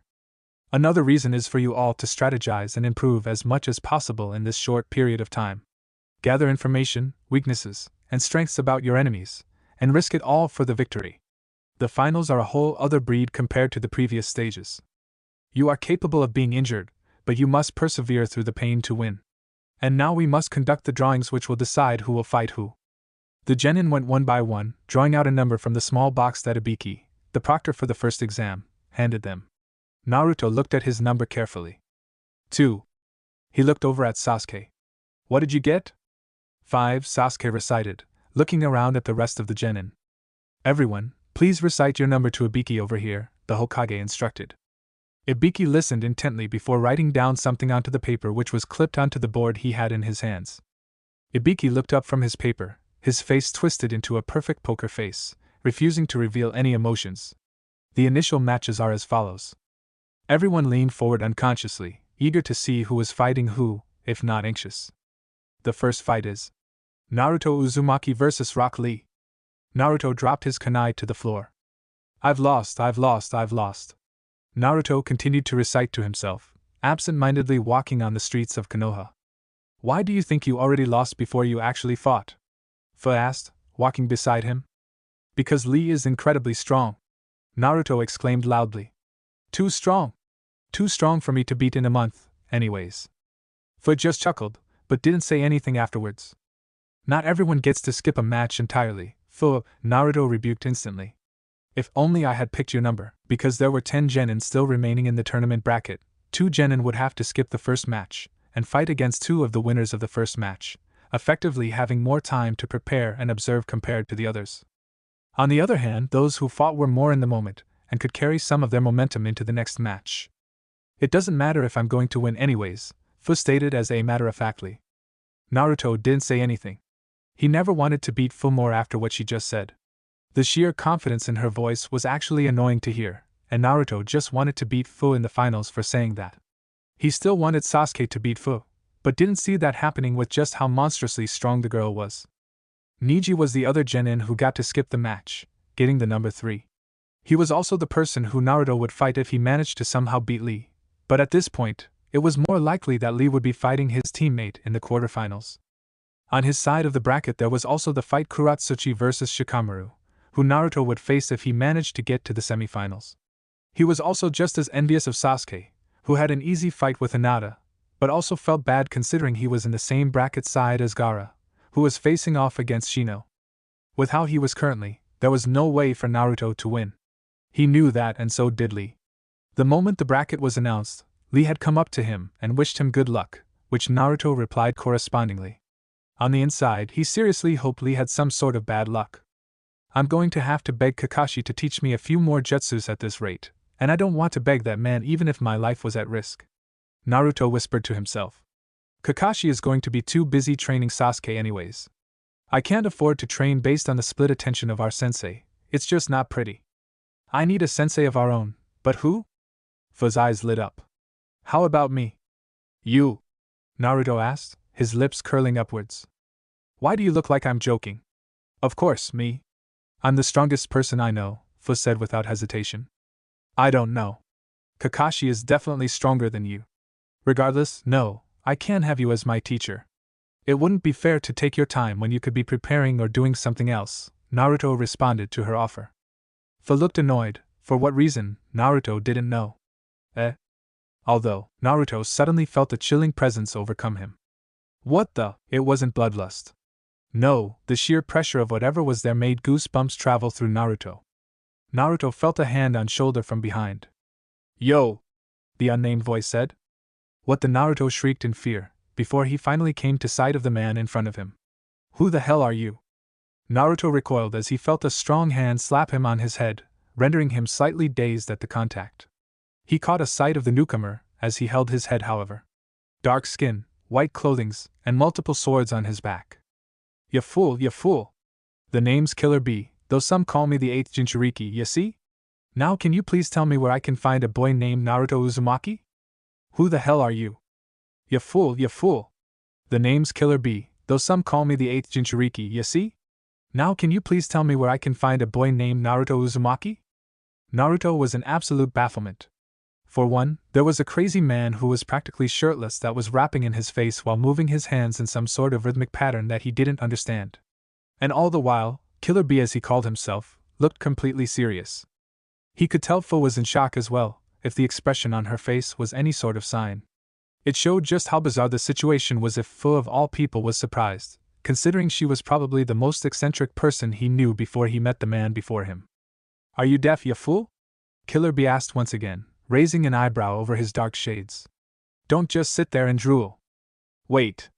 Was the man writing those lyrics into his notebook? What the hell? Naruto took a deep breath. I'm Naruto Uzumaki. Fu looked angry at him for a brief second before stepping in front of him protectively. He might be with the Akatsuki, she whispered gently. Oh. Naruto instantly became wary. He did recognize the headband on B's head, which was the well-known symbol for Kumo, a rival of Konoha for a long time. If the man before him really was part of the Akatsuki like Fu thought, this would not end well at all.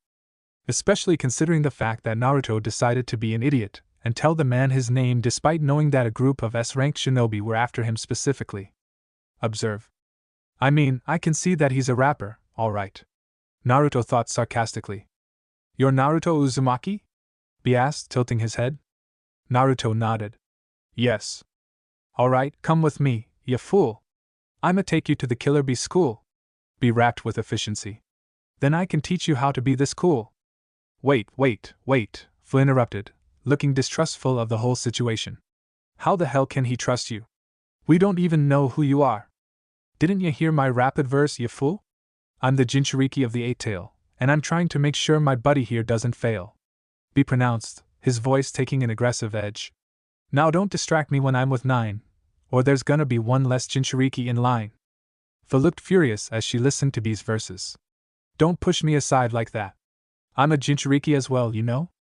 B smirked. Of course I know that, you little midget, but treating 2 brats is over the budget. What did you just call me? Ding! Good timing. Hidden quest encountering the Jinchuriki completed. Quest details: meet and converse with the other 9 Jinchuriki spread around the elemental nations. 3 out of 9 Jinchuriki found. Reward skill tree point, EXP 1800. Amazing! Well, there are clearly advantages from this. 1. I know for a fact that Killer Bee is a Jinchuriki, which means I can trust him to a degree. And second, 1800 EXP and a skill tree point. That's crucial considering who I have to fight in a month's time. Though Naruto quickly realized with a frown that he couldn't trust all Jinchuriki, especially red-haired ones. Fu, Naruto said, placing a hand on his friend's shoulder. Don't worry, I trust him. He's a Jinchuriki for sure. Fu placed 2 hands on her hips. And how would you know? Naruto grinned. Trust me. When I know, I know. He has some good senses for a brat. If only the weird girl could understand that. B stated in response. You said you wanted to be my teacher? Naruto asked the strange man. B nodded. Yes, sir. Why? Why did you come all the way from Kumo for me? Naruto inquired, narrowing his eyes on suspicion. That was the only part of the story that he truly didn't understand. Why would B, a Jinchuriki no less, come so far for Naruto? The question alone kept him from believing B entirely. It's a favor from an old man, you fool. Killer B has much more important things to do than take a young kid to school. Naruto's sweat dropped. He didn't miss how B winced at his own line. Did you just repeat the same rhyme as last time? Whatever, please don't answer that. Who's the old man you're speaking of? Jiraiya, the Toad Sage. I tried reading one of his books and couldn't keep my eyes off the page, B said, his eyes turning weirdly glinty at the end. This is just getting weirder and weirder. Why would one of the legendary Sanin care for what I do? Naruto questioned. B sighed. It's clearly a personal issue, so I won't really try and bother. But are you sure that's how you should be speaking to your godfather? What the? Naruto couldn't believe his ears. Firstly, this crazy man who was a Jinchuriki has apparently traveled across the entire nation to train him just for a favor that he had with his godfather. Oh yeah, and also, that godfather happened to be Jiraiya of the Sanin, someone who he had never seen in his entire life. He genuinely couldn't trust a single thing he was hearing, but he had come to resign with the weirdness of his life by now. Naruto was mostly frustrated by the fact with how much he didn't know. At this point someone could say his father was the first Hokage, and he could believe them. Fu had excused herself a minute later, saying she had to train as well, but Naruto just believed she couldn't bear to hear another one of the man's rap any longer. Not that he could really blame her though. Killer B had said that their training would start immediately, meaning Naruto wouldn't even have a single day of break after the preliminary exams. Hell, it wasn't even an hour. My rap is just the best, Killer B is clearly a level above the rest. Naruto tried not to sigh as he watched the man continue to groove on his own as he walked. He was currently being led to a training ground which B had apparently booked for 2 weeks straight. Naruto really wasn't sure what to think about the man. Clearly, he was strong. Probably the strongest person he had ever seen. Definitely on par with the current Hokage, who was weakened by age and well past his own prime. There was something about his aloof demeanor and causal thinking that made him think so. Others would assume that it was because he was a fool. Naruto knew it was because it was incredibly hard for B to take most things seriously with how powerful he was. They entered the training field, a large expanse of serene green that moved with every breeze of wind. The tranquil sun stared down at them through the expanse of clouds with golden rays of benevolence, easing his skin with the gently warm, but not hot heat. Naruto sighed in relief. What a beautiful. The blonde flew backwards as he felt a fist squeeze into his belly. His eyes bulged outwards and he immediately spit out some blood as he was knocked back at an incredible speed, but not as incredible as the sheer amount of pain he was feeling at the punch. Naruto felt his regeneration immediately get to work, but it simply wasn't fast enough to tear away the pain. What the hell are you doing? He groaned out. Naruto tried to stand up, struggling to even do so. Killer B looked almost smug. Float like a butterfly, sting like a bee. During a fight, I'll make sure you'll always be ready. In a fight, it isn't always so slow and steady. Naruto felt a serious migraine begin to pop up. This guy is a serious lunatic. Killer B crossed his hands. I'm going to train your speed if you want to beat Lee, 'cause that guy is a whole nother breed, you see? Naruto nodded in agreement for once. You're right. Lee is faster than any other genin that I've ever seen. I'm pretty sure he's never actually gone all out either. At my current state, there's simply no way for me to keep up with his speed during a fight. Killer B smirked. I'm sure your buddy Lee is fast, but in a race with me anyone would end up last. Keep up with me during a fight, and I promise you'll be able to keep the green boy in sight. How did he even know about Lee? Whatever, Naruto was afraid to ask. The blonde simply nodded once more, before going into a battle position. Killer B's grin widened. You better be ready, you fool. Naruto couldn't speak. He was afraid something was broken in his throat that prevented him from doing so, but he was also pretty confident it was just the shock from what just happened. The statement that he took a one-sided beating didn't do justice to what exactly happened. A beating insinuated that he had somewhat tried to fight back. No, it was a massacre. Naruto couldn't have done anything. He didn't register one hit on the fool, and worse, the man rapped the entire time he did so.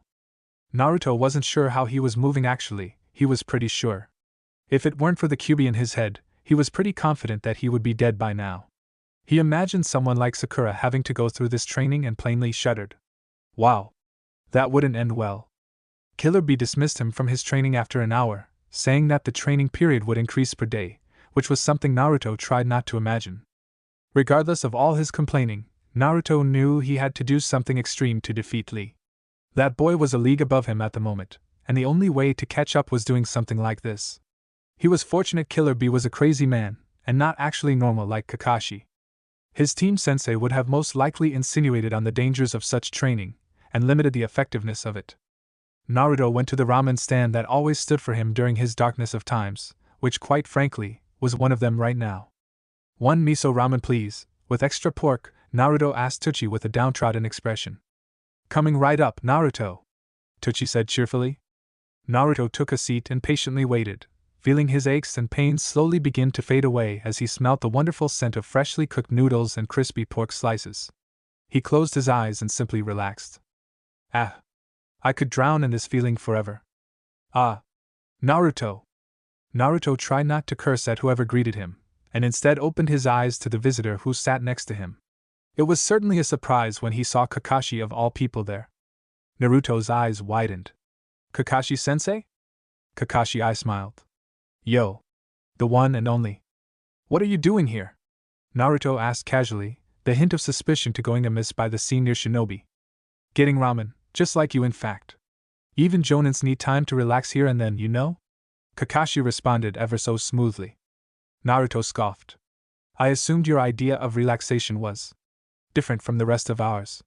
Regardless, I don't find it a coincidence that you come here the exact same time as me. Look underneath the underneath, right? Touché.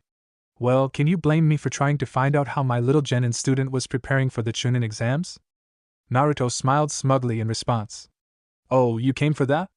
Don't be afraid, I found a suitable teacher." He took a sip of the tea that Tsuchi had given him with a wink. Kakashi simply nodded, as if he didn't care at all. "Oh, great. A shame, though. I was going to ask Ebisu, a special jonin, for a favor." Naruto almost spat out the tea, which would be a waste of the wonderfully made brew. "Ebisu? Are you kidding me?" Kakashi chuckled. "I'll admit, I don't think it's the best choice considering who you're fighting." "I guess you'll be training Sasuke?" Naruto asked, already the answer. And thus, he wasn't surprised when Kakashi nodded in confirmation. "How's that going?" the genin asked nonchalantly, taking another sip of tea. "Fine. Of course he won't tell me a single thing. I expected too much from this guy."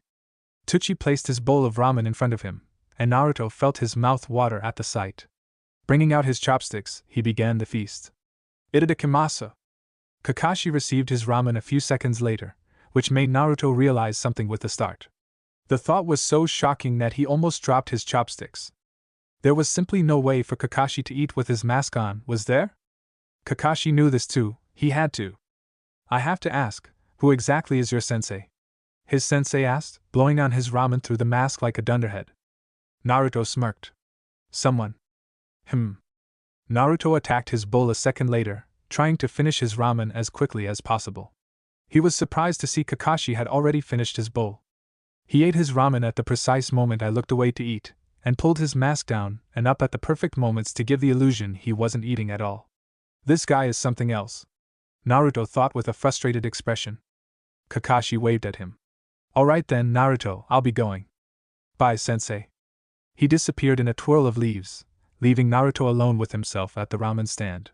He took out the standard amount of money and gave it to Tsuchi, who simply gave him a confused expression. "Your sensei said his meal was on you." Naruto felt his eyebrow twitch. Naruto blocked another punch, before dodging another kick.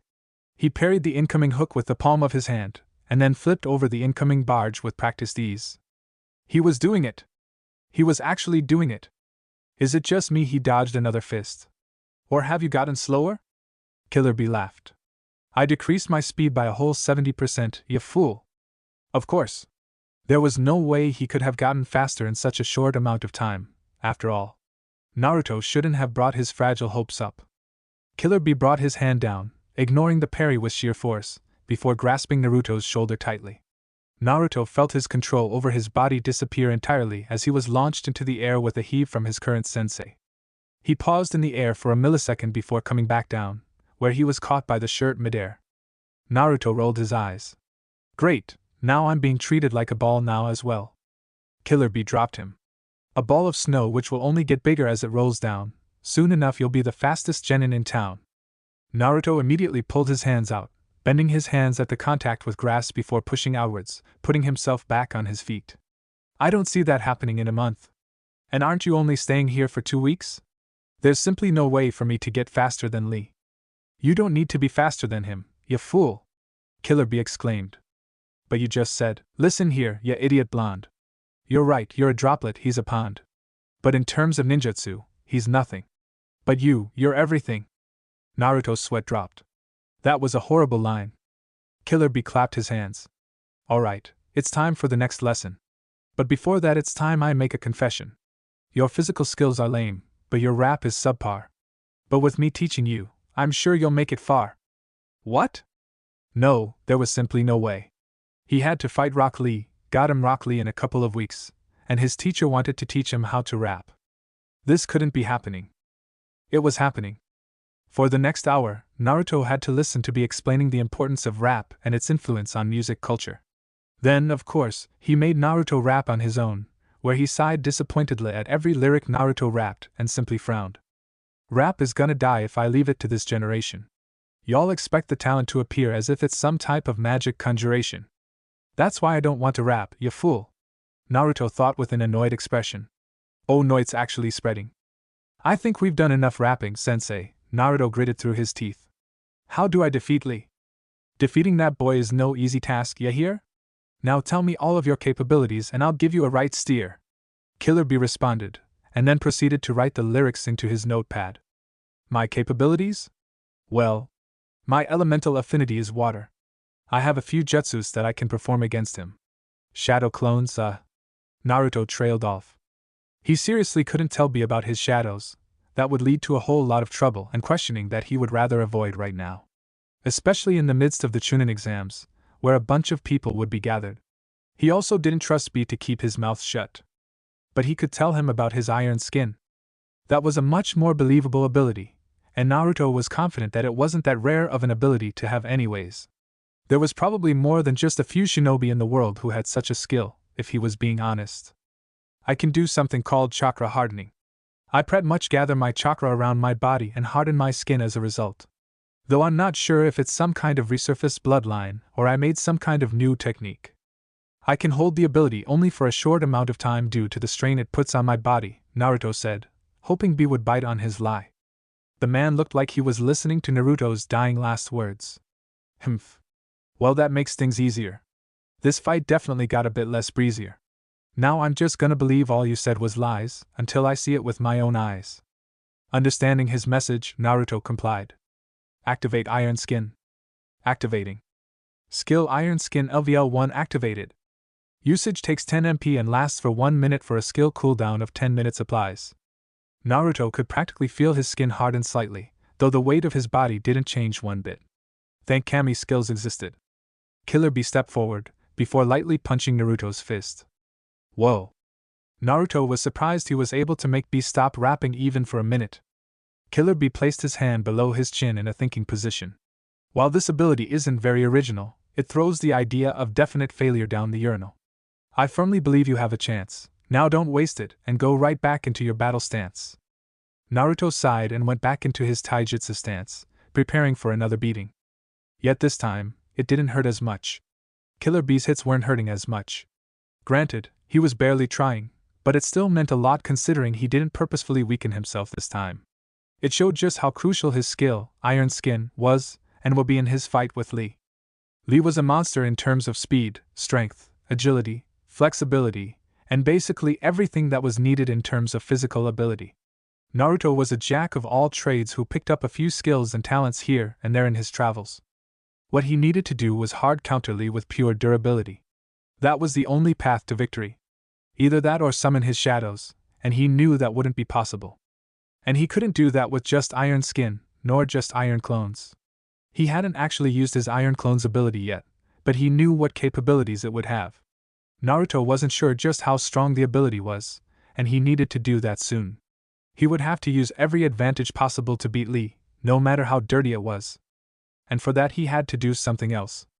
Use skill tree point. 1 month later. There's no way Blondie wins this, right? Ino said with a contemplative frown. Don't even think about it, Kiba snorted. He's stronger than me, sure, but that Lee guy is on a whole other level. But he could have gotten better in a month. Hinata argued quietly. Nah. Maybe it's possible, but it's also way too far-fetched. A month isn't enough to cross a gap so wide. Besides, even if he did improve, Lee didn't just waddle around this past month, you know? I've seen some of his training. Kiba shuddered. That guy is a different beast. It seemed like his beatdown a month prior had made Kiba lose some of his excessive ego, which was a plus. Sakura watched with trepidation as the crowd eagerly waited for the first fight of the final stage of the Chunin exams. There was one thing for sure. These guys were seriously underestimating her teammate. Naruto can win this, Sakura stated as a matter of factly. Ino raised an eyebrow. Huh? Shikamaru shook his head. Naruto Uzumaki is a wild card. I think he'll surprise us more than you think. Eh? You too, Shikamaru? Ino asked, bewildered. What's with you guys? I mean, having faith in our classmate is alright, but you have to be kidding. Shikamaru shrugged. Let's just see the fight. Ino crossed her arms. Yeah, if he actually comes to the fight. Time is running out. That was mostly the main reason Sakura was getting worried. She hadn't seen Naruto in a week. Not a single speck of him. Sure, he was training for the big fight which would decide his future for the next few years, but so was Sasuke, and she had seen Sasuke a couple of times, however fleeting they were. She hadn't seen the blonde at all for a week. Some say he got stranded in a dangerous forest, and would never come back again.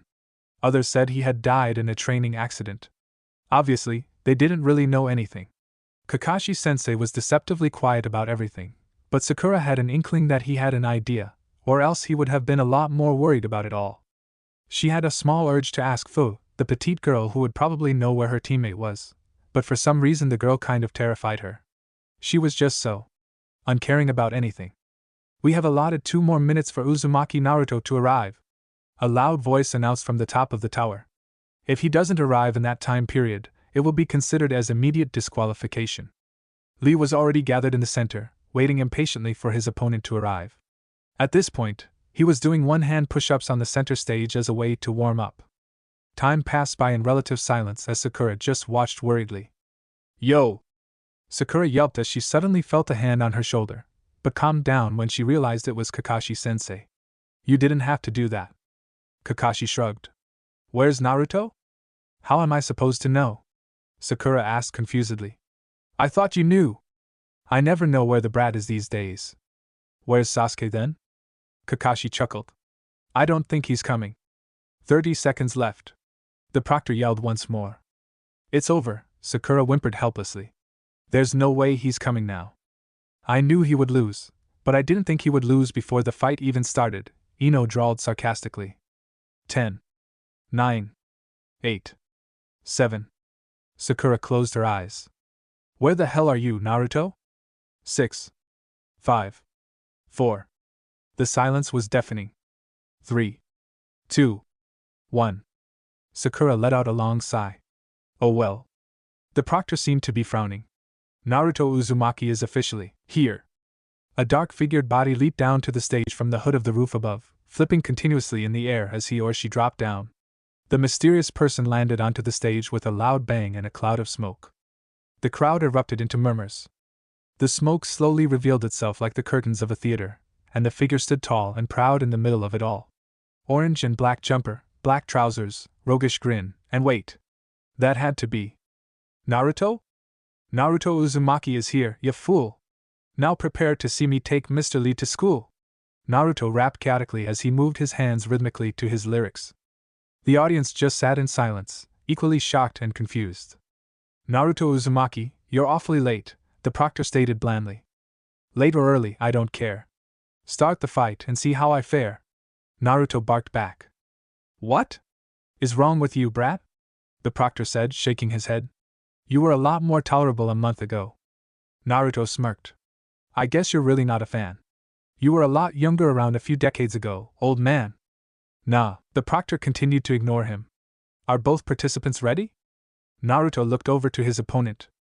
Lee stood his in taijutsu stance, and simply smiled in greeting towards the blonde, before his eyes hardened in determination once again. Lee needed to win this. Deep in his heart, he knew he was the favorite here.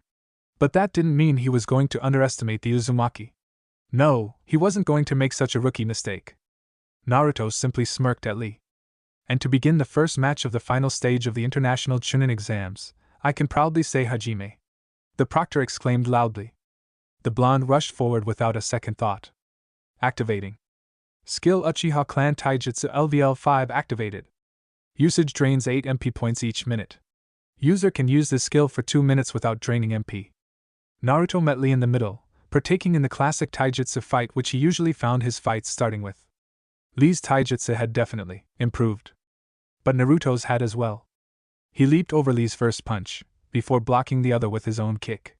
He transformed his body into a lower stance, lunging for a lower kick that managed to graze Lee on his way backwards. Lee wasn't as fast as Naruto thought he would be. Of course, he knew why. Lee rushed forward without a second thought, not wanting to allow Naruto to get an aggressive streak in. Naruto couldn't help but smile. This was nothing compared to B. Naruto calmly parried Lee's first punch, using his opponent's momentum against him to quickly plunge an open palm right into Lee's stomach. Lee ignored the pain entirely, instead preferring to attempt a short wheelhouse that managed to tag Naruto. Naruto allowed Lee to take a few steps back, thus letting both of them reassess the fight for where it stood. Naruto was going to win this. He knew it. At this rate, anyways. Take them off, bastard, Naruto growled. What? Lee asked, his voice dazzled. Naruto pointed at Lee's legs. Your weights. Take them off or I'll forfeit this match right now. Of course, that was a sheer bluff. But it was enough to scare Lee, whose eyes widened in panic. The genin in question definitely didn't want to advance to the next round in such a manner. Why? Lee questioned. Naruto shrugged. I really don't know.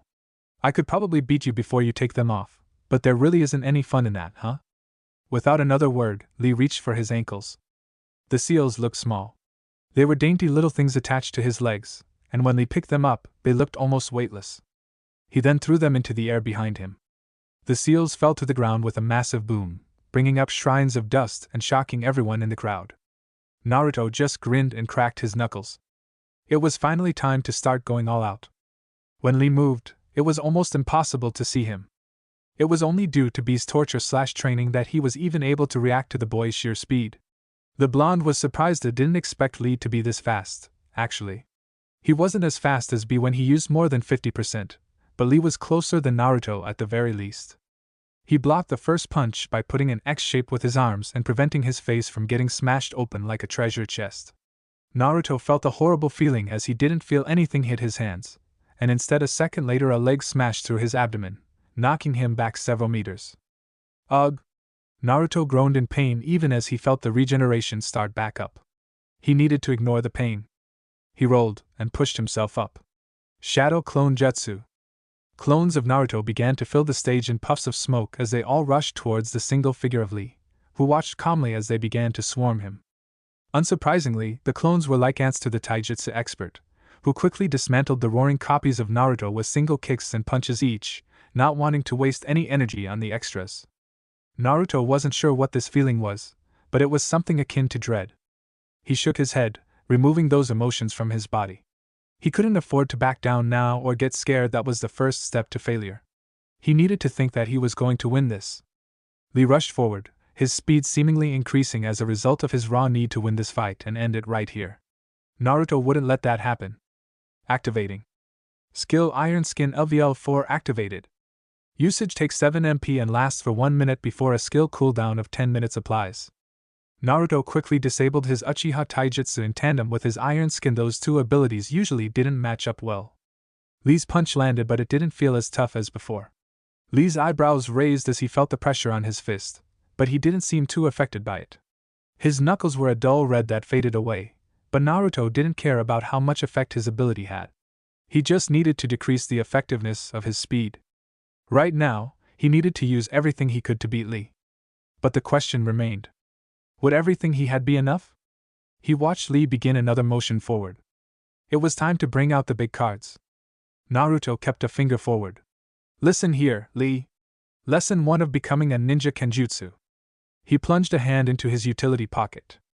A second later, the blonde threw 4 pinpointed swords into the air. Activating. Skill 7 Swords Dance, Acrobat Kenjutsu LVL 2 activated. Usage drains 15 MP points each minute. User can use this skill for 30 seconds without draining MP. He paled at the sight of the MP usage, before catching the swords in each of their targeting locations. One in his forearm, one in the crook of his leg, one in his mouth, and the other just in his hand. It was different from B's own, mostly because B's required a shit ton more experience to master, and the man had been doing it since birth. Naruto found that a mere 4 weeks to perfect this was way too less, that too with the kenjutsu style he had to copy from B. Without the copying ability of his system, he wouldn't have gotten this far. The main reason he requested B to teach him this was because it was a perfect counter to Lee.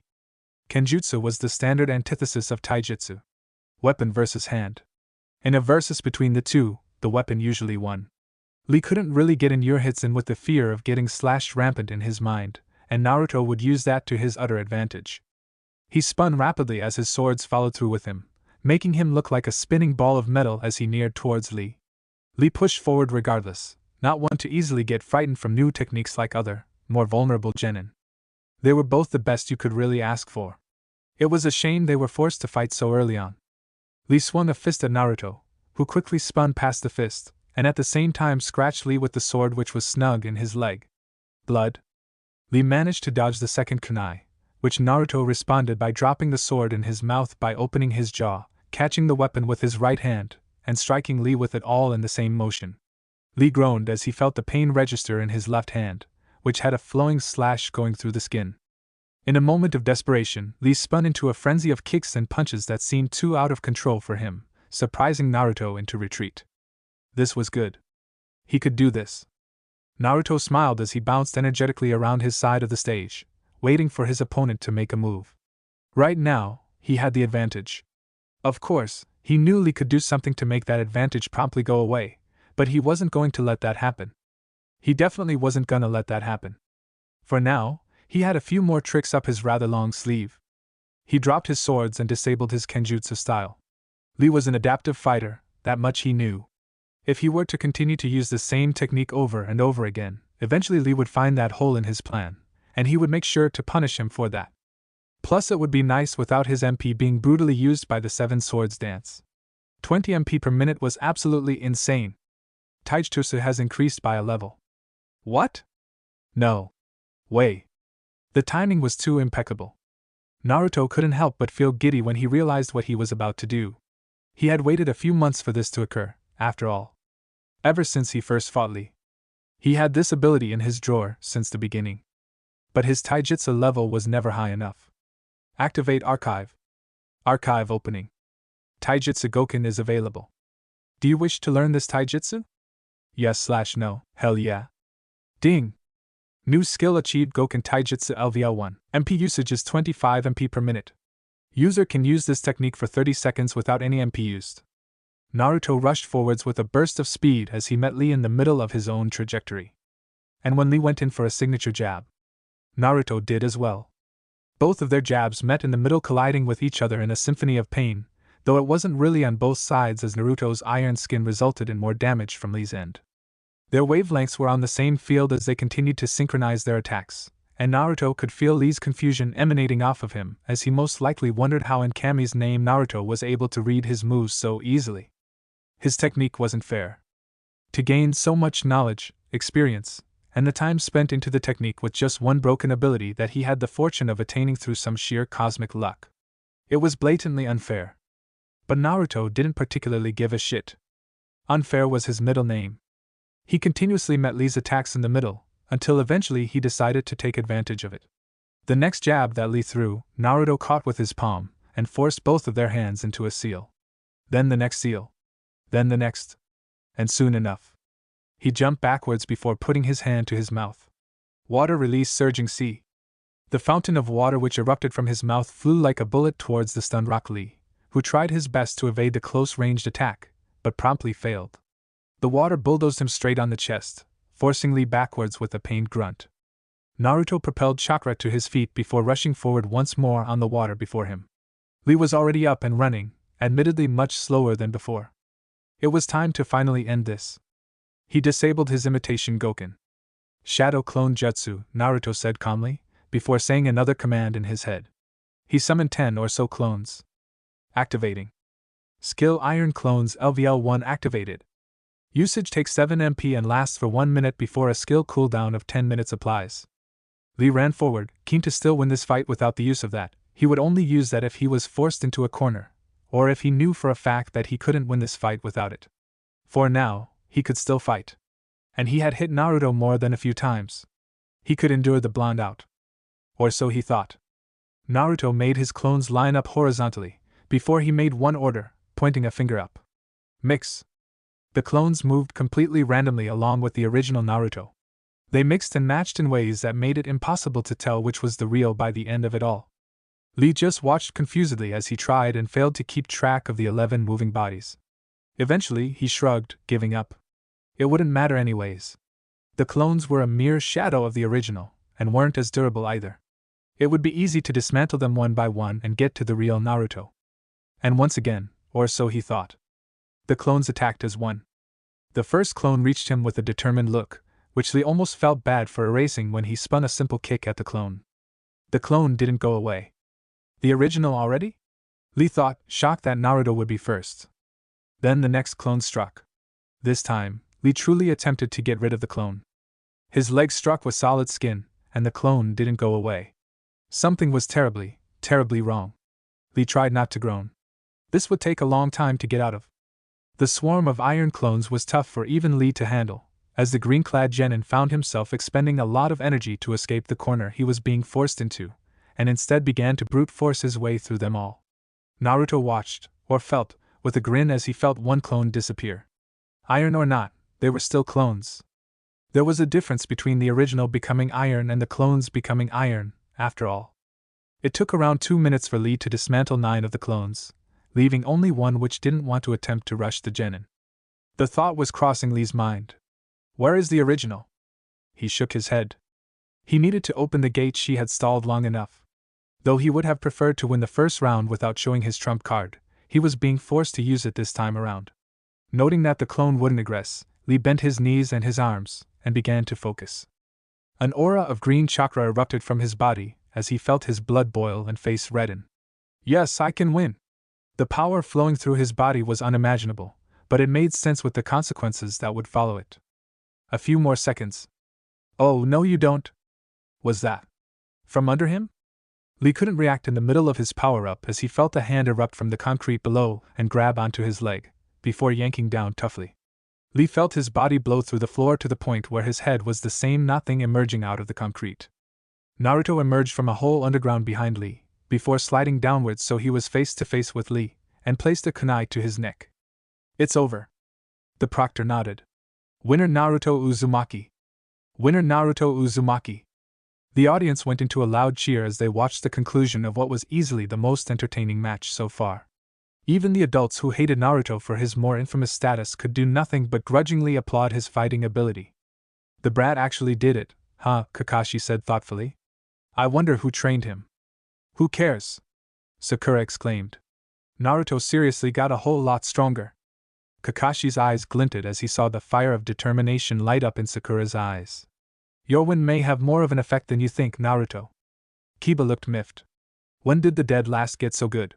I for sure thought he would lose that one. Ino crossed her arms, her gaze contemplative. Same here. Shikamaru lazily placed his hands behind his head, leaning back onto his chair. Naruto is easily the most unpredictable guy I've ever met. It's never safe to count him out. The Inuzuka reluctantly agreed with a nod. That may be true. But the way he's improved makes no sense. How can one person improve so much in so little time? Stop crying, Kiba. Sakura rebuffed with a snort. Maybe our team just put in more effort. Kiba's eyes lit up in annoyance. Hey! If that was true, then shouldn't you have been way stronger as well? Sakura's hair stood up with a blazing fire as Kiba felt a chill go over his skin. Care to repeat that? The pink-haired genin sweetly requested as she cracked her knuckle bones. Kiba paled dramatically as the others laughed at their antics. Kakashi merely chuckled at the genin, reminiscing about his own younger years for a brief second. He looked back at the stadium, where Naruto was helping Lee onto his feet. The silver-haired jonin's eyes zoned onto his student, who was all smiles after his triumphant result. He recalled the variety of techniques he used, eyes narrowed. I wonder. Naruto stood still after helping his fallen opponent, basking in his victory. I actually did it. He was still surprised himself. The adrenaline from the fight continued to pulse through his veins, the fact supported by his still wide and bloodshot eyes. Congratulations. You leveled up. Player is now LV14. Nice. Congratulations. You leveled up. Player is now LV15. Naruto cheered loudly with his fist in the air as he finally saw the fruits of his effort bloom. He glanced towards Lee, who had a slightly defeated look in his eye. Good match, Lee, Naruto remarked. I was worried there at the end. Lee smiled. Yes, if I had managed to pull off the gates, then maybe the result would have been different. Your fire of youth certainly burns brightly, Naruto-san. If I may be honest, I thought this fight would be a simple warm-up for the next one, and I prepared more to defeat Neji for the previous month. Naruto chuckled. Well, that didn't seem to go to plan, did it? Yes. I must say, the way you took advantage of my weakness was eye-opening, to say the least. Lee began stretching his legs, looking for any possible injuries he may not have noticed. I have always struggled against ninjutsu, and in some ways even more against kenjutsu. To have learned just such a difficult form of kenjutsu in a rather proficient manner in a mere month. You have more than ordinary talent. I'm ashamed to say that Neji will be the perfect opponent for you, more so than me. Ding! Skill Battle Strategics has increased by 1 level. Battle Strategics is now LV4. Naruto looked aside briefly as the notification appeared, before discreetly swiping it away with a finger. What Lee said was true. His entire game plan, something which be left to his own volition, was to bombard his opponent with a variety of techniques. Lee was quite literally only proficient in taijutsu, which left various gaps in his defense that could be exploited. What Lee lacked in his bag of techniques he usually made up for in speed and strength through his rigorous training. And that was still true. Lee was certainly stronger and faster than Naruto now. But Naruto knew he could at the very least keep up. The disparity in their physical prowess wasn't large enough to cause immediate defeat, and that was all Naruto needed. Against someone such as Guy, whose stats Naruto couldn't even see, the results were obvious. Nevertheless, I look forward to fighting against you again, Naruto-san, Lee exclaimed brightly with a bow. Naruto grinned. Same here, Lee. Guy felt tears run down his face as he watched his beloved student take his loss so well. While he hadn't expected his prodigy to lose so soon, he should have known to not underestimate his rival student, let alone the 4th Hokage's blood. The future of Konoha is in good hands, he thought proudly. Neji simply scoffed. A foolish fight. Lee should never have been in defense in the first place. Tenten hummed, trying to find any holes in his statement. True. If Lee had been more aggressive from the start, he could have prevented his opponent from launching more jutsu, or even getting his swords in place. The Hyuga leaned forward, eyes narrowing on the blonde who walked away from the center of the stadium. Our fight won't go the same, Naruto Uzumaki, Neji whispered. I am not Lee, and victory is my only path. Fate deems it so. Naruto waltzed up to his team, who stood patiently waiting for him to come. You saw that, sensei? He asked his silver-haired teacher emphatically. Kakashi chuckled. Of course I did, Naruto. Congratulations on your win. Of course, you still have a long way to go. Don't take this victory as a sign to start stagnating. I won't, Naruto replied confidently. But it was still awesome, wasn't it? Sakura, of all people, seemed to agree. I'll admit, you were cool for a brief moment there. Naruto grinned widely. Hee hee. I guess I am. Thanks for that jutsu you taught me, Kakashi-sensei. If it weren't for that technique I probably wouldn't have been able to finish him. Naruto had cashed in the favor he got from Kakashi when he learned how to water walk during the wave mission.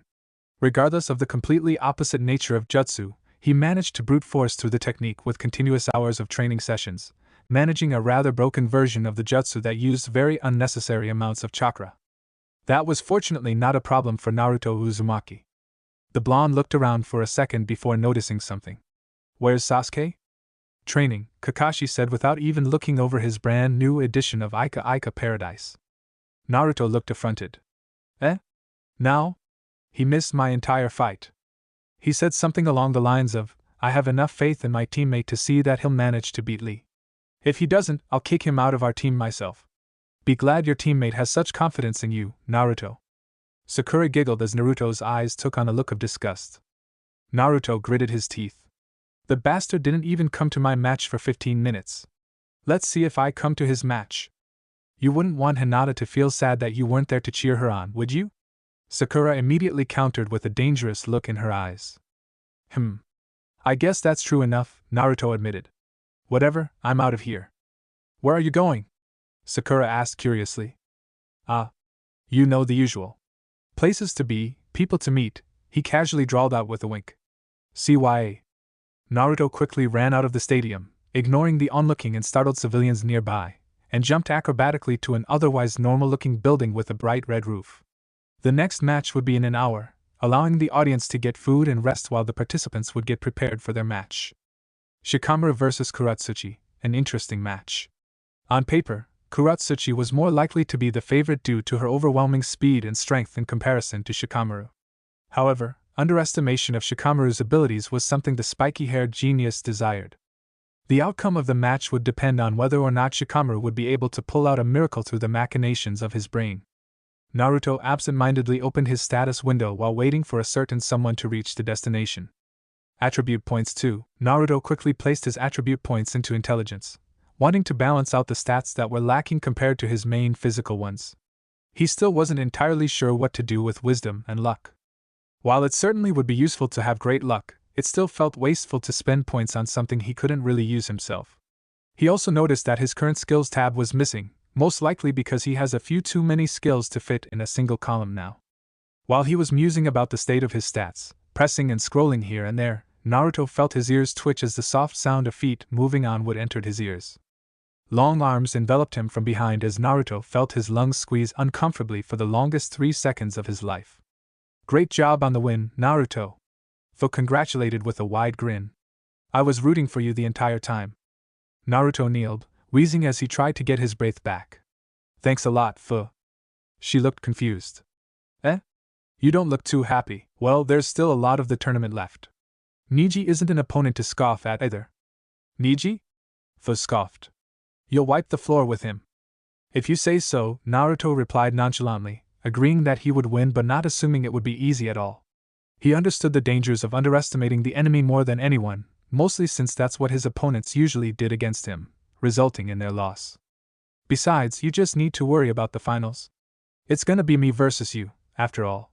Don't get too disheartened after I win. I've had a lot more practice than you, Naruto. She sang the last word with a smirk on her face. Naruto felt a surge of annoyance at her confidence. And what if I beat you? Fu arched an eyebrow. Seriously? I could have beaten Lee with one hand. Let's not have this argument again. The blonde didn't budge, taking a step closer, staring directly into his fellow Jinchuriki's eyes. The odds were against me for this match. I improved and won, Databeo. The odds will be against me for our match as well. What's not to say I'll do the same thing? Fu looked flustered, her face turning a bright red. She quickly took a few steps backward, pointing her finger at the advancing ninja. What are you? Naruto looked absolutely serious. Fu. The reason I asked you to come here after the match, it's my answer to what you asked a month ago. The Akatsuki were a rampant threat, according to Fu anyway. Initially, he had taken her worries to be a slight exaggeration. S-rank ninja, they may be, but Konoha had those in spades, didn't they? The Hokage, Kakashi, and some other shinobi he probably didn't know the name of. Fu had asked him to run with her away from Konoha until the Akatsuki were dealt with. He was going to deny her, of course. Run away from his home? Become a Rouge shinobi? All because of a random foreign shinobi's, even though she was his friend, worries? Then Killer Bee came into the picture. He had nothing to add, but could only support Fu's statements. The Akatsuki were serious. Bee himself hadn't encountered any of the terrorist shinobi but had heard accounts from other Jinchuriki that were more than telling of the grave situation. However, Konoha was his home. It didn't matter that the civilians didn't treat him properly. Naruto couldn't care less about how they treated him. Once he became Hokage, they had no choice but to acknowledge and respect him. It was because all of his friends, comrades, and teachers were in this country. He still had so much to learn, so much to experience here. If he left, and Kamui forbid, never came back, he wasn't sure what to think. Naruto took a deep breath. I won't be able to leave Konoha yet. The girl opposite him let out a frustrated groan. Do you seriously not understand the situation, Naruto? These people. They can raise your entire village in a matter of hours. It doesn't matter if they eventually lose, think of the lives lost. Naruto growled angrily. You think I haven't thought of that? This is my village, Fu. But I can't just leave without a proper reason. Proper reason? Her eyes narrowed angrily. These monsters will hunt you down and kill you. How is that not a proper reason? Maybe it is. But I won't, and can't just leave everything behind just because of the possibility of something happening, Naruto rebutted, waving a hand through his hair in an attempt to calm down. You may not have such a deep connection to your village, but this is my home. Fu laughed. Your home? The same home filled with people who hated and shunned you for your entire life? The same people wouldn't care a damn if you died tomorrow? What about my friends? The people who took care of me when no one else did? How would they feel if I ran away, ignored everything, and hid who knows where? Naruto asked, his hands now clenched by his sides. Ignore everything, huh? Hiding? Fu repeated monotonously, her eyes seemingly lacking any emotion. Is that what you think I'll be doing? Naruto sighed, wincing at how his sentence had turned out. I'm not the most well-spoken of people. You know that's not what I meant, Fu. So what exactly did you mean, Naruto? Fu asked sharply, already turning around. I thought. Whatever. I understand. Today is the last day I'll be seeing you then. Naruto felt an uncomfortable emptiness appear in his stomach. What? Why? He asked, confused. Fu looked back, smiling bitterly. I'll be leaving after the finals. Back to hiding, as you say. This can't be how our last meeting goes. Naruto thought angrily, both at himself and the circumstances he found himself in.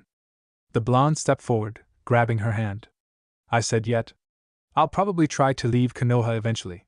And I'll definitely have to eventually if this group isn't taken care of soon. She chuckled, squeezing his hand. And I thought I was an idiot. Huh? What do you mean? Naruto asked, affronted and confused. Fu just smiled.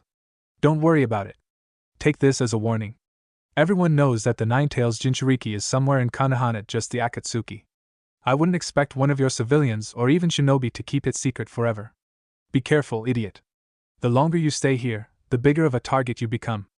She let go of his hand and leaped onto the ledge of the roof. CYA. Naruto watched her go with a conflicted expression. The empty feeling once again made its presence known with a vengeful resurgence. The blonde winced when he felt blood leak from his right palm from how hard he had clenched his fists. He wiped the blood onto a nearby metal railing. He wasn't sure whether or not he made the right decision, but then again there was no way for him to know. Let's just see where this all goes. Naruto went back to the stadium a few minutes later, immediately taking a seat next to Sakura, his Uchiha teammate still nowhere to be found. Kakashi didn't even look up from his book. What's going on? Naruto questioned curiously, an odd lilt to his voice. Sakura seemed to notice the difference in his behavior instantly. Are you okay? Why'd you ask? I'm not sure. Something about you just feels different, she noted silently. It's extremely easy to notice when you're not your usual self when you're normally so outward, Naruto. Sakura thought with a grimace. Naruto knocked off her concerns with a wave of his hand. Nah, I'm fine. When's the fight starting? Sakura shrugged and motioned towards the stadium. Right now. Eh? She was right.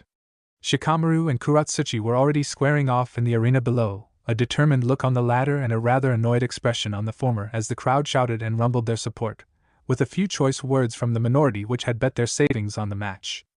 The crowd surged with electrifying energy, a palpable current of excitement that crackled through the air. Hundreds of voices melded into a single, thunderous roar, a relentless wave of anticipation that reverberated through the arena. Naruto felt his adrenaline rise from just watching everything unfold. Who do you guys think will win? Choji asked from a few seats to the right of Naruto, seemingly back from his injuries from his fight with Sasuke. I think Shikamaru has this one. He shook his fist in the air, the other hand deep into a bag of chips. Ino nodded in support. That's right. Our teammate has this in the bag. Kiba crossed his arms, clearly not as confident as the others. I don't know. Kurat Suchi is seriously strong. Shikamaru's only win condition right now is his shadow possession technique, and that only works when it catches the other opponent by surprise. Naruto nodded in agreement, surprised by the level-headed case presented by the normally arrogant shinobi. Ino hummed thoughtfully. So you're saying the only way for Shikamaru to win this fight would be to somehow catch Kurat Suchi with his jutsu, which doesn't seem possible with how infamous it is now. Sakura nodded worriedly. Shikamaru is smart, but he isn't the most varied fighter. Choji finished his bag of chips, crumbling up the container in his hands. Shikamaru will think of something. He's the smartest guy I know. He's been training like crazy for the past month. Something about his old man pulling in a favor. Kiba was right. Shikamaru's jutsu was infamous by now, and the more people who knew about it, the easier it would be for people to evade his technique, rendering it completely useless. The importance of keeping your abilities hidden was becoming more and more apparent to Naruto. Imagine if I had revealed my necromancy by accident. What would have happened then? Or worse, someone like Orochimaru found out. Naruto shuddered at the thought. The match began after the announcer did his usual routine. Immediately, Shikamaru found himself on defense as Kurat Suchi rushed forward. Earth release ground spikes. Kurat Suchi intoned with a steady voice. Earthy, pointy appendages erupted from the ground and threw themselves towards the Nara, who immediately dashed towards the right as far away from the spikes as well. The field was now divided into two parts, interestingly enough. Shikamaru threw a smoke bomb forward, disappearing into the gray mass that was produced on the stadium floor. Kurat Suchi shrugged and crossed her arms, easily balancing on top of a spike while staring down at the gray mist that her opponent seemed determined to hide in. You think I'm stupid enough to try and go into that smoke? She inquired incredulously. She didn't get a response. What is Shikamaru doing? Sakura asked curiously. Naruto could only shrug. Kurat Suchi's hands moved quickly. Wind release breakthrough. A gentle but strong gale of wind entered the arena, sweeping the mist along with it. Naruto watched with curiosity as the smoke cleared away, revealing nobody. The shadows around the earthly structures beneath the IWA princess seemed to move as Shikamaru jumped from the darkness, almost as if he was born anew from the shrouded spikes. Kurat Suchi watched in surprise as her opponent appeared from underneath her with alarming speed, forcing her to jump upwards in response. A horrible spot to be in. She may have jumped too high. Her only option now. Lava released swarming ash cloud. Smoky ash manifested from her mouth, flowing quickly towards Shikamaru from above. The startled expression on his face was indicative of his understanding of how dangerous the otherwise harmless mist was. Looks like Shikamaru isn't the only one whose techniques have lost their surprise factor. Naruto thought with a grin. The Nara's hands flashed through signs as he desperately shouted, Earth release Earth-style wall. A meter-thick pillar of earth from underneath the tiles of the stadium emerged from the ground, pushing the tiles upwards with it. Either the jutsu seemed to be rushed, or Shikamaru wasn't very experienced with the technique as the wall looked almost crumbly in appearance. The cloudy ash struck the wall, and its movement suddenly slowed. Shikamaru leaped back without delay, rendering Kurat Suchi's jutsu pointless. Shikamaru's hands went into their signature position, his shadow moving forward to grab their victim and take control of the falling IWA genin who had no other way to escape, uncaring of the continuously flowing ash. The kunoichi simply had no other option than to land in the grasp of Shikamaru's shadow. Solidify. Or did she? The ash in the air solidified into an almost staircase-like structure, supported by the few strands of ash that had traveled forward. Kurat Suchi landed on the newly formed path, preventing the immediate loss from occurring. She dashed forward on the thin strands of the congealed ash which almost looked like a golden pathway towards Shikamaru himself. The shadows attempted to follow their target by crawling onto the solid ash but were too slow to catch up to the bolting Kurat Suchi. Shikamaru threw a couple of shuriken at Kurat Suchi, acting as a sort of entry attack as he rushed towards as well. The kunoichi deflected them casually with her kunai, a smirk on her face as her confidence began to grow. Taijutsu definitely wasn't Shikamaru's strongest aspect, shown by the utter beatdown he took a few moments later. He tried his best, really he did. Shikamaru managed to dodge the first few strikes but found himself a victim of a vicious hook to the stomach. He doubled over, one hand clutching onto his stomach, and another attempting to keep his guard up. Kurat Suchi grabbed his hand, and tore it away from his head, leaving him completely open for a spinning kick that launched him away. He landed with a thud with his back on the earth spikes from earlier. Ino gasped at every punch Shikamaru took, her eyes taking a look of worry. Fight back, Shikamaru, she begged quietly. Choji had his hands gripped tightly onto the rails, completely forgetting about the half-eaten bag of chips that were on the floor. He glared intensely at the stadium like he was willing for the fight to end in his teammates' favor somehow. Naruto shook his head. Shikamaru's opponent had a clear advantage at this point. Blood and dirt were plastered all over his face from the earlier kick, a small frown on his face as he watched Kurat Suchi saunter towards him with an almost bored expression on her face. Shikamaru stood up, taking the form of the Academy Taijutsu stance once again. That was practically asking her to finish the fight. A sign of giving UPA way of saying that he had nothing left in his sleeve. Wait, what's he doing? Sakura asked, her index finger pointing. He kept his hands behind his back, forming a similar position. Kurat Suchi's eyes immediately went to track his shadow for any movements. You think just because your hands are behind your back that I wouldn't know what you're doing? Konoha and their arrogance. She looked back at Shikamaru's beat-up face with a smirk. What? Not enough chakra for your secret technique? Are you not able to move your pitiful shadow? Do yourself a favor and surrender now. Shikamaru shrugged, somehow managing a wide grin showing all the teeth he had. Fuck off. Kurat Suchi visibly bristled, before calming down. It's your wish. Now I won't let you get the chance to surrender, Nara. She began running, and it seemed like the audience was now simply waiting for Shikamaru's loss. A few members left their seats in silence. The Konoha genin in the arena continued to watch with his hands behind his back as Kurat Suchi dashed towards him, not even attempting to retreat. What the hell is Shikamaru doing? Kakashi's ruby eye seemed to notice it without a problem. Whatever Shikamaru was attempting somehow got a chuckle out of the jonin. Naruto looked at his friends, noticing their similar expressions of confusion. That's when Naruto saw it. His shadow was moving. Or more specifically, the shadow's hands were moving. Kurat Suchi was now a few meters away from Shikamaru. Her eyes were wide with adrenaline, a look of triumph and the feeling of victory literally within arm's reach. Fire release miniature fireball. Shikamaru all but shouted, the strain of dual casting jutsus evident on his sweat-riddled face that mixed with the blood and dirt. The kunoichi seemed to think it was a bluff, for she continued to move forward without a care. That was her biggest mistake. At the last second, Shikamaru made his move. He stepped back, inhaling a short breath, and then released a small but blazing fireball from his mouth. The flames roared to life, illuminating the shadow cast by the spikes behind him and casting an eerie glow on both the contestants' faces. The fireball surged forward, an inferno of intense heat and light, catching Kurat Suchi completely off guard. Kurat Suchi's eyes widened in shock as the fiery projectile hurtled toward her. She tried to twist away, her agility giving her a slight edge, but it was too late.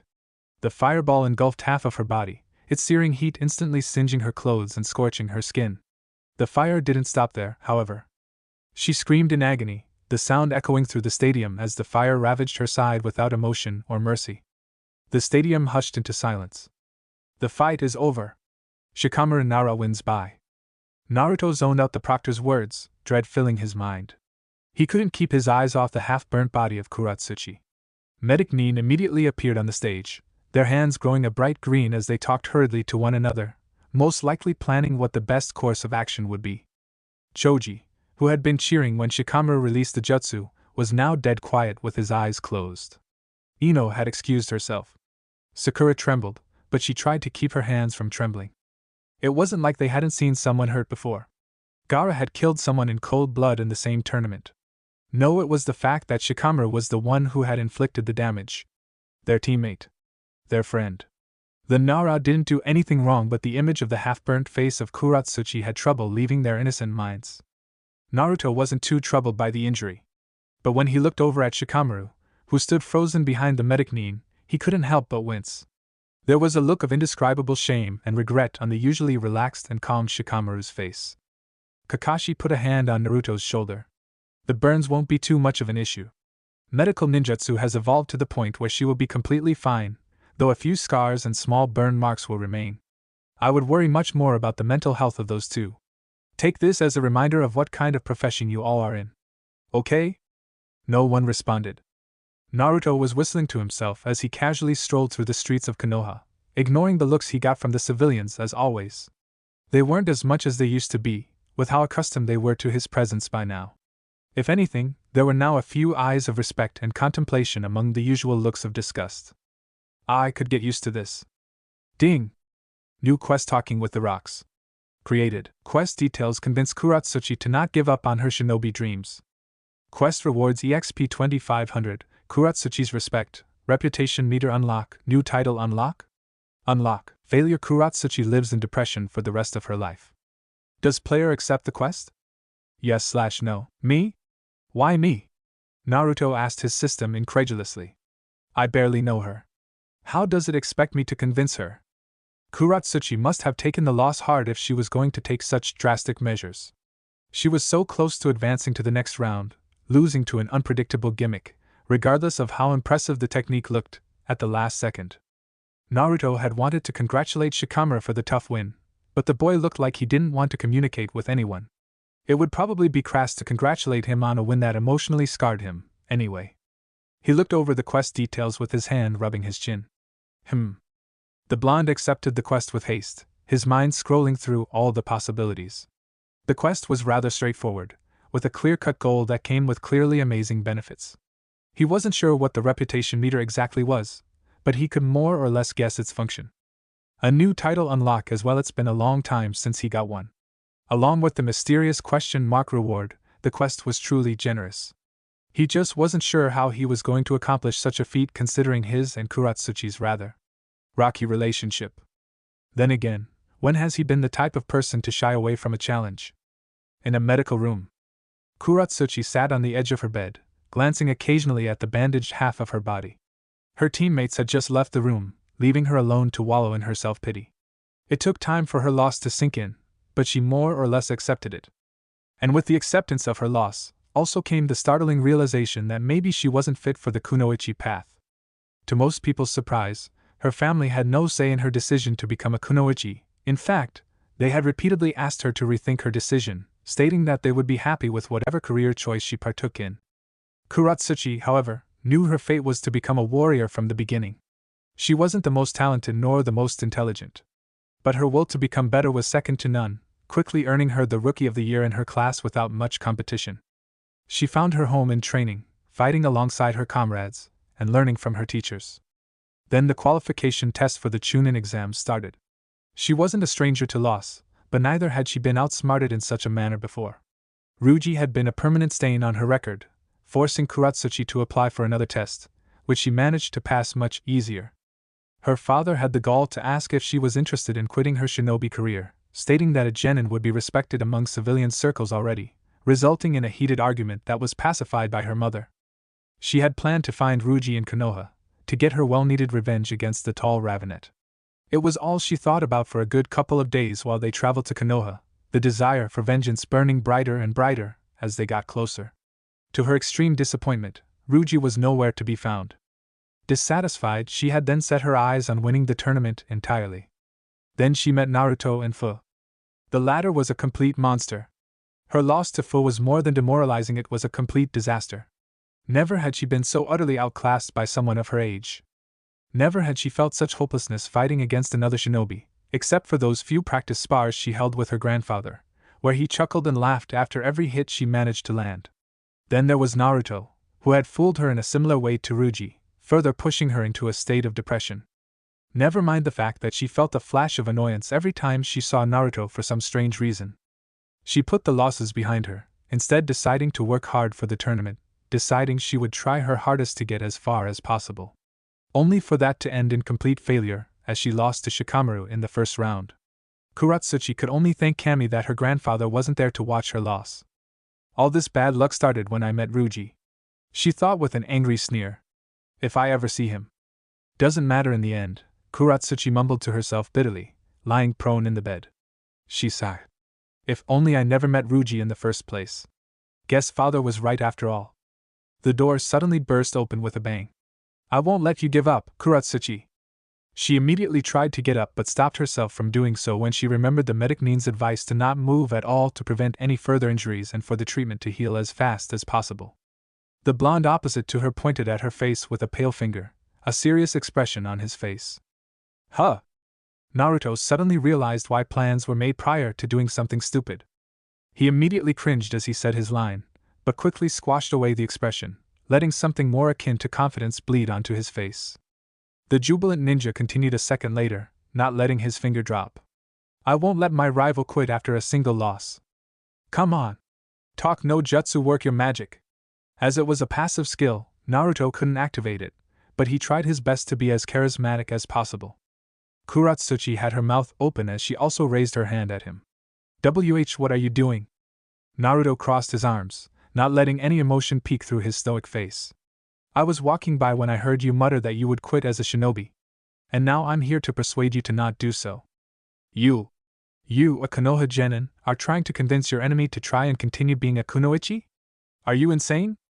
Naruto didn't falter at her disbelieving tone. That's right, Databeo. She chuckled.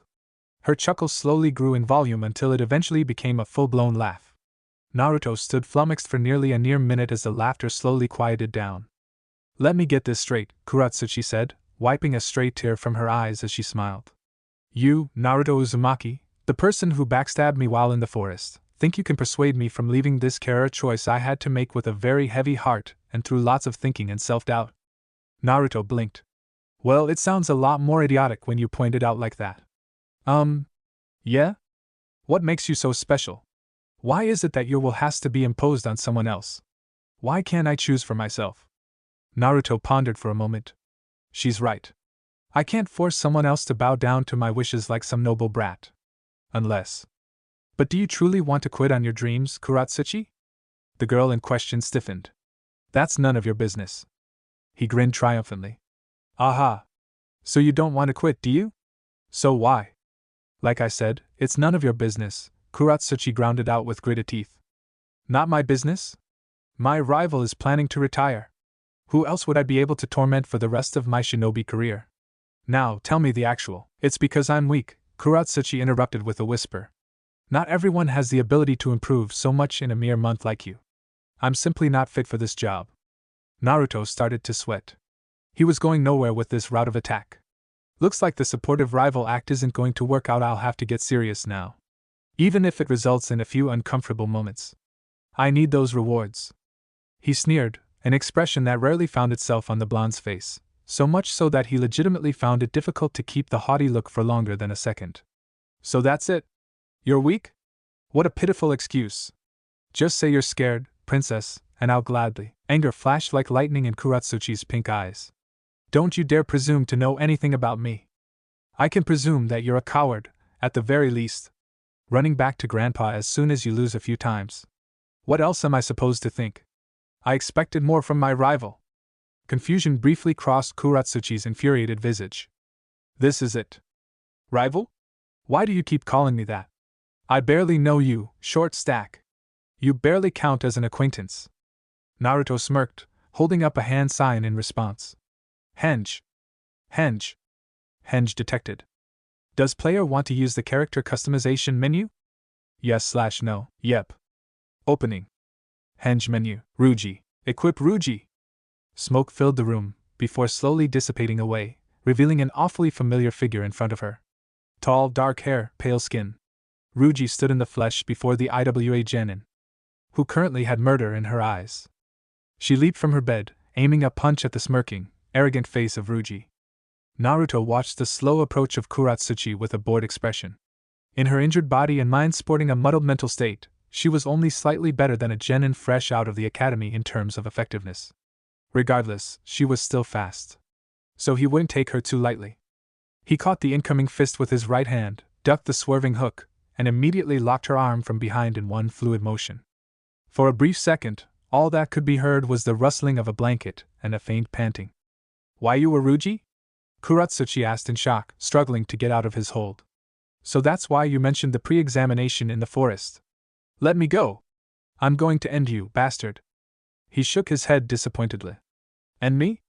You can't even touch me in the state you're in, Kurat Suchi. I knew you were a coward but a liar too? TCH.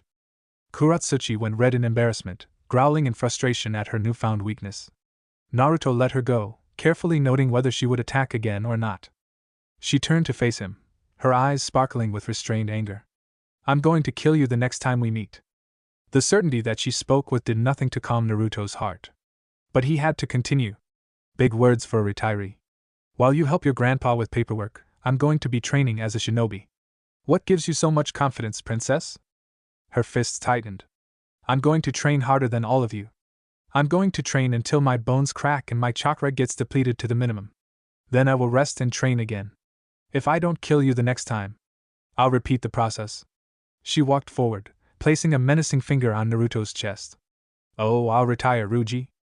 But I'll only do so once you're on your deathbed. Ding! New quest talking with the rocks completed.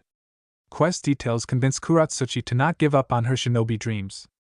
Naruto internally cheered at the quest's completion. His mood dimmed down after he realized he might have just created a mortal enemy for himself. Doesn't matter too much. I just won't let her catch up. Naruto laughed evilly at the thought. Ding!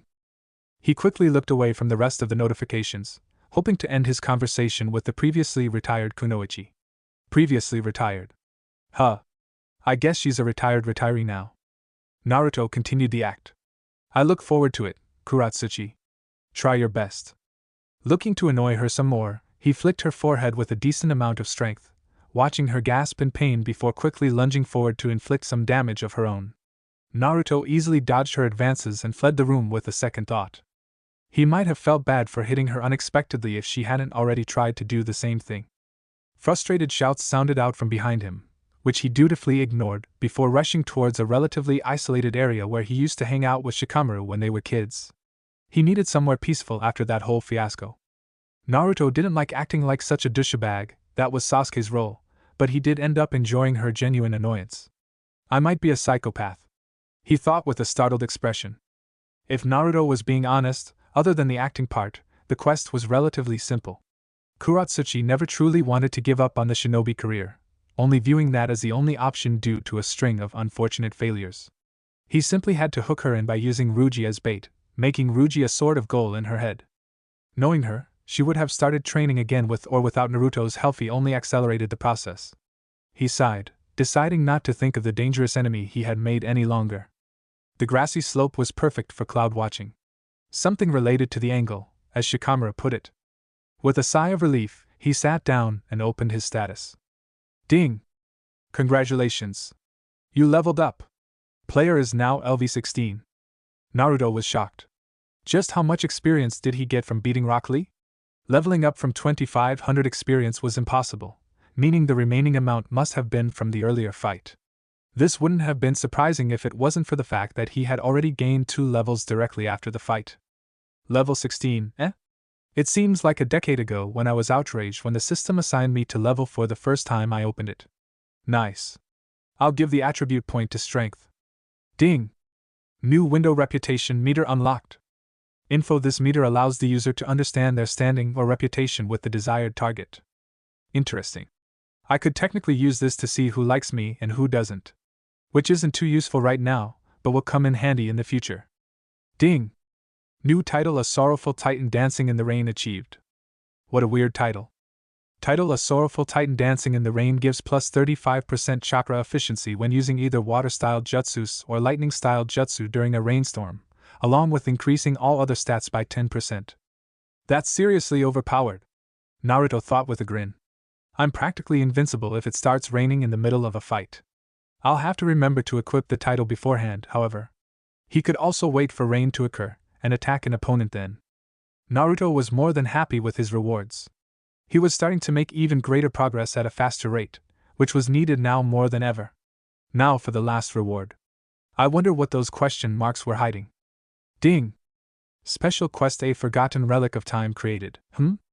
Quest details: Uzushio-gakure, led by the legendary Uzumaki clan, was once a glorious village testing the capabilities of mankind to its very limit. Discover the ruins of the forgotten village and the reason for their untimely destruction. Quest rewards: EXP 25,000? His eyes widened comically. What the? Naruto continued to stare at the quest for another 5 minutes, questioning whether what he was seeing or not was real. Uzushio-gakure? Uzumaki? What the hell does this all mean? Does this mean I'm from an actual clan? He always wondered who exactly his parents were, but those questions were immediately met with stares. Even the third seemed to avoid answering, looking to divert the topic as much as possible. As a kid, Naruto simply went with the flow, slowly getting the feeling that he would never get the answer. Eventually, he stopped asking at all, sticking to the idea that his parents were just regular civilians. Then came Karen Uzumaki. At first, Naruto doubted that they were related. For one, they were in completely different villages. Secondly, Karen's blood-red hair didn't have much in common with Naruto. Even so, the name Uzumaki wasn't a common one at all. He was tempted to go and find Karen after the revelation, but waited for a bit as she had just lost her fight. He went a few hours later to go searching for her, but a nearby proctor had stated that they had already left. This quest, however, seemed to confirm his suspicions. The Uzumaki were more than just a regular clan, being noted as legendary and glorious by the system itself. Any praise from the system couldn't be taken lightly at all. I have a clan. Uzumaki. It means something more. Naruto thought joyously. Then how come I never heard of it before? How come a village so illustrious isn't recorded anywhere? Did I never pay attention? No, that's stupid. Someone else would have noticed the Uzumaki clan for me. The only possible outcome is that information regarding the Uzumaki clan has somehow been deleted from the records. For what reason? How were the Uzumaki destroyed? The quest wanted him to find the reason for the destruction as well as find the ruins of the village. Meaning Naruto would have to go on a journey to find a place that isn't even mentioned in any maps he knew of. He immediately put the quest in the back seat of his mind for now. It was clear that this quest was going to take more than a few years to accomplish, and rightfully so seeing the reward it was giving. That much experience would instantly elevate his level more than a few times. There's nothing I can do now, Naruto whispered to himself. For now, I only need to get stronger. That was the only solution to the multitude of problems he found himself in. He checked out his other reward, the reputation meter. According to the system, it would appear whenever he casted an observe on someone. Naruto headed back to the arena, eager to test out the new mechanic as soon as possible. Hopefully, my reputation isn't too bad. Naruto chuckled bashfully. Ah well, you reap what you sow. Naruto rushed towards the arena, not wanting to miss any of the fights. Especially this one. Sasuke was going to fight against Hinata. He could finally see the Uchiha's progress over the last month that he and Kakashi had tried so desperately to hide. As he neared the arena, he noted with confusion the absolute silence that the crowd was in. Did something happen? Ignoring the crowd, he took his usual spot near Kakashi and Sakura, albeit noting their eyes focusing towards a specific area. Naruto followed their gazes until his sight reached a fancy podium that overlooked the arena. Inside were a couple of old men, including the third Hokage. Why are they inside there? Sitting next to the third Hokage as if they have similar positions. Naruto thought for a brief second before slapping his hand on his forehead. Of course, the other men were clearly Kage of their respective villages. That meant the other Kage had missed the earlier fights. Naruto wasn't sure if that was a good or bad thing. Regardless, they would have to see him fight Neji later that day, so Naruto wasn't too bothered about the fact. The third smiled down at the stadium. I wish to thank everyone in attendance. This exam is a tradition passed from our fathers and forefathers, a symbolic representation of the hopeful peace between our nations. But even more than that, it's a culmination of the hard work of hundreds of genin across the globe, not limited by any border. I would like to thank our esteemed leaders from the participating villages who decided to visit. Naruto quickly felt the yawn approaching, but managed to shut it out. He looked towards Sakura, who was listening with keen interest. Oh, Sakura, who are the geezers next to the Hokage? He whispered casually. He was too far away from the podium to cast observe, meaning simply had to rely on general knowledge for now. It wasn't like his observe would give him anything more than a name and a lofty title anyway. His level was too low to be compared to Kage for now. Sakura looked affronted at his language, and even more so that he was interrupting the Hokage's speech. They're Kage. Show some respect, Naruto. Anyways, I don't recognize all of them. But some of them are obvious enough. They show clear similarities to the pictures in our books, anyway. The Kazekage is obvious enough. That's from Sunagakure if you didn't know. The Tsuchikage from IWA is obvious enough. I don't know about the others. Must be minor villages. So that's Kurat Suchi's granddad. He's a lot shorter than I expected. As for the Kazekage, nothing much to note there. Kakashi had to know a lot more about the other villages, but he didn't look like he was going to give any explanation. I might need to work on my general knowledge, Naruto admitted with a frown. Who knows? Reading might increase my intelligence. It's so boring, though. Hiruzen seemed to be finishing his speech. Now, let the Chunin exams continue. Naruto let out a sigh of relief. Ugh. Finally. Where's Sasuke? He looked to the left to see Shikamaru's team to the left. They looked too good, but still better than before. Shikamaru, at least, wasn't as pale-faced as he once was. It was good to see that he was feeling better after the horrific incident from earlier. Naruto assumed that they knew that Kurat Suchi was mostly fine now. His teammates were fine as well, though they seemed to be staring at Naruto with a weird intensity. Naruto waved a hand in greeting. Hey, weirdos. I don't know what's worse. The dead last being so strong or him of all people calling us weird, Ino murmured with a conflicted expression. Choji laughed boisterously, eager to lift the mood. What Ino means to say is congratulations on the win, Naruto. I didn't know you had it in you, to be honest. You defeated Kiba pretty easily, but that's honestly a low-hanging bar. Kiba elbowed the Akimichi in the back, growling angrily. Say that again and I'll find the hidden snacks in your room and feed them to my dog. Choji looked genuinely frightened. How did you know about those? I made sure to hide them carefully. Nothing hides from this. Kiba pointed at his nose with a smug grin, showing off his sharp teeth. What makes the Inuzuka more dog-like? Is it some kind of Kekai Genkai? Naruto thought curiously. I might ask Kiba later. Maybe Kakashi can know. Where's Kakashi? Naruto asked his only teammate available right now. He waited for her answer, as he smiled in greeting toward Shino. Sakura answered without even glancing in his direction. He's with the other Jonin sensei. He quickly cast an observe at Sakura.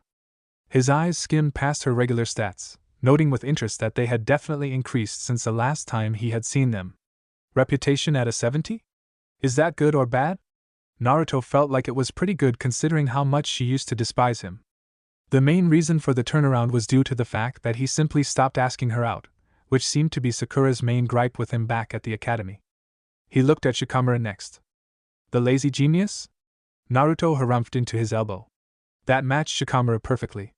He was surprised with how much the Nara had improved, being only one level behind Naruto himself.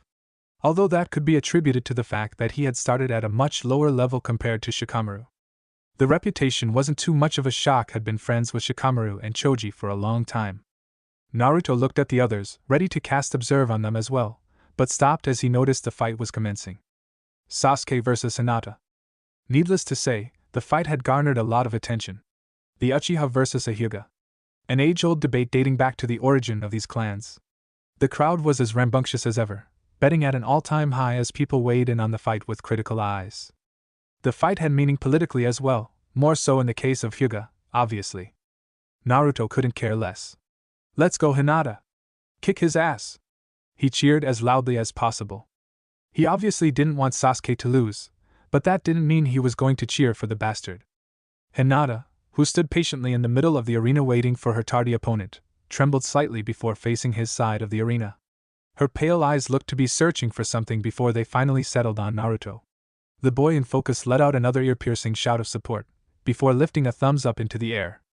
Hinata's face blushed a bright red, much to Naruto's confusion. Is there something on my face? He cluelessly asked his teammate. Sakura just shook her head and sighed. Doesn't matter how strong they get. Boys will be boys. Tell me about it, Ino said, nodding in agreement.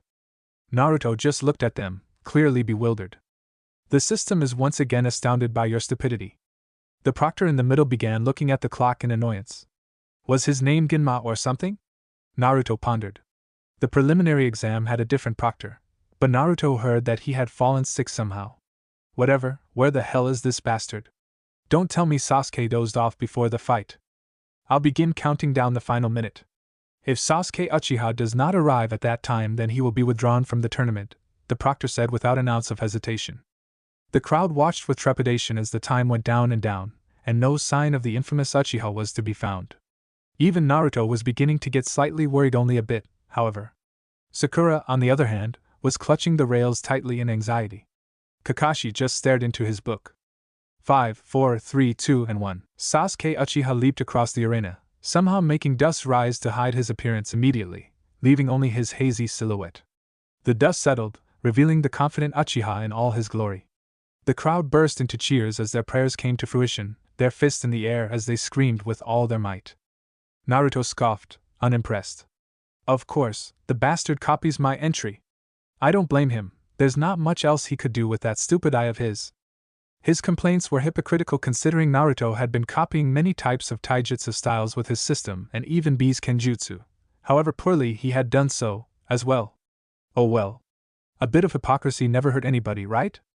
Ino and Sakura, the leaders of the Sasuke fan club back in the academy, led the charge of the incoming cheers, each of their shrills attempting to burst Naruto's ears without a shred of remorse. Kiba shouted loudly in support of Hinata. Destroy the Uchiha, Hinata! Make sure he never walks again. Wow. And I thought I held a grudge. Naruto began, somehow impressed by Kiba's brazenness. To be fair, Sasuke didn't make too many friends at the academy. None, actually. I thought I was lonely. Even I hung out with Shikamaru and Choji. Before Sakura and I, Sasuke had 0 friends. How come I never actually noticed that? Maybe because of all the fangirls surrounding him. Sasuke's new attire seemed to be the center of attention. His regular navy blue shirt and white shorts were nowhere to be seen, replaced by a black onesie that high-collared and ended in shorts. His hands and legs were wrapped by bandages and black straps. He crossed his arms, a serious expression on his face as always. Even Naruto had to admit he looked pretty cool for a moment, before shaking his head in denial. He cast it and observed a second after. Only 1 level ahead. I'm almost caught up, Naruto thought with a grin. Even if he knew levels weren't too great of a comparison, it was still nice to see his numbers reaching his rivals. Furthermore, Naruto was confident that he could beat Sasuke in a fight if he went all out. He wasn't too sure about a direct fight with his teammate, but a confrontation where he could use his shadows would definitely go in his favor. The reputation he had with Sasuke wasn't too much of a surprise either. He was, however, surprised by the Uchiha's rapid improvement in a month. What kind of training did Kakashi put him through? His dexterity is insane. He checked out Hinata next out of curiosity. Reputation 90. 90 reputation? Naruto thought with a shocked expression. Why the hell is it so high? Wait a second. Maybe, what are you staring at? Choji asked through a mouthful of chips. Naruto chuckled nervously. Nothing, hee. Nothing at all. Shikamaru just raised a skeptical eyebrow. He was probably wrong in his assumption anyway. He had barely talked to the rather shy girl, and even when they did, their conversations tended to end in a string of meek words. Naruto couldn't think of any proper reason why the reputation was so high. Well, there was that one time I saved her from some bullies. He ultimately shrugged, thinking that it was pointless to stress over it right now. Maybe he could ask her later. Right now, he was eager to see how much Sasuke had improved. The 2 contestants stood a small distance away from each other. The audience waited in a hushed silence as the proctor began speaking. Begin. Hinata dashed backward, eager to place some distance between her and Sasuke. Her opponent flashed towards her. Naruto could only gape at Sasuke's speed. For a second it was almost like he blurred towards Hinata, whose eyes widened as she kept her hands up to defend.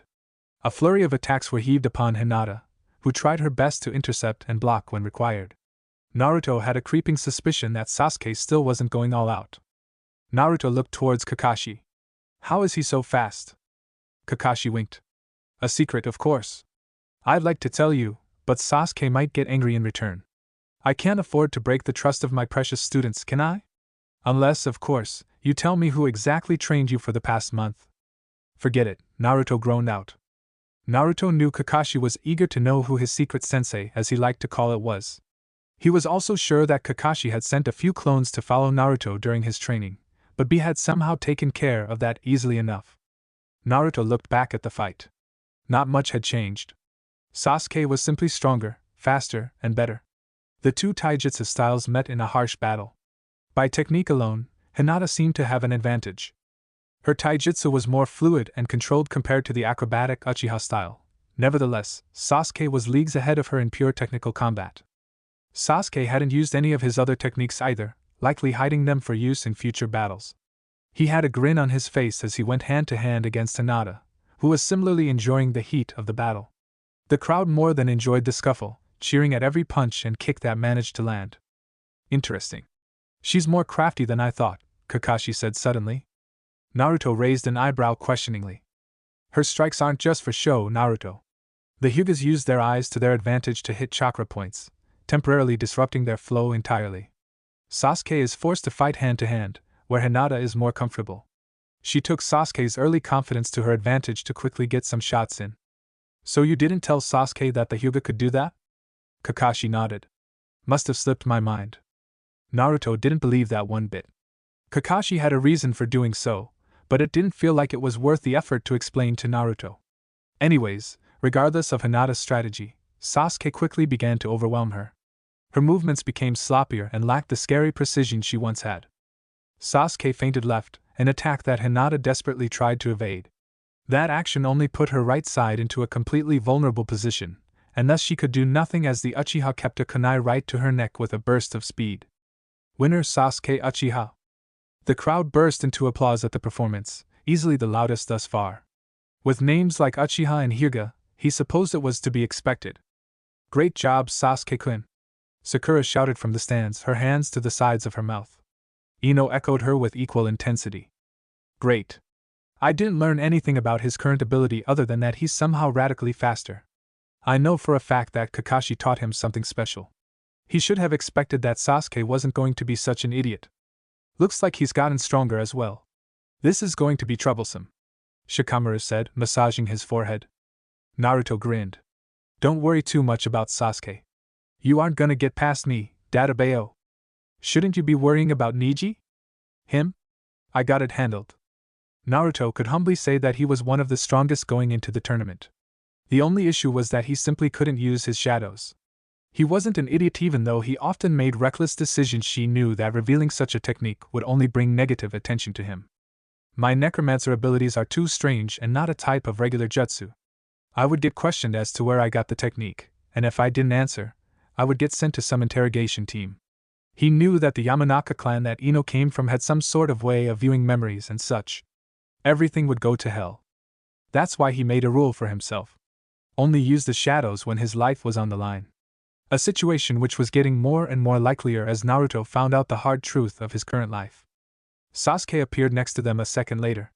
He was ushered with compliments by Ino, and Naruto noted with some amazement that Sakura managed to stop herself from fangirling. Sasuke seemed to notice as well as the tilt of his head he gave to Sakura was any sign. The blonde was originally going to just congratulate Sasuke but decided otherwise when he realized his friend had skipped his fight entirely. Naruto dramatically sighed, walking towards his rival. His words were dripping with mock arrogance and haughtiness. I won't say good job. That sort of performance won't work against me in the finals, Sasuke. I haven't revealed any of my tricks yet. Whereas you showcased everything you had against Lee, Sasuke sniped back, smirking. Naruto shrugged, lazily placing his hands on his head. I don't need to hide anything. Do your best. He walked past, whistling all the while. Let's go. That had to have sounded cool, right? Damn it. Where are you going? Kiba asked from behind him. How's that any of your business? Naruto quipped as he continued walking forward. Internally, Naruto was sweating. There was no way he was going to let them know that he had been so overcome by the act that he hadn't realized he was walking towards nowhere. What do I do? What do I do? His eyes darted left and right as he viewed every possible path. They stopped at the sight of a violet-haired girl talking to an older woman. Hinata! Perfect. Naruto sped up his walk soon after. Shikamaru's sweat dropped. He had no idea where he was going, did he? Yep, Sakura confirmed with a grin. Kiba barked with laughter, with Ino following soon after. Naruto rushed forward, getting closer to Hinata, who seemed absent of any injuries after a quick checkup with the medic. There was still a presence of fatigue in her eyes, however. Medic ninja were miraculous, but even they couldn't randomly increase energy levels. Yo! Hinata! He greeted her enthusiastically. The girl in question froze. Naruto then noticed the woman in front of her. That's probably their sensei. Kure something, right? He cast an observe so that he wouldn't make a fool of himself. The Genjutsu princess? That was interesting. Naruto had never fought anyone that adept at Genjutsu before. After noting the name properly, he looked back at the teacher. He noted with a slight blush that she was incredibly beautiful, if not unfairly so. With dark hair and ruby eyes, she was almost like something out of a book. Get yourself together, Naruto. Kurenai looked amused. Who might you be? She clearly knew but wanted an answer anyway. There wasn't anyone, especially Shinobi and Konoha, who didn't know who Naruto Uzumaki was. Naruto obliged regardless. Naruto Uzumaki, Dadabayo. She looked down at the red-faced Hinata with a smirk. Ah, and why have you come here? Because there was no way I was going to return to my seat after embarrassing myself like that. I wanted to congratulate Hinata for a hard-fought fight. I see. You two go on then. I have some work to be taken care of. With that, Kurenai disappeared into a gust of wind. Damn, she's cool. And Naruto-san. You really think that I fought well? Hinata asked, her eyes betraying her nervousness if her words didn't already. Naruto grinned toothily, raising a thumb in confirmation. Of course. You were awesome. It doesn't matter if you won or not, you've clearly worked hard to get where you are now. You were amazing, Hinata. Her face somehow got even redder. Thank you. Come back to where I'm sitting, Hinata. The others will want to talk to you as well. She looked disappointed for a brief second before smiling widely. Sure. Lady Hinata, to be frank, you're right with Sasuke Uchiha was a disappointment. Both Naruto and Hinata swerved their heads to the left at the new entry. Neji Hyuga stood still without any feelings of regret at the words that came out of his mouth. As for him, those words were nothing but the absolute truth. Besides him was Tenten, who was slightly uncomfortable but preferred not to say anything. He continued after a brief pause. You're not cut out to be a shinobi. I request that you do not try to advance to Chunin anymore. In fact, you can comfortably stay in the genin ranks and live the rest of your life peacefully in the main branch manner. Naruto felt his anger spike as the pale-eyed boy in front of him continued to talk. Hinata trembled beside him, taking the words to heart. Nisan, I tried my best. Your best won't cut it, Neji cut her off, closing his eyes. Fate is an unbreakable chain weighing all of us down. Some were born to be strong. Others were born to be weak. Some were born to be geniuses. Whereas others merely lack any talent. You lack self-confidence. You lack instinct. You don't have what it takes to be strong. Please, for the sake of our clan, give up. Hinata froze again, her words stuck in her throat. She wanted to answer like how Naruto would have in her place, but couldn't get her mouth to move. Please. Naruto gritted his teeth. Hey, bastard, what kind of brother are you? Can't you tell that Hinata worked hard? If it's obvious to me, why isn't it obvious to you? Why are you such an asshole? Do not involve yourself in Hyuga clan business, Neji said, frowning. Naruto walked forward, noticing with displeasure that he was a few inches shorter than Neji. And what if I do? The stands were mostly empty, with people leaving to get a few drinks or food as it was nearing lunchtime as they waited for the next match. A few stray audience members remained, however, and stared at the arguing pair. Naruto noted that Tenten had a worried look on her face, with her hand behind her back ready to pull out a weapon in case of any fight. Neji's eyes narrowed, drawing veins all across his face. I'm going to destroy you in our match. Naruto backed up, grinning in anticipation. And I'm going to embarrass you. To be honest, even if you hadn't tried bullying Hinata right now, I'd still do the same. Everything about you pisses me off, Neji. Right down to your attitude and ideals. Fate? Destiny? Fuck all of that. Unless your so-called fate includes you getting an ass-whooping from yours truly, then I don't believe a single word coming from your mouth. Tenten scoffed. As if did Neji go off on his fate tangent after you lost? Naruto asked the girl with a slight bit of genuine curiosity. Her silence spoke volumes. Naruto sighed. He was too tired for this right now. He took Hinata's hand and directed her towards the others. Thank you, Naruto-san. Hinata mumbled out with a portion of her face hiding in her jacket. Don't worry about it. I didn't really do much other than rile him up, anyways, Naruto said, his other hand on his hair. Probably not a smart thing considering he's my next opponent, though. Hinata giggled softly. Sorry that, your brother is a bit of an asshole? Naruto answered for her. He's not actually my brother. But we are related, Hinata said, her eyes unfocused and a frown marring her face. They reached where everyone else was sitting quickly enough. Well. What do we have here? Ino asked suddenly, her eyes ablaze with interest as a creepy smile adorned her smooth face. Getting confident now, are we, Hinata? Hinata let go of his hand, reaching the other to start twiddling. Aye. Ino ushered her over to a corner where she and Sakura began jabbing her with questions, all of which left the girl a sputtering mess. Naruto just looked at Choji confusedly, who shrugged in return before offering him a bag of chips, which Naruto graciously accepted. He was hungry, after all. Do I have time to get a quick bowl of ramen? I love you so much, ramen. Sasuke stood next to Kakashi, discussing something rather heatedly. All I can hear is something starting with chi. What the hell is that? Whatever, I'll just sit next to Shikamaru and Choji. What's the next fight? Naruto asked. He could probably remember if he tried but was too lazy. Shikamaru answered gravely. Shino vs. Gaara. Naruto felt his heart skip a beat. And not in a good way. Gaara was a horrible matchup for Shino. His bugs were useless against someone who could themselves with heaps of sand without a second thought, not even considering the mental sanity of someone like Gaara who had already mercilessly killed someone in the tournament. There was simply no reason for Shino to even attempt the fight unless he had a death wish. The Nara happened to understand Naruto's thought process. Don't worry. Shino is going to forfeit. He's smart enough to value his own life. Gaara isn't. Normal, to say the least. It was weird how Gaara seemed to be the only Jinchuriki who was a total nutcase. A case could be made for Fu, but that was simply because she was truly battle-hungry. The fight went just as Shikamaru said.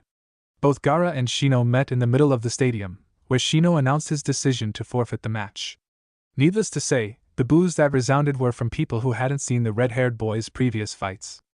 Gaara seemed to accept the forfeit, simply walking back to his seat without a semblance of emotion. The proctor motioned towards the bracket. With the first rounds of each side of the bracket dealt with, we move to the second round, and the first match will be. Everyone waited in apprehension for the announcement. The contestants to see whether they got to rest or fight. The audience members to see which powerhouses were going to fight next. The silence was louder than any scream and the tension in the air seemed almost tangible to the touch. Naruto Uzumaki vs. Neji Hyuga. Naruto couldn't resist laughing out loud, drawing everyone's eyes towards him. But he was only looking at one person. I'm going to crush you, Neji. Naruto Uzumaki vs. Neji Hyuga. The crowd buzzed with excitement as the names of two major powerhouses were called out. Thousands of spectators erupted into cheers as they realized they were in for a treat of a fight as their voices blended into an unintelligible cacophony of roars. Sakura winced at the piercing sound, her hands immediately coming up to block out the noise. She looked towards the others who had similar expressions. Shikamaru was curled into a ball, trying his hardest to avoid the sound. Lastly, she glanced at Naruto, expecting him to be nervous if not slightly panicked. The blonde in question was silent, his eyes closed and arms crossed. Naruto? Are you okay? Sakura asked, voicing the question that everyone else had in their minds as well. Naruto opened his eyes, revealing blue orbs that seemed to be dancing with excitement. Yeah, but I can't seem to control my excitement. On closer thought, Naruto's hands were shaking as they balled them into fists. Excitement? Choji questioned dubiously. Why would you be excited to fight him? Isn't he your relative or something, Hinata? Hinata shifted in her seat, suddenly feeling uncomfortable.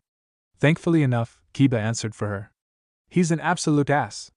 I met him once or twice, and I'm still not sure what's worse between his attitude and his hair. Don't get me started on how he treats Hinata. Ino frowned. Who in their right mind would treat Hinata badly? She's the poster girl of innocence. Someone not in their right mind, Kiba responded, scoffing. The Hyuga shuffled again. Neji-san isn't a bad person. He's been through a lot of troubles because of our clan. Please don't, Naruto cut her off. Circumstances don't excuse what he said, Hinata. All of us have our own circumstances. That doesn't mean we can use those as a reason for being a bully. That's one of the few things Naruto respected Sasuke for.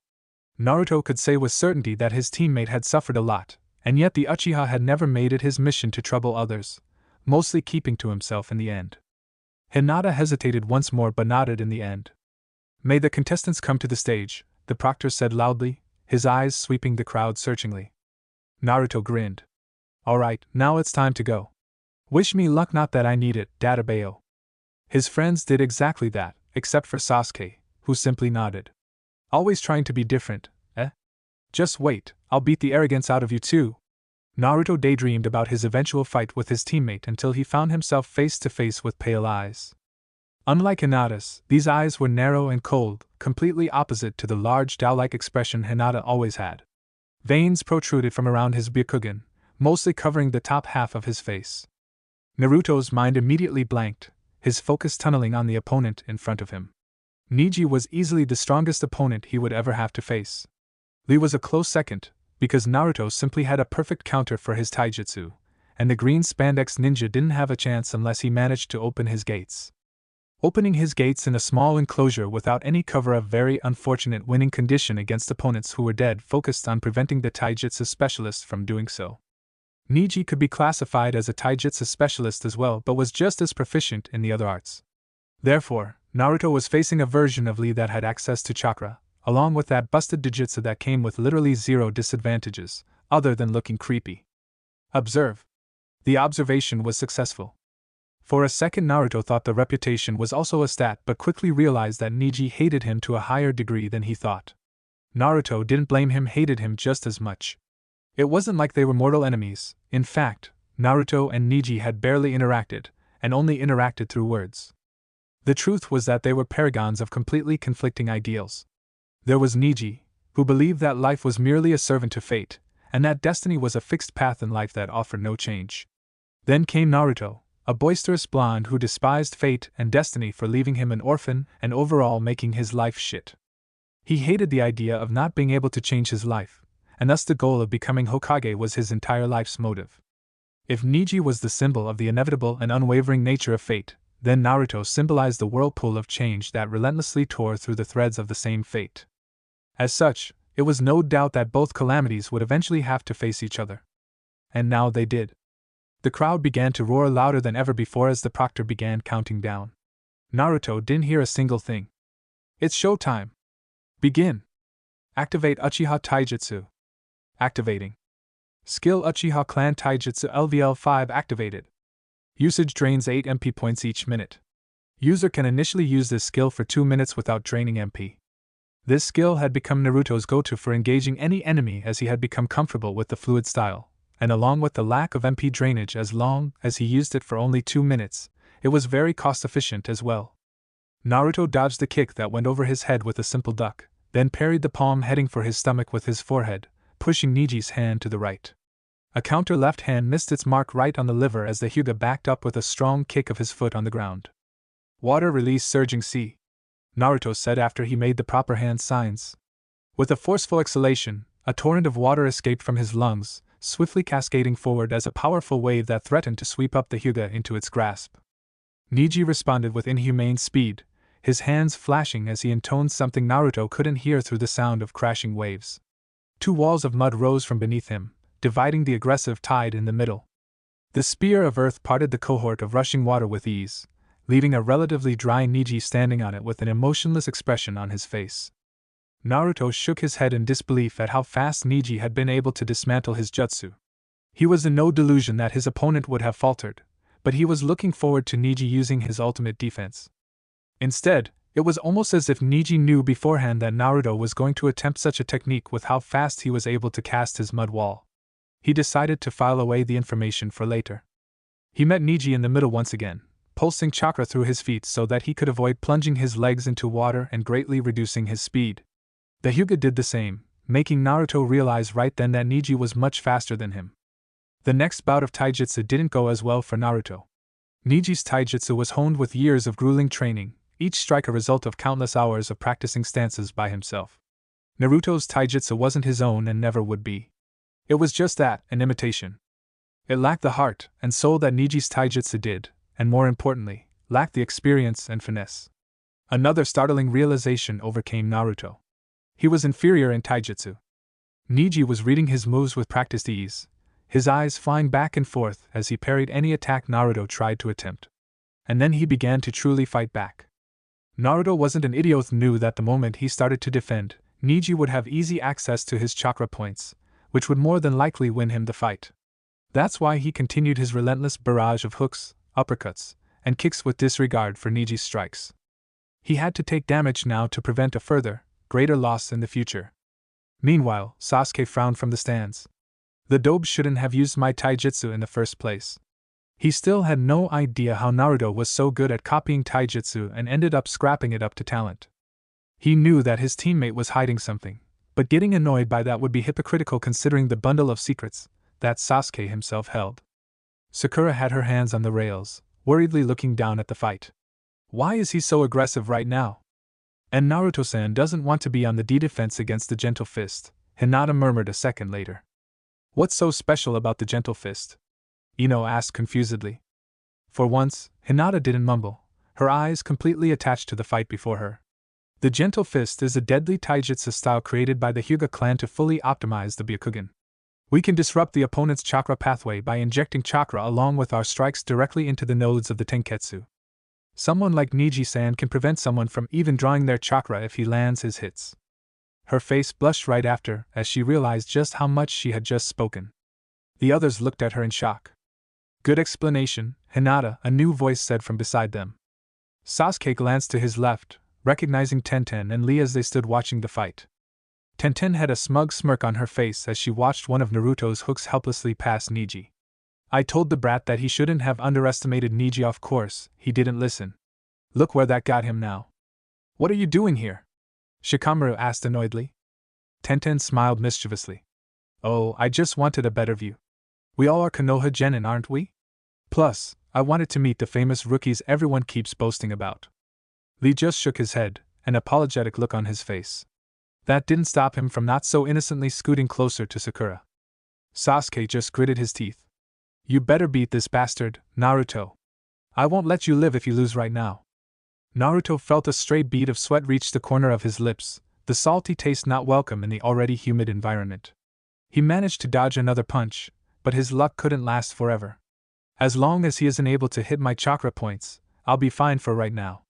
He was too slow for the impending kick right on his shoulder, knocking Naruto several meters to the right as he briefly rolled on the ground before pushing up with his hand to get back into position. That fucking hurts. Naruto internally groaned, unwilling to show his pain to the world. But this was good. There was some distance between the two, and Neji wasn't showing any rush to head towards him.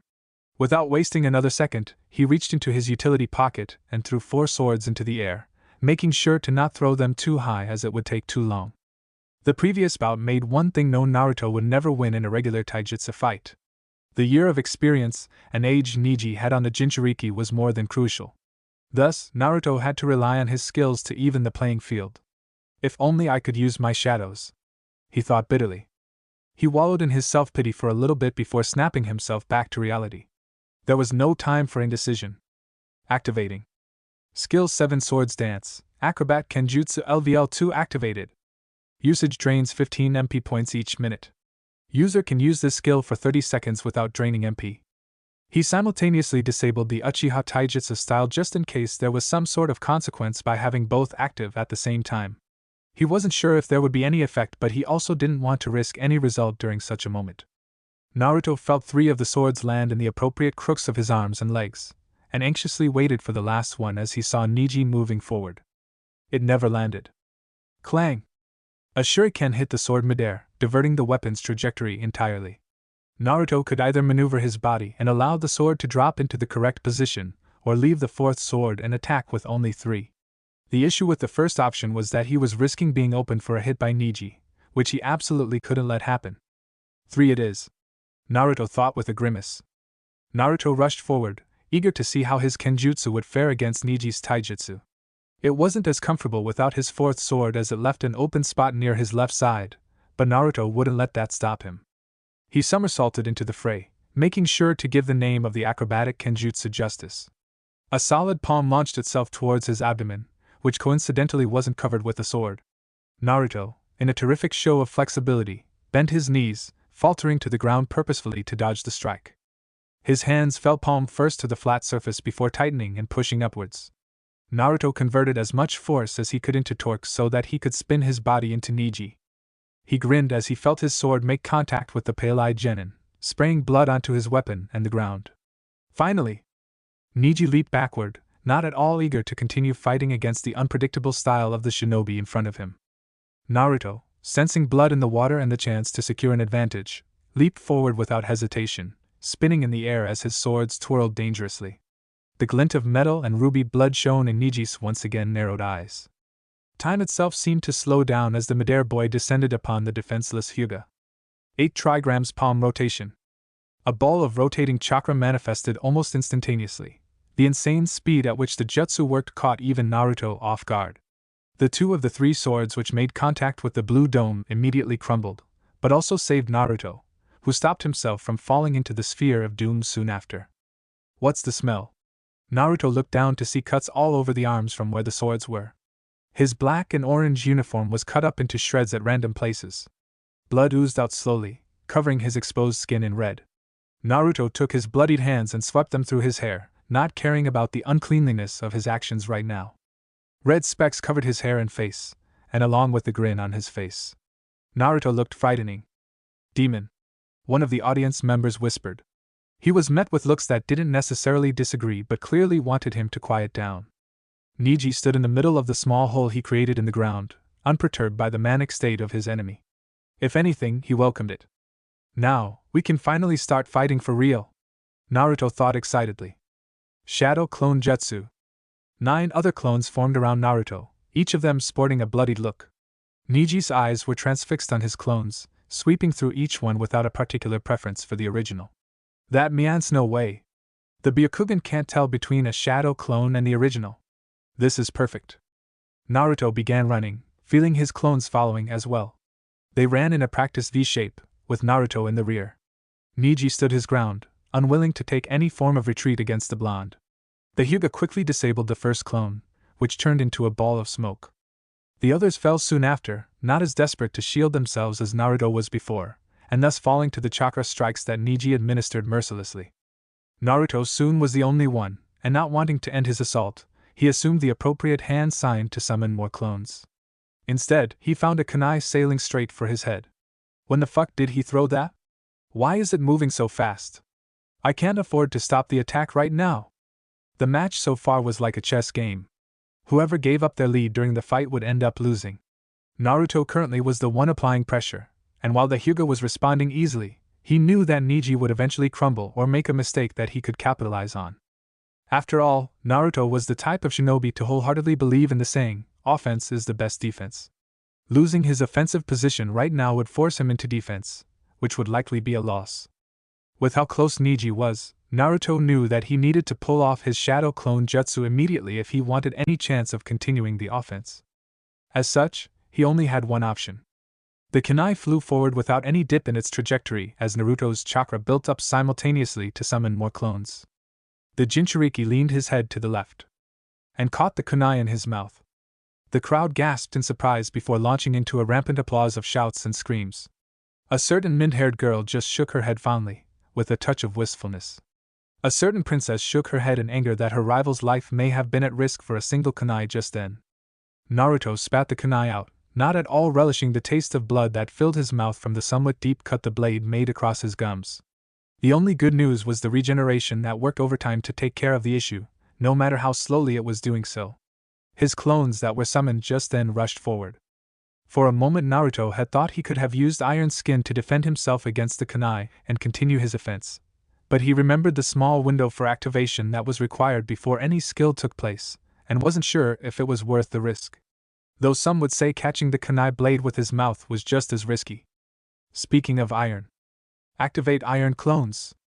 Activating. Skill Iron Clones LVL1 activated. Usage takes 30 MP and lasts for a variable time before skill cooldown applies.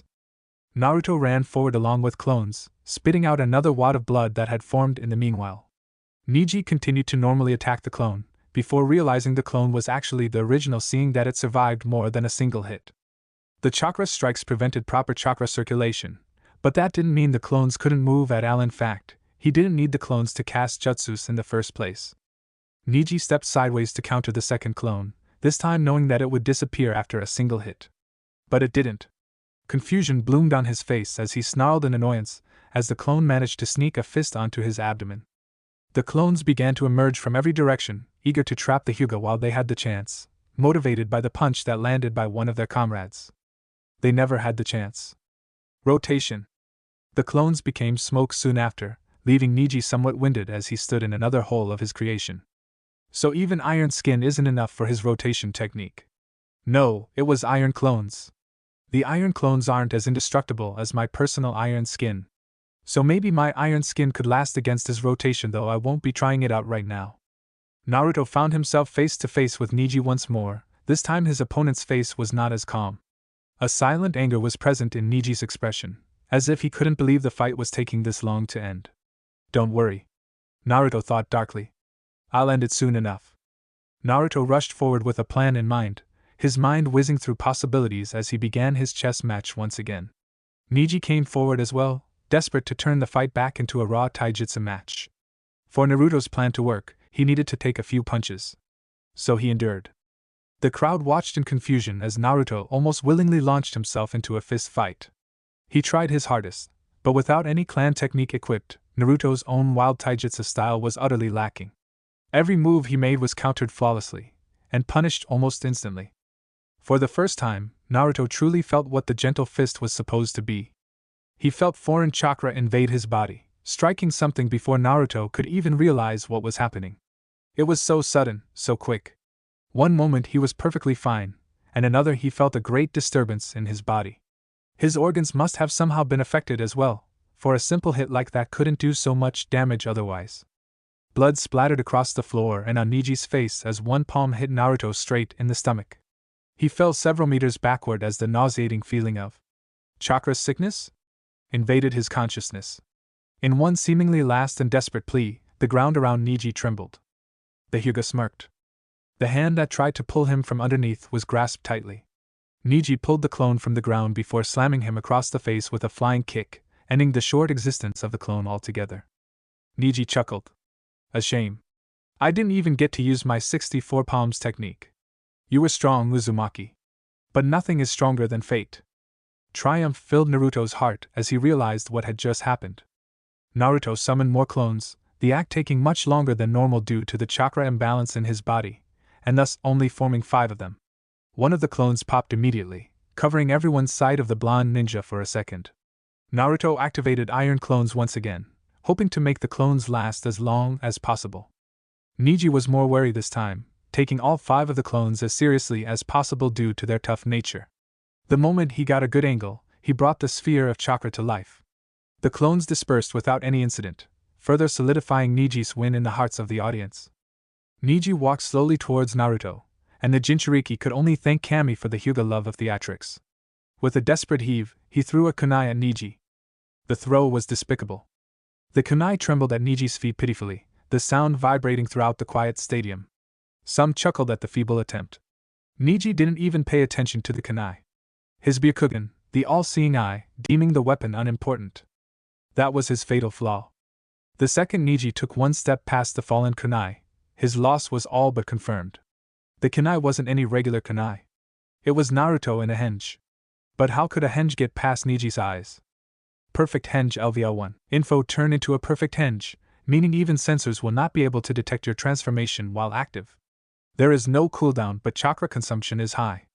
He had been testing Neji's sensitivity to his MP skills the entire fight, and noted that while Neji could sense when a jutsu was being cast, he couldn't tell when Naruto used the skill. The Byakugan could not detect MP.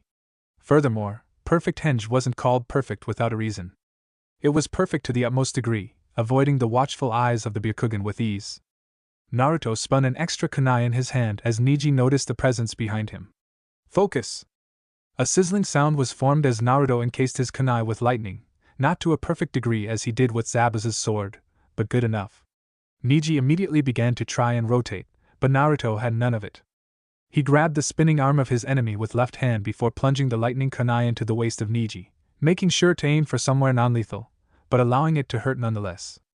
Lighting covered Neji for a brief moment as the boy stood frozen in shock, before he fell to the ground unconscious.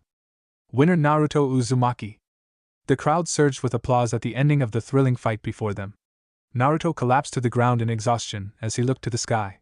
Fuck you, fate! Ding! New quest schooling the Hyuga completed. Quest details defeat Neji during the Chunin exams. Quest rewards EXP 2500, learn the Hyuga Taijutsu style, and increase Taijutsu level by 2. View. Finally. Ding! Congratulations! You leveled up! Player is now LV17. Naruto cheered internally. Naruto eyeballed the choices for another moment before deciding to choose later on. More importantly, he looked towards the crowd that cheered his name. He soaked in all the applause, a bright grin on his face. I did it! If Naruto was being honest, he had almost completely forgotten about the perfect henge technique for a few weeks after he got the choice between it and Iron Touch. He had ended up picking perfect henge as he didn't find much use in Iron Touch when he was most likely going to use a sword regardless. It could have been an unpredictable tactic if he suddenly fought with a leaf or something similar that had properties with iron, but perfect henge had infinitely more possibilities. Naruto knew from the first jutsu he fired that Neji could somehow see jutsus being cast before his opponent actually unleashed them, maybe due to the Byakugan being able to see any sudden influxes of chakra in the body. However, Neji had not responded to any skills that he got from the system as there was no influx of chakra. Furthermore, the properties of perfect henge made the disguised kunai impossible to detect either. He walked towards Neji, who had several medic ninja around him the moment the fight was decided in his favor. The Hyuga's eyes looked shocked as if they couldn't believe the situation they were in. The ponytail he normally had was gone, leaving his long hair to cascade around his face. The blonde decided that he wasn't going to make any type of remark, wasn't cheap enough to talk shit when someone else was at their worst. Good fight, Neji, Naruto said slowly. You almost had me there. Neji froze. An uncomfortable silence enveloped the air between them. Finally, his mouth started moving. Good. Fight. Naruto shrugged. That's about as good of a response you can get from this guy. At the same time, a very smug Sakura crossed her arms while looking at a stricken Tenten. You got nothing to say, senior? Tenten stumbled a bit, before regaining her composure. Right now she was in enemy territory, and had no wind to back her up. A lucky fight, am I right, Lee? She looked pointedly at the bowl-cut ninja, daring him to not support her. Lee gulped at his teammate's stare. He looked to the right as he felt an even more frightful aura emanate from Sakura, her hair blazing as a hellish fire radiated toward him. It was a very well-fought match, Lee squeaked out nervously. There was certainly some luck involved, but I wouldn't detract any of that from Naruto-san's ability. Luck is an important part of any fight. There. Lee thought with a relieved sigh. I managed to answer without angering both of them too much. Ino smirked. Our dead last showed him all right. That was a great fight. I almost thought Naruto lost for a second. It's almost like I've been telling you how unpredictable Naruto is for the entire day, Shikamaru grumbled, yawning. I can't believe I'm gonna have to fight this monster. Choji chuckled. Good luck with that. Hinata stood by herself, reflecting upon the fight and the moments that led up to it. A faint blush invaded her pale skin. Thank you, Naruto-kun. Naruto ran back up to his seat after the fight, responding embarrassedly to the couple of congratulations he got from the audience along the way. The usual looks of fear were still there, but the more recent expressions of all were more than welcome. Good fight, Naruto, Sakura exclaimed. That was a close one. Naruto laughed bashfully, his hand scratching his hair. Yeah, it was. I got him in the end, though. Sasuke's face was impassive. You better not get injured before you reach the finals, Dobe. I wouldn't want you to face me at half your strength. Naruto knew that was how Sasuke normally said his congratulations. He nodded before smiling deviously. You sure you're gonna be in the finals with me? You will have to get through, Fu. Sasuke scoffed. I'll handle her. They both knew it was bravado. Everyone in the audience and stadium instinctively understood that Fu had a huge edge over all of her opponents. She was simply faster and stronger than everyone else with loads of combat experience to back it up.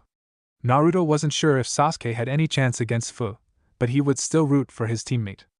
Sure, Fu was his friend, but thinking of rooting for someone to beat Sasuke left a bitter feeling. The Uchiha continued to speak. You have to be careful with Shikamaru. Naruto nodded in agreement. Shikamaru wasn't as strong or fast as any of the other final contenders, but he compensated for those weaknesses with sheer intellect and determination. Naruto was sure he could beat Shikamaru without too much of a challenge, but he didn't want to risk it regardless. He would fight Shikamaru with the same amount of respect he would give any opponent. Kakashi appeared a moment later next to the blonde. Good win, Naruto. Thanks, sensei, Naruto replied with a grin. It did feel good to get compliments from his elusive sensei, who mostly preferred to barrage the blonde with lidded insults to anger him into working harder. It was effective, of course, but it wasn't at all good for the teacher-student relationship, in Naruto's opinion. On second thought. Observing. Observation failed. Would player like a partial observation? Yes/no. I wonder when I'll be able to see Kakashi's true stats. Yes, by the way. Name Kakashi Hatake, title copy ninja, occupation Jonin sensei, level? MP 100/100, chakra? STR? Vit? Dex? Int? Wiz? Luck? Reputation 75. 75? Not bad. In fact, it was a very good fight. There's a good chance you might end up being Chunin after these exams, Naruto. You and Sasuke. A shame, my team is going to be split up already. The consequences of being such a good teacher, I guess, Kakashi said, sighing in what was a mockery of sadness. Naruto felt his eyebrow twitching. Good teacher? I'll just pretend I didn't hear that. Anyways, what do you mean me and Sasuke can both be Chunin? Doesn't the winner of the tournament get that? And before you interrupt, Sakura, yes, I know that it's Sasuke and I. Sakura stopped whatever she was going to say immediately. Kakashi chuckled. You can't actually believe that only one of you becomes Chunin, right? If that were true, then our Chunin population might as well just collapse entirely. They spot potential prospects who show the best ability to be considered a Chunin and promote them after the exams are concluded. Winning would likely guarantee the promotion, of course, but other than that, it's not a necessity that you have to win to be promoted. Naruto hummed thoughtfully. I guess that makes sense. It would be a waste of time for people just as talented to wait for another exam to begin. And it's not like the Leaf can afford to not have more shinobi. The blonde suddenly felt his stomach groaning with hunger as he fell down the rabbit hole of thinking, rumbling desperately for food. He would happily oblige. Alright, everyone. I'm just gonna go outside for a bit. The next fight is in 20 minutes, Naruto, Kakashi stated. It would be smart to scope out your enemy's skills. I'll be back, Naruto promised as he kept his hands in a peace sign. Tuchi-san, give me a large bowl of miso ramen, Naruto ordered with a jubilant yell. The old man with kind eyes lit up when he saw his #1 customer. Extra pork like always? Naruto laughed. You know it. He noticed a familiar, pretty girl near the counter. How's it going? I sighed. As good as making ramen every day can be. Awesome. How about you, Naruto? I've heard you won your match. Naruto's eyes widened. Yeah, I did. I didn't think you guys would know so fast. Konoha's gossip chain is faster than you expect. There was this one time. The Jinchuriki relished in the conversation, finding that talking with a regular civilian really gave emphasis on just how crazy Naruto's and his friends' lives were, as well as a sort of glimpse into Naruto's life if he weren't a shinobi. Scratch that. If I wasn't a Jinchuriki. A porky, fatty smell enveloped his senses as Tuchi placed a steaming bowl of ramen onto the counter. Naruto's hands flashed towards the bowl and chopsticks in record speed as he first savored the beauty of the dish in its entirety before he ravaged it.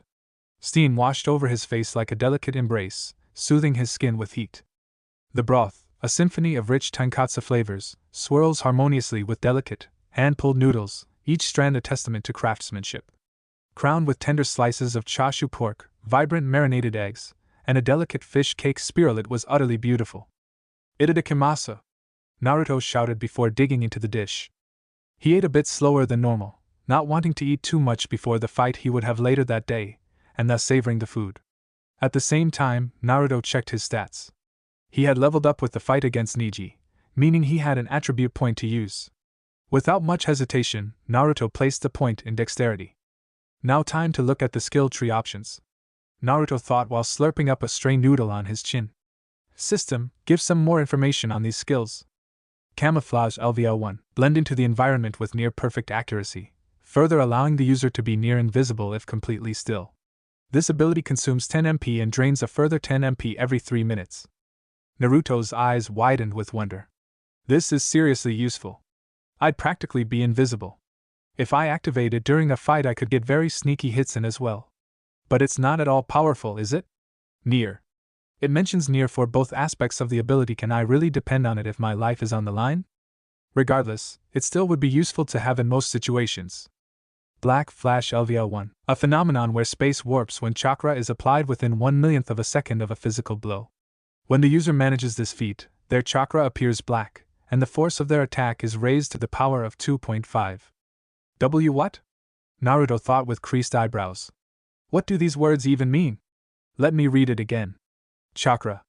1/1,000,000th. Black. To the power of 2.5? I know some basic math. Let's see, what did Iruka-sensei say again? To the power of 2 would be multiplying the number by itself once. So if I had 6 ramen and squared it, I'd have 36 ramen. Naruto whooped in joy as he realized he had managed to remember the math. Maybe it's due to my INT points. So if I hit with the force of 10 ramen bowls thrown at an enemy, Black Flash would make it the force of 100. No, more than that, cause it's 2.5. So, what this is trying to say is, if I somehow manage to apply my chakra within a certain time interval of a hit, I'll get a huge power boost to beat up my enemies. Naruto finished his bowl of ramen with pride. Amazing! A smarter person would have taken longer to figure out the logistics and benefits of picking either skill, but Naruto wasn't the type. He quickly picked Black Flash, feeling an ounce of regret after he saw the camouflage skill disappear, but quickly swallowed it down. If he was honest, his decision had a few other reasons. Firstly being that Naruto's fighting style wasn't optimal for camouflage, and would more than likely interrupt his game plan. Naruto knew that if he had picked camouflage, he would have to change his fighting style to match the ability as well. The blonde was an upfront brawler, utilizing his vast array of varied skills to overwhelm the opponent. Offense was the best defense. Black Flash seemed to agree. And the second, main reason Black Flash didn't have a cooldown or any MP usage. For all intents and purposes, Black Flash was a passive skill. For a moment Naruto had assumed that it was a technique older jonin would be able to do as well as it was an application of chakra, but he quickly threw away that idea. He was sure he would have heard or seen someone use it before. This made Naruto the only person in the world who could use the technique. What's so amazing? Naruto slowly turned his head to the side to see a familiar face. Fu? The mint-haired girl was standing right next to him with squinted eyes. I've been trying to figure out what you've been looking at for the past few minutes. Either you've gone crazy or the sky is really attractive today. I thought last time would be our final meeting? Naruto asked somewhat stiffly. Fu fidgeted. Hee. I said that, didn't I? Oh well, promises are meant to be broken, anyways. What are you up to? Naruto looked blankly at the empty bowl of ramen in front of him. She coughed. Right. Dumb question. Why are you here? Am I not allowed to visit my friend? Fu asked, pouting. She took a seat next to him, slumping her hands down on the counter. Great win, by the way. Thanks, Naruto drawled. Sorry if I'm rude right now, but we didn't have the best of conversations last time, and I'm not just going to believe that you came here without any reason, Databeo. Fu nodded in understanding. She looked around at her surroundings. There were currently no other customers other than Naruto, and the two chefs inside the ramen shop were busy with something inside. In that case, I shouldn't waste time. You said you're leaving Konoha after a while? Naruto sighed. Look, Fu, I'm not exactly sure, but there's a chance, right? She interrupted with a glint in her eye. I'm not forcing you to, even if leaving is easily the best option. I'm just trying to help you when you eventually decide to leave. Help? She nodded. You think I'd ask you to run away without any kind of goal in mind? A little bit, don't finish that. I've met some of the other Jinchuriki, Naruto. They don't want to just sit by and wait for the Akatsuki to attack them either. They've been planning for a long time. By now, must have been contacted by the other Jinchuriki as well, Fu explained, pursing her lips. Naruto nodded slowly, beginning to understand. You're forming a group with all the Jinchuriki to fight back against the Akatsuki? She winced. Group is pushing it, to be honest. We're more like a secret club as of now. We simply pass on as much information as we can to each other. But the leader wants us to develop more. As of now, we have nearly no information about the Akatsuki. There have been a few sightings of their members, but other than the fact that they want to capture all the Jinchuriki for some reason, that's all we know. Who's the leader? Naruto inquired seriously. Fu smirked. I can't tell you, unless you join, of course. He shrugged, ignoring the pulling sensation of curiosity filing in his stomach. Where are you guys getting this information from? Or does knowing that also require me to join? No, I'll give that for free. You should know this person, actually. He's from Konoha. Naruto's eyes perked up. Someone from Konoha? Fu pushed a strand of her short hair behind her ear. He goes by Juri. Apparently he's very famous. The leader managed to get in contact with him and ask for help. Jiraiya has a very extensive spy network, which came in handy. Jiraiya.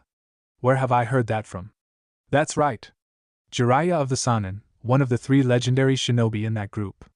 If someone like him is tracking the Akatsuki, then the situation is more serious than I thought. He's from Konoha? Then why can't I just tell the old man about this and your plan? Naruto asked with a frown. Old man? Fu repeated confusedly. Oh, that's the Hokage. I've known him my entire life pretty closely, so I call. Do you really think he's going to let you leave Konoha? Fu asked impatiently. You think your village is going to let their main offensive powerhouse and a crucial military unit just leave their country? Naruto knew the answer. Of course they wouldn't. You said something about help, right? Where would I need to go if I wanted to leave Konoha? Fu brightened up immediately. Of course. You'll come to my village, of course. Takigekure. It's beautiful. There's this huge waterfall with some caves underneath, and as long as you know the path you'll be able to come in. I have a spot near the entrance that you can stay in for a while. How would I get there? Naruto asked, a bit flustered by Fu's sudden enthusiasm. I'll get you a map after the Chunin exams are done. Or maybe a bit before. Don't worry about all that stuff, I have it covered. She looked expectantly at Naruto, who just wallowed in uncertainty, unsure what to do. Thanks? Naruto said, gulping. Good luck on your fight, not that you really need it. But Gaara is a different type of insane. Let it be known that Naruto wasn't the most uncertain of people, but conversing with Fu seemed to have some effect that made him second-guess everything he knew. Fu smirked. Ah. Are you worried for me, Naruto? Don't be. I know Gaara's type all too well. I'll show him and Shikaku the difference between the one tail and the seven. Anyways, it's getting a bit late. This conversation took much longer than I expected, you see. I'll see you in the finals, Naruto. With a final peace sign, she left a second later. Naruto stared into the distance for a minute or two before giving Tucci the amount for the ramen. Tucci grinned widely. It's on the house, Naruto. I can't be seen making Konoha's #1 pay for my food, can I? The blonde thanked the man profusely, glad that he wouldn't have to put another dent into his steadily decreasing wallet. He hadn't been able to get money from the smaller D-rank missions for a while due to the Chunin exams. Back to the exam. Gaara vs. Fu.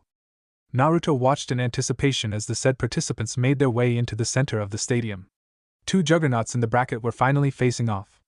Before the bracket was officially announced, many had put their bets on these two making it into the finals, but with the way the matches were ordered, one of the two Jinchuriki would have to be eliminated. Not that Naruto was complaining, of course. He was sure that Fu was going to win, but Gaara could definitely give her a tough time. Naruto had quickly found out that she was hiding many of her abilities just like him, leaving her at a disadvantage as well. Regardless of her missing skills, Fu was just better. Stronger and faster than everyone else by a huge margin. It was like a kid trying to fight a fully grown adult. No matter how much grueling training you gave the kid, he or she would inevitably lose. Now make the adult the host of a primordial mass of chakra and you have Fu. Not to mention the fact that they are somehow friends. Naruto grumbled internally.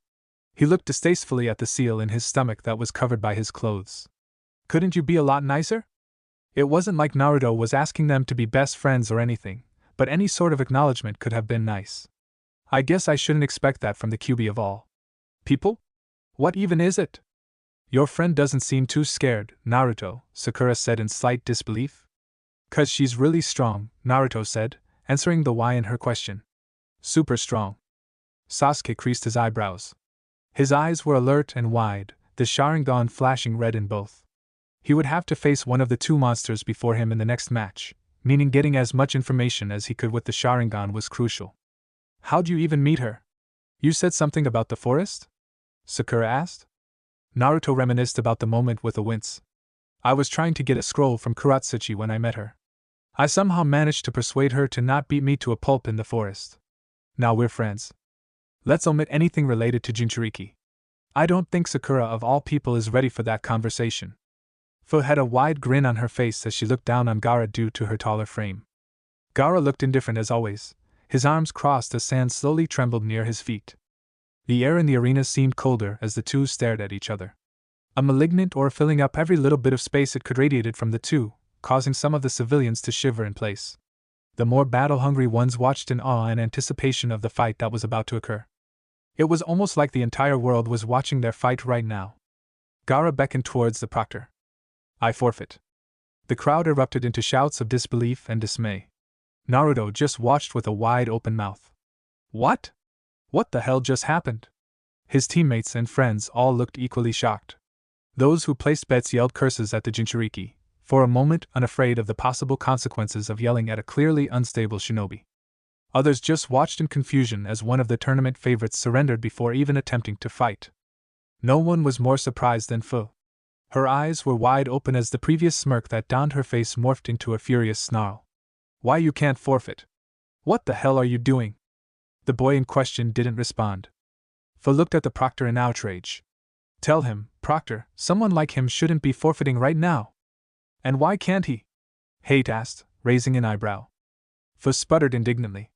He's been wanting to fight the entire exam. Why would he suddenly give up?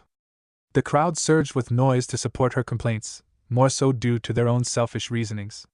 The proctor waited patiently for the complaints to die down before speaking. While the timing is unfortunate, there is nothing we can do, Hate sighed. Due to the forfeit of Gaara, Fu of Takigakure advances to the semi-finals. Fu slumped in defeat as her further protests were immediately silenced. Sakura nudged him from the side. Why do you think he forfeited? I have no idea, Naruto said blankly, for once completely stumped. He didn't seem like the type. I, for one, am glad he's gone, Choji said with a shiver. He's not right in the head. Ino mushed her eyebrows together, as if contemplating something. I can't believe I'm saying this, but I agree with Choji. Hey! Naruto inwardly contemplated everything that was happening. This makes no sense. Someone as bloodthirsty as Gaara wouldn't forfeit against Fu, the person he was vying to fight the entire exam, for no reason. There must have been some motive. The blonde wasn't smart enough to figure it out himself, nor did he have the time to even try right now. Gaara had looked strangely at peace when he made his decision. There was no expression on his face, but his eyes were more than telling. He was excited for something. Naruto wasn't sure what that something was, but he also wasn't sure if he wanted to know. He was sure it wasn't anything good. The next fight would be announced, either being Naruto versus Shikamaru or Fu versus Sasuke. Oi, Shikamaru. You know I won't take it easy on you, right? Naruto asked with a confident grin. Shikamaru grunted. Right back at ya. This is going to be a pain in the ass. I hate fighting small and quick brats. Language? Ino shrieked a second later. Small? I guess I'm still somewhat the shortest here. When am I going to get my growth spurt? Ding! Bonus quest taking it easy created. Quest details defeat Shikamaru without using any of your system skills. Quest rewards EXP 2000. Failure none. Yes/no. A bonus quest?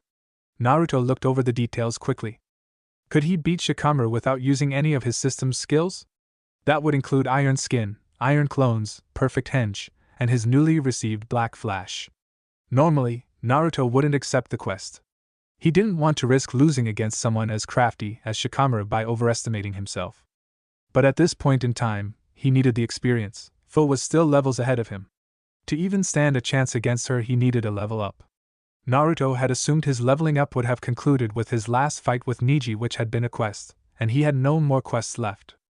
By completing this bonus quest and along with the natural experience of beating someone in a battle that he gained, there was a chance that Naruto could level up. Furthermore, there was no consequence for failure. Meaning if shit really hit the fan during the fight, he would use one of his skills to prevent losing. Yes. The lazy genius eyes lit up as if they made a revelation. I could pull a Gaara and forfeit immediately too. He suddenly felt the angry glares of all of his classmates at him, threatening to burn with their sheer intensity. Never mind. The proctor coughed, bringing everyone's attention back to him. The next fight will be Naruto Uzumaki versus Shikamaru Nara. Naruto felt his adrenaline spiking up with fervor, blood surging through his body as the fight was announced. He was getting a bit addicted to the feel of a fight. He wasn't sure if it was because of the tournament or not, but he didn't care right now. Any sort of fatigue he would normally feel after 2 grueling fights was absent, replaced by a hunger for winning. Good luck, Naruto, Sakura said with a small smile. He nodded, pumping his right fist into the open left palm. Thanks. You better not lose against lazy bones, Naruto, Sasuke stated casually, his arms crossed and posture lazy. That would be a boring final. You got it. He made his way through the crowd, grinning as he passed by Tenten, who still had a sour look on her face. Lee's eyes shone as he gave a massive thumbs up to Naruto. Neji wasn't beside them. I guess having your ideals prove you wrong would shake anybody up. I wouldn't really want to watch more matches if I lost so late in the tournament either, to be fair. Naruto reasoned as he almost tripped on the final stair. Shikamaru followed a few steps behind. Hate signaled for both of them to come to the middle before he began to speak. They did so, looking at each other straight in the eyes as they ignored the rumbling of the crowd. Begin! Naruto immediately dashed backwards, ignoring the instinctive urge of his body to rush forwards. It turned out to be the right idea, as Shikamaru had instantly used his shadow possession technique, which was made obvious by the strands of darkness that darted forward from his position. If Naruto had recklessly come forward, he would have been instantly immobilized. Phew! Dodged a bullet there, Naruto thought as he analyzed the situation. In an instant, both of them stood still. The blonde knew that he couldn't win with Shikamaru like he always did. Therefore, he did something a lot of people didn't know was possible. Think. I can't blitz him with speed like the others in case of being caught by his technique. The second he manages to trap might's an absolute victory for him. On the other hand, he can't rush me either, knowing that a one-on-one fight with me would result in his complete loss. Shikamaru hasn't shown his complete skill set with his shadows, or else he would have actually forfeited the match already. I can't trust what I completely know about his abilities, and forcing an attack right now would be suicidal. The main issue was the lack of any drawbacks of the shadow possession technique. Other than having to stay still, Shikamaru had a jutsu which guaranteed his win if properly executed. It was an incredibly flexible jutsu, working both on offense and defense equally. If Naruto was able to use his skills, he would have spammed iron clones and forced Shikamaru to keep on moving, preventing any chance of his using the Nara clan's strongest technique, and seal the fight with a strong hook to the face. But right now, he had no choice to do so if he wanted the extra experience. So both of us are at a standstill. If I go forward swinging, there is a chance of getting caught in his technique, and if he goes forward, there's no way for him to win. Shikamaru had come to the same conclusion, albeit much faster, and emptily stared at Naruto through half-lidded eyes. The crowd looked at both of the frozen students in bewilderment. Move! Fight already! Goddammit! Move, blonde boy, I spent my entire salary on you. Are they constipated? A fleeting sensation of anger at his inaction poured through Naruto, the instinct of attacking once again reappearing. What the hell is that? It disappeared as fast as it came, so he ignored it. Shikamaru threw some kunai into the air in front of Naruto. On first glance, they seemed inconspicuous, yet one would immediately notice how slowly they descended in the air. Each of the few kunai had miniature parachutes in the air, cast a shadow onto the ground, the position of the sun perfect for the length of the kunai to be as long as possible. He must have positioned himself to his advantage from the beginning, Naruto realized with a grimace.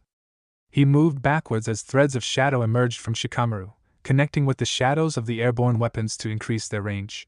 Naruto moved as fast as he possibly could, careful to avoid any traps the shadows were attempting to make, such as forcing him into a corner that another sneaky tendril of darkness was lurking. A rookie mistake would have been trying to jump over the shadows, missing the point of the technique entirely, in which the person jumping would still have his shadow casted onto the ground. Shadow Clone Jutsu.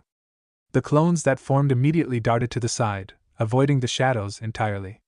Naruto wasn't sure whether the shadow possession worked on his shadow clones, but he wasn't willing to test it. The clones were tasked to throw shuriken at the floating parachutes, which they did a second later. The kunai fell to the ground with a thud. Naruto found himself panting as Shikamaru's onslaught finally ended. He wasn't necessarily tired but could still feel the exertion on his body. It's time. He summoned 7 more clones, making the total number of Narutos in the stadium 10. Naruto followed from behind as the 8 other clones ran forward. They slowly circled around the still Shikamaru, who looked relatively relaxed at the position. One of his clones stood next to Naruto, but wasn't paid much attention to by Shikamaru, who had much more pressing matters at hand. What Naruto needed was an opening to strike Shikamaru without the latter using his shadow technique while they were in close proximity. And for that, his clones moved forward, not at all scared of whatever Shikamaru was planning. Fire-style flame stream. The jutsu was cast without a single use of hand signs, most likely done by his shadows like he had used against Fu. Naruto noticed with a furrowed eyebrow that Shikamaru had slightly hesitated while using the jutsu. Was he remembering what happened to Kurat Suchi? Whatever, at least he was able to use it in the end. Shikamaru's a lot stronger than people give him credit for. Shikamaru held a hand near his mouth as he released a torrent of blazing red fire, moving in a tight circle to form a ring of flame that rapidly protruded from him. The ring of fire caught the clones who refused to give up their assault, causing them to be destroyed as the scorching heat burned through their chakra bodies. A resulting circle of smoke formed around Shikamaru due to the sudden destruction of the clones, blocking his line of sight from the rest of the world. Shikamaru immediately went on high alert as he noticed that he was stuck without any vision. He brought his hands up into the shadow possession jutsu position, ready to trap anyone who appeared through the smoke. 2 Narutos burst through the smoke, clearing away most of the white apparition with their sheer speed. Shikamaru's eyes narrowed as he examined the 2. Which one is the clone? Rationally speaking, the one in front has to be the clone, or else he wouldn't have been so brazen in attacking like this. So the one in front is a shadow clone, meaning a single hit wouldn't be enough to dispel it. If it were to dispel, the resulting smoke would hide the real Naruto's position as he goes for a killing blow. Too bad, Naruto.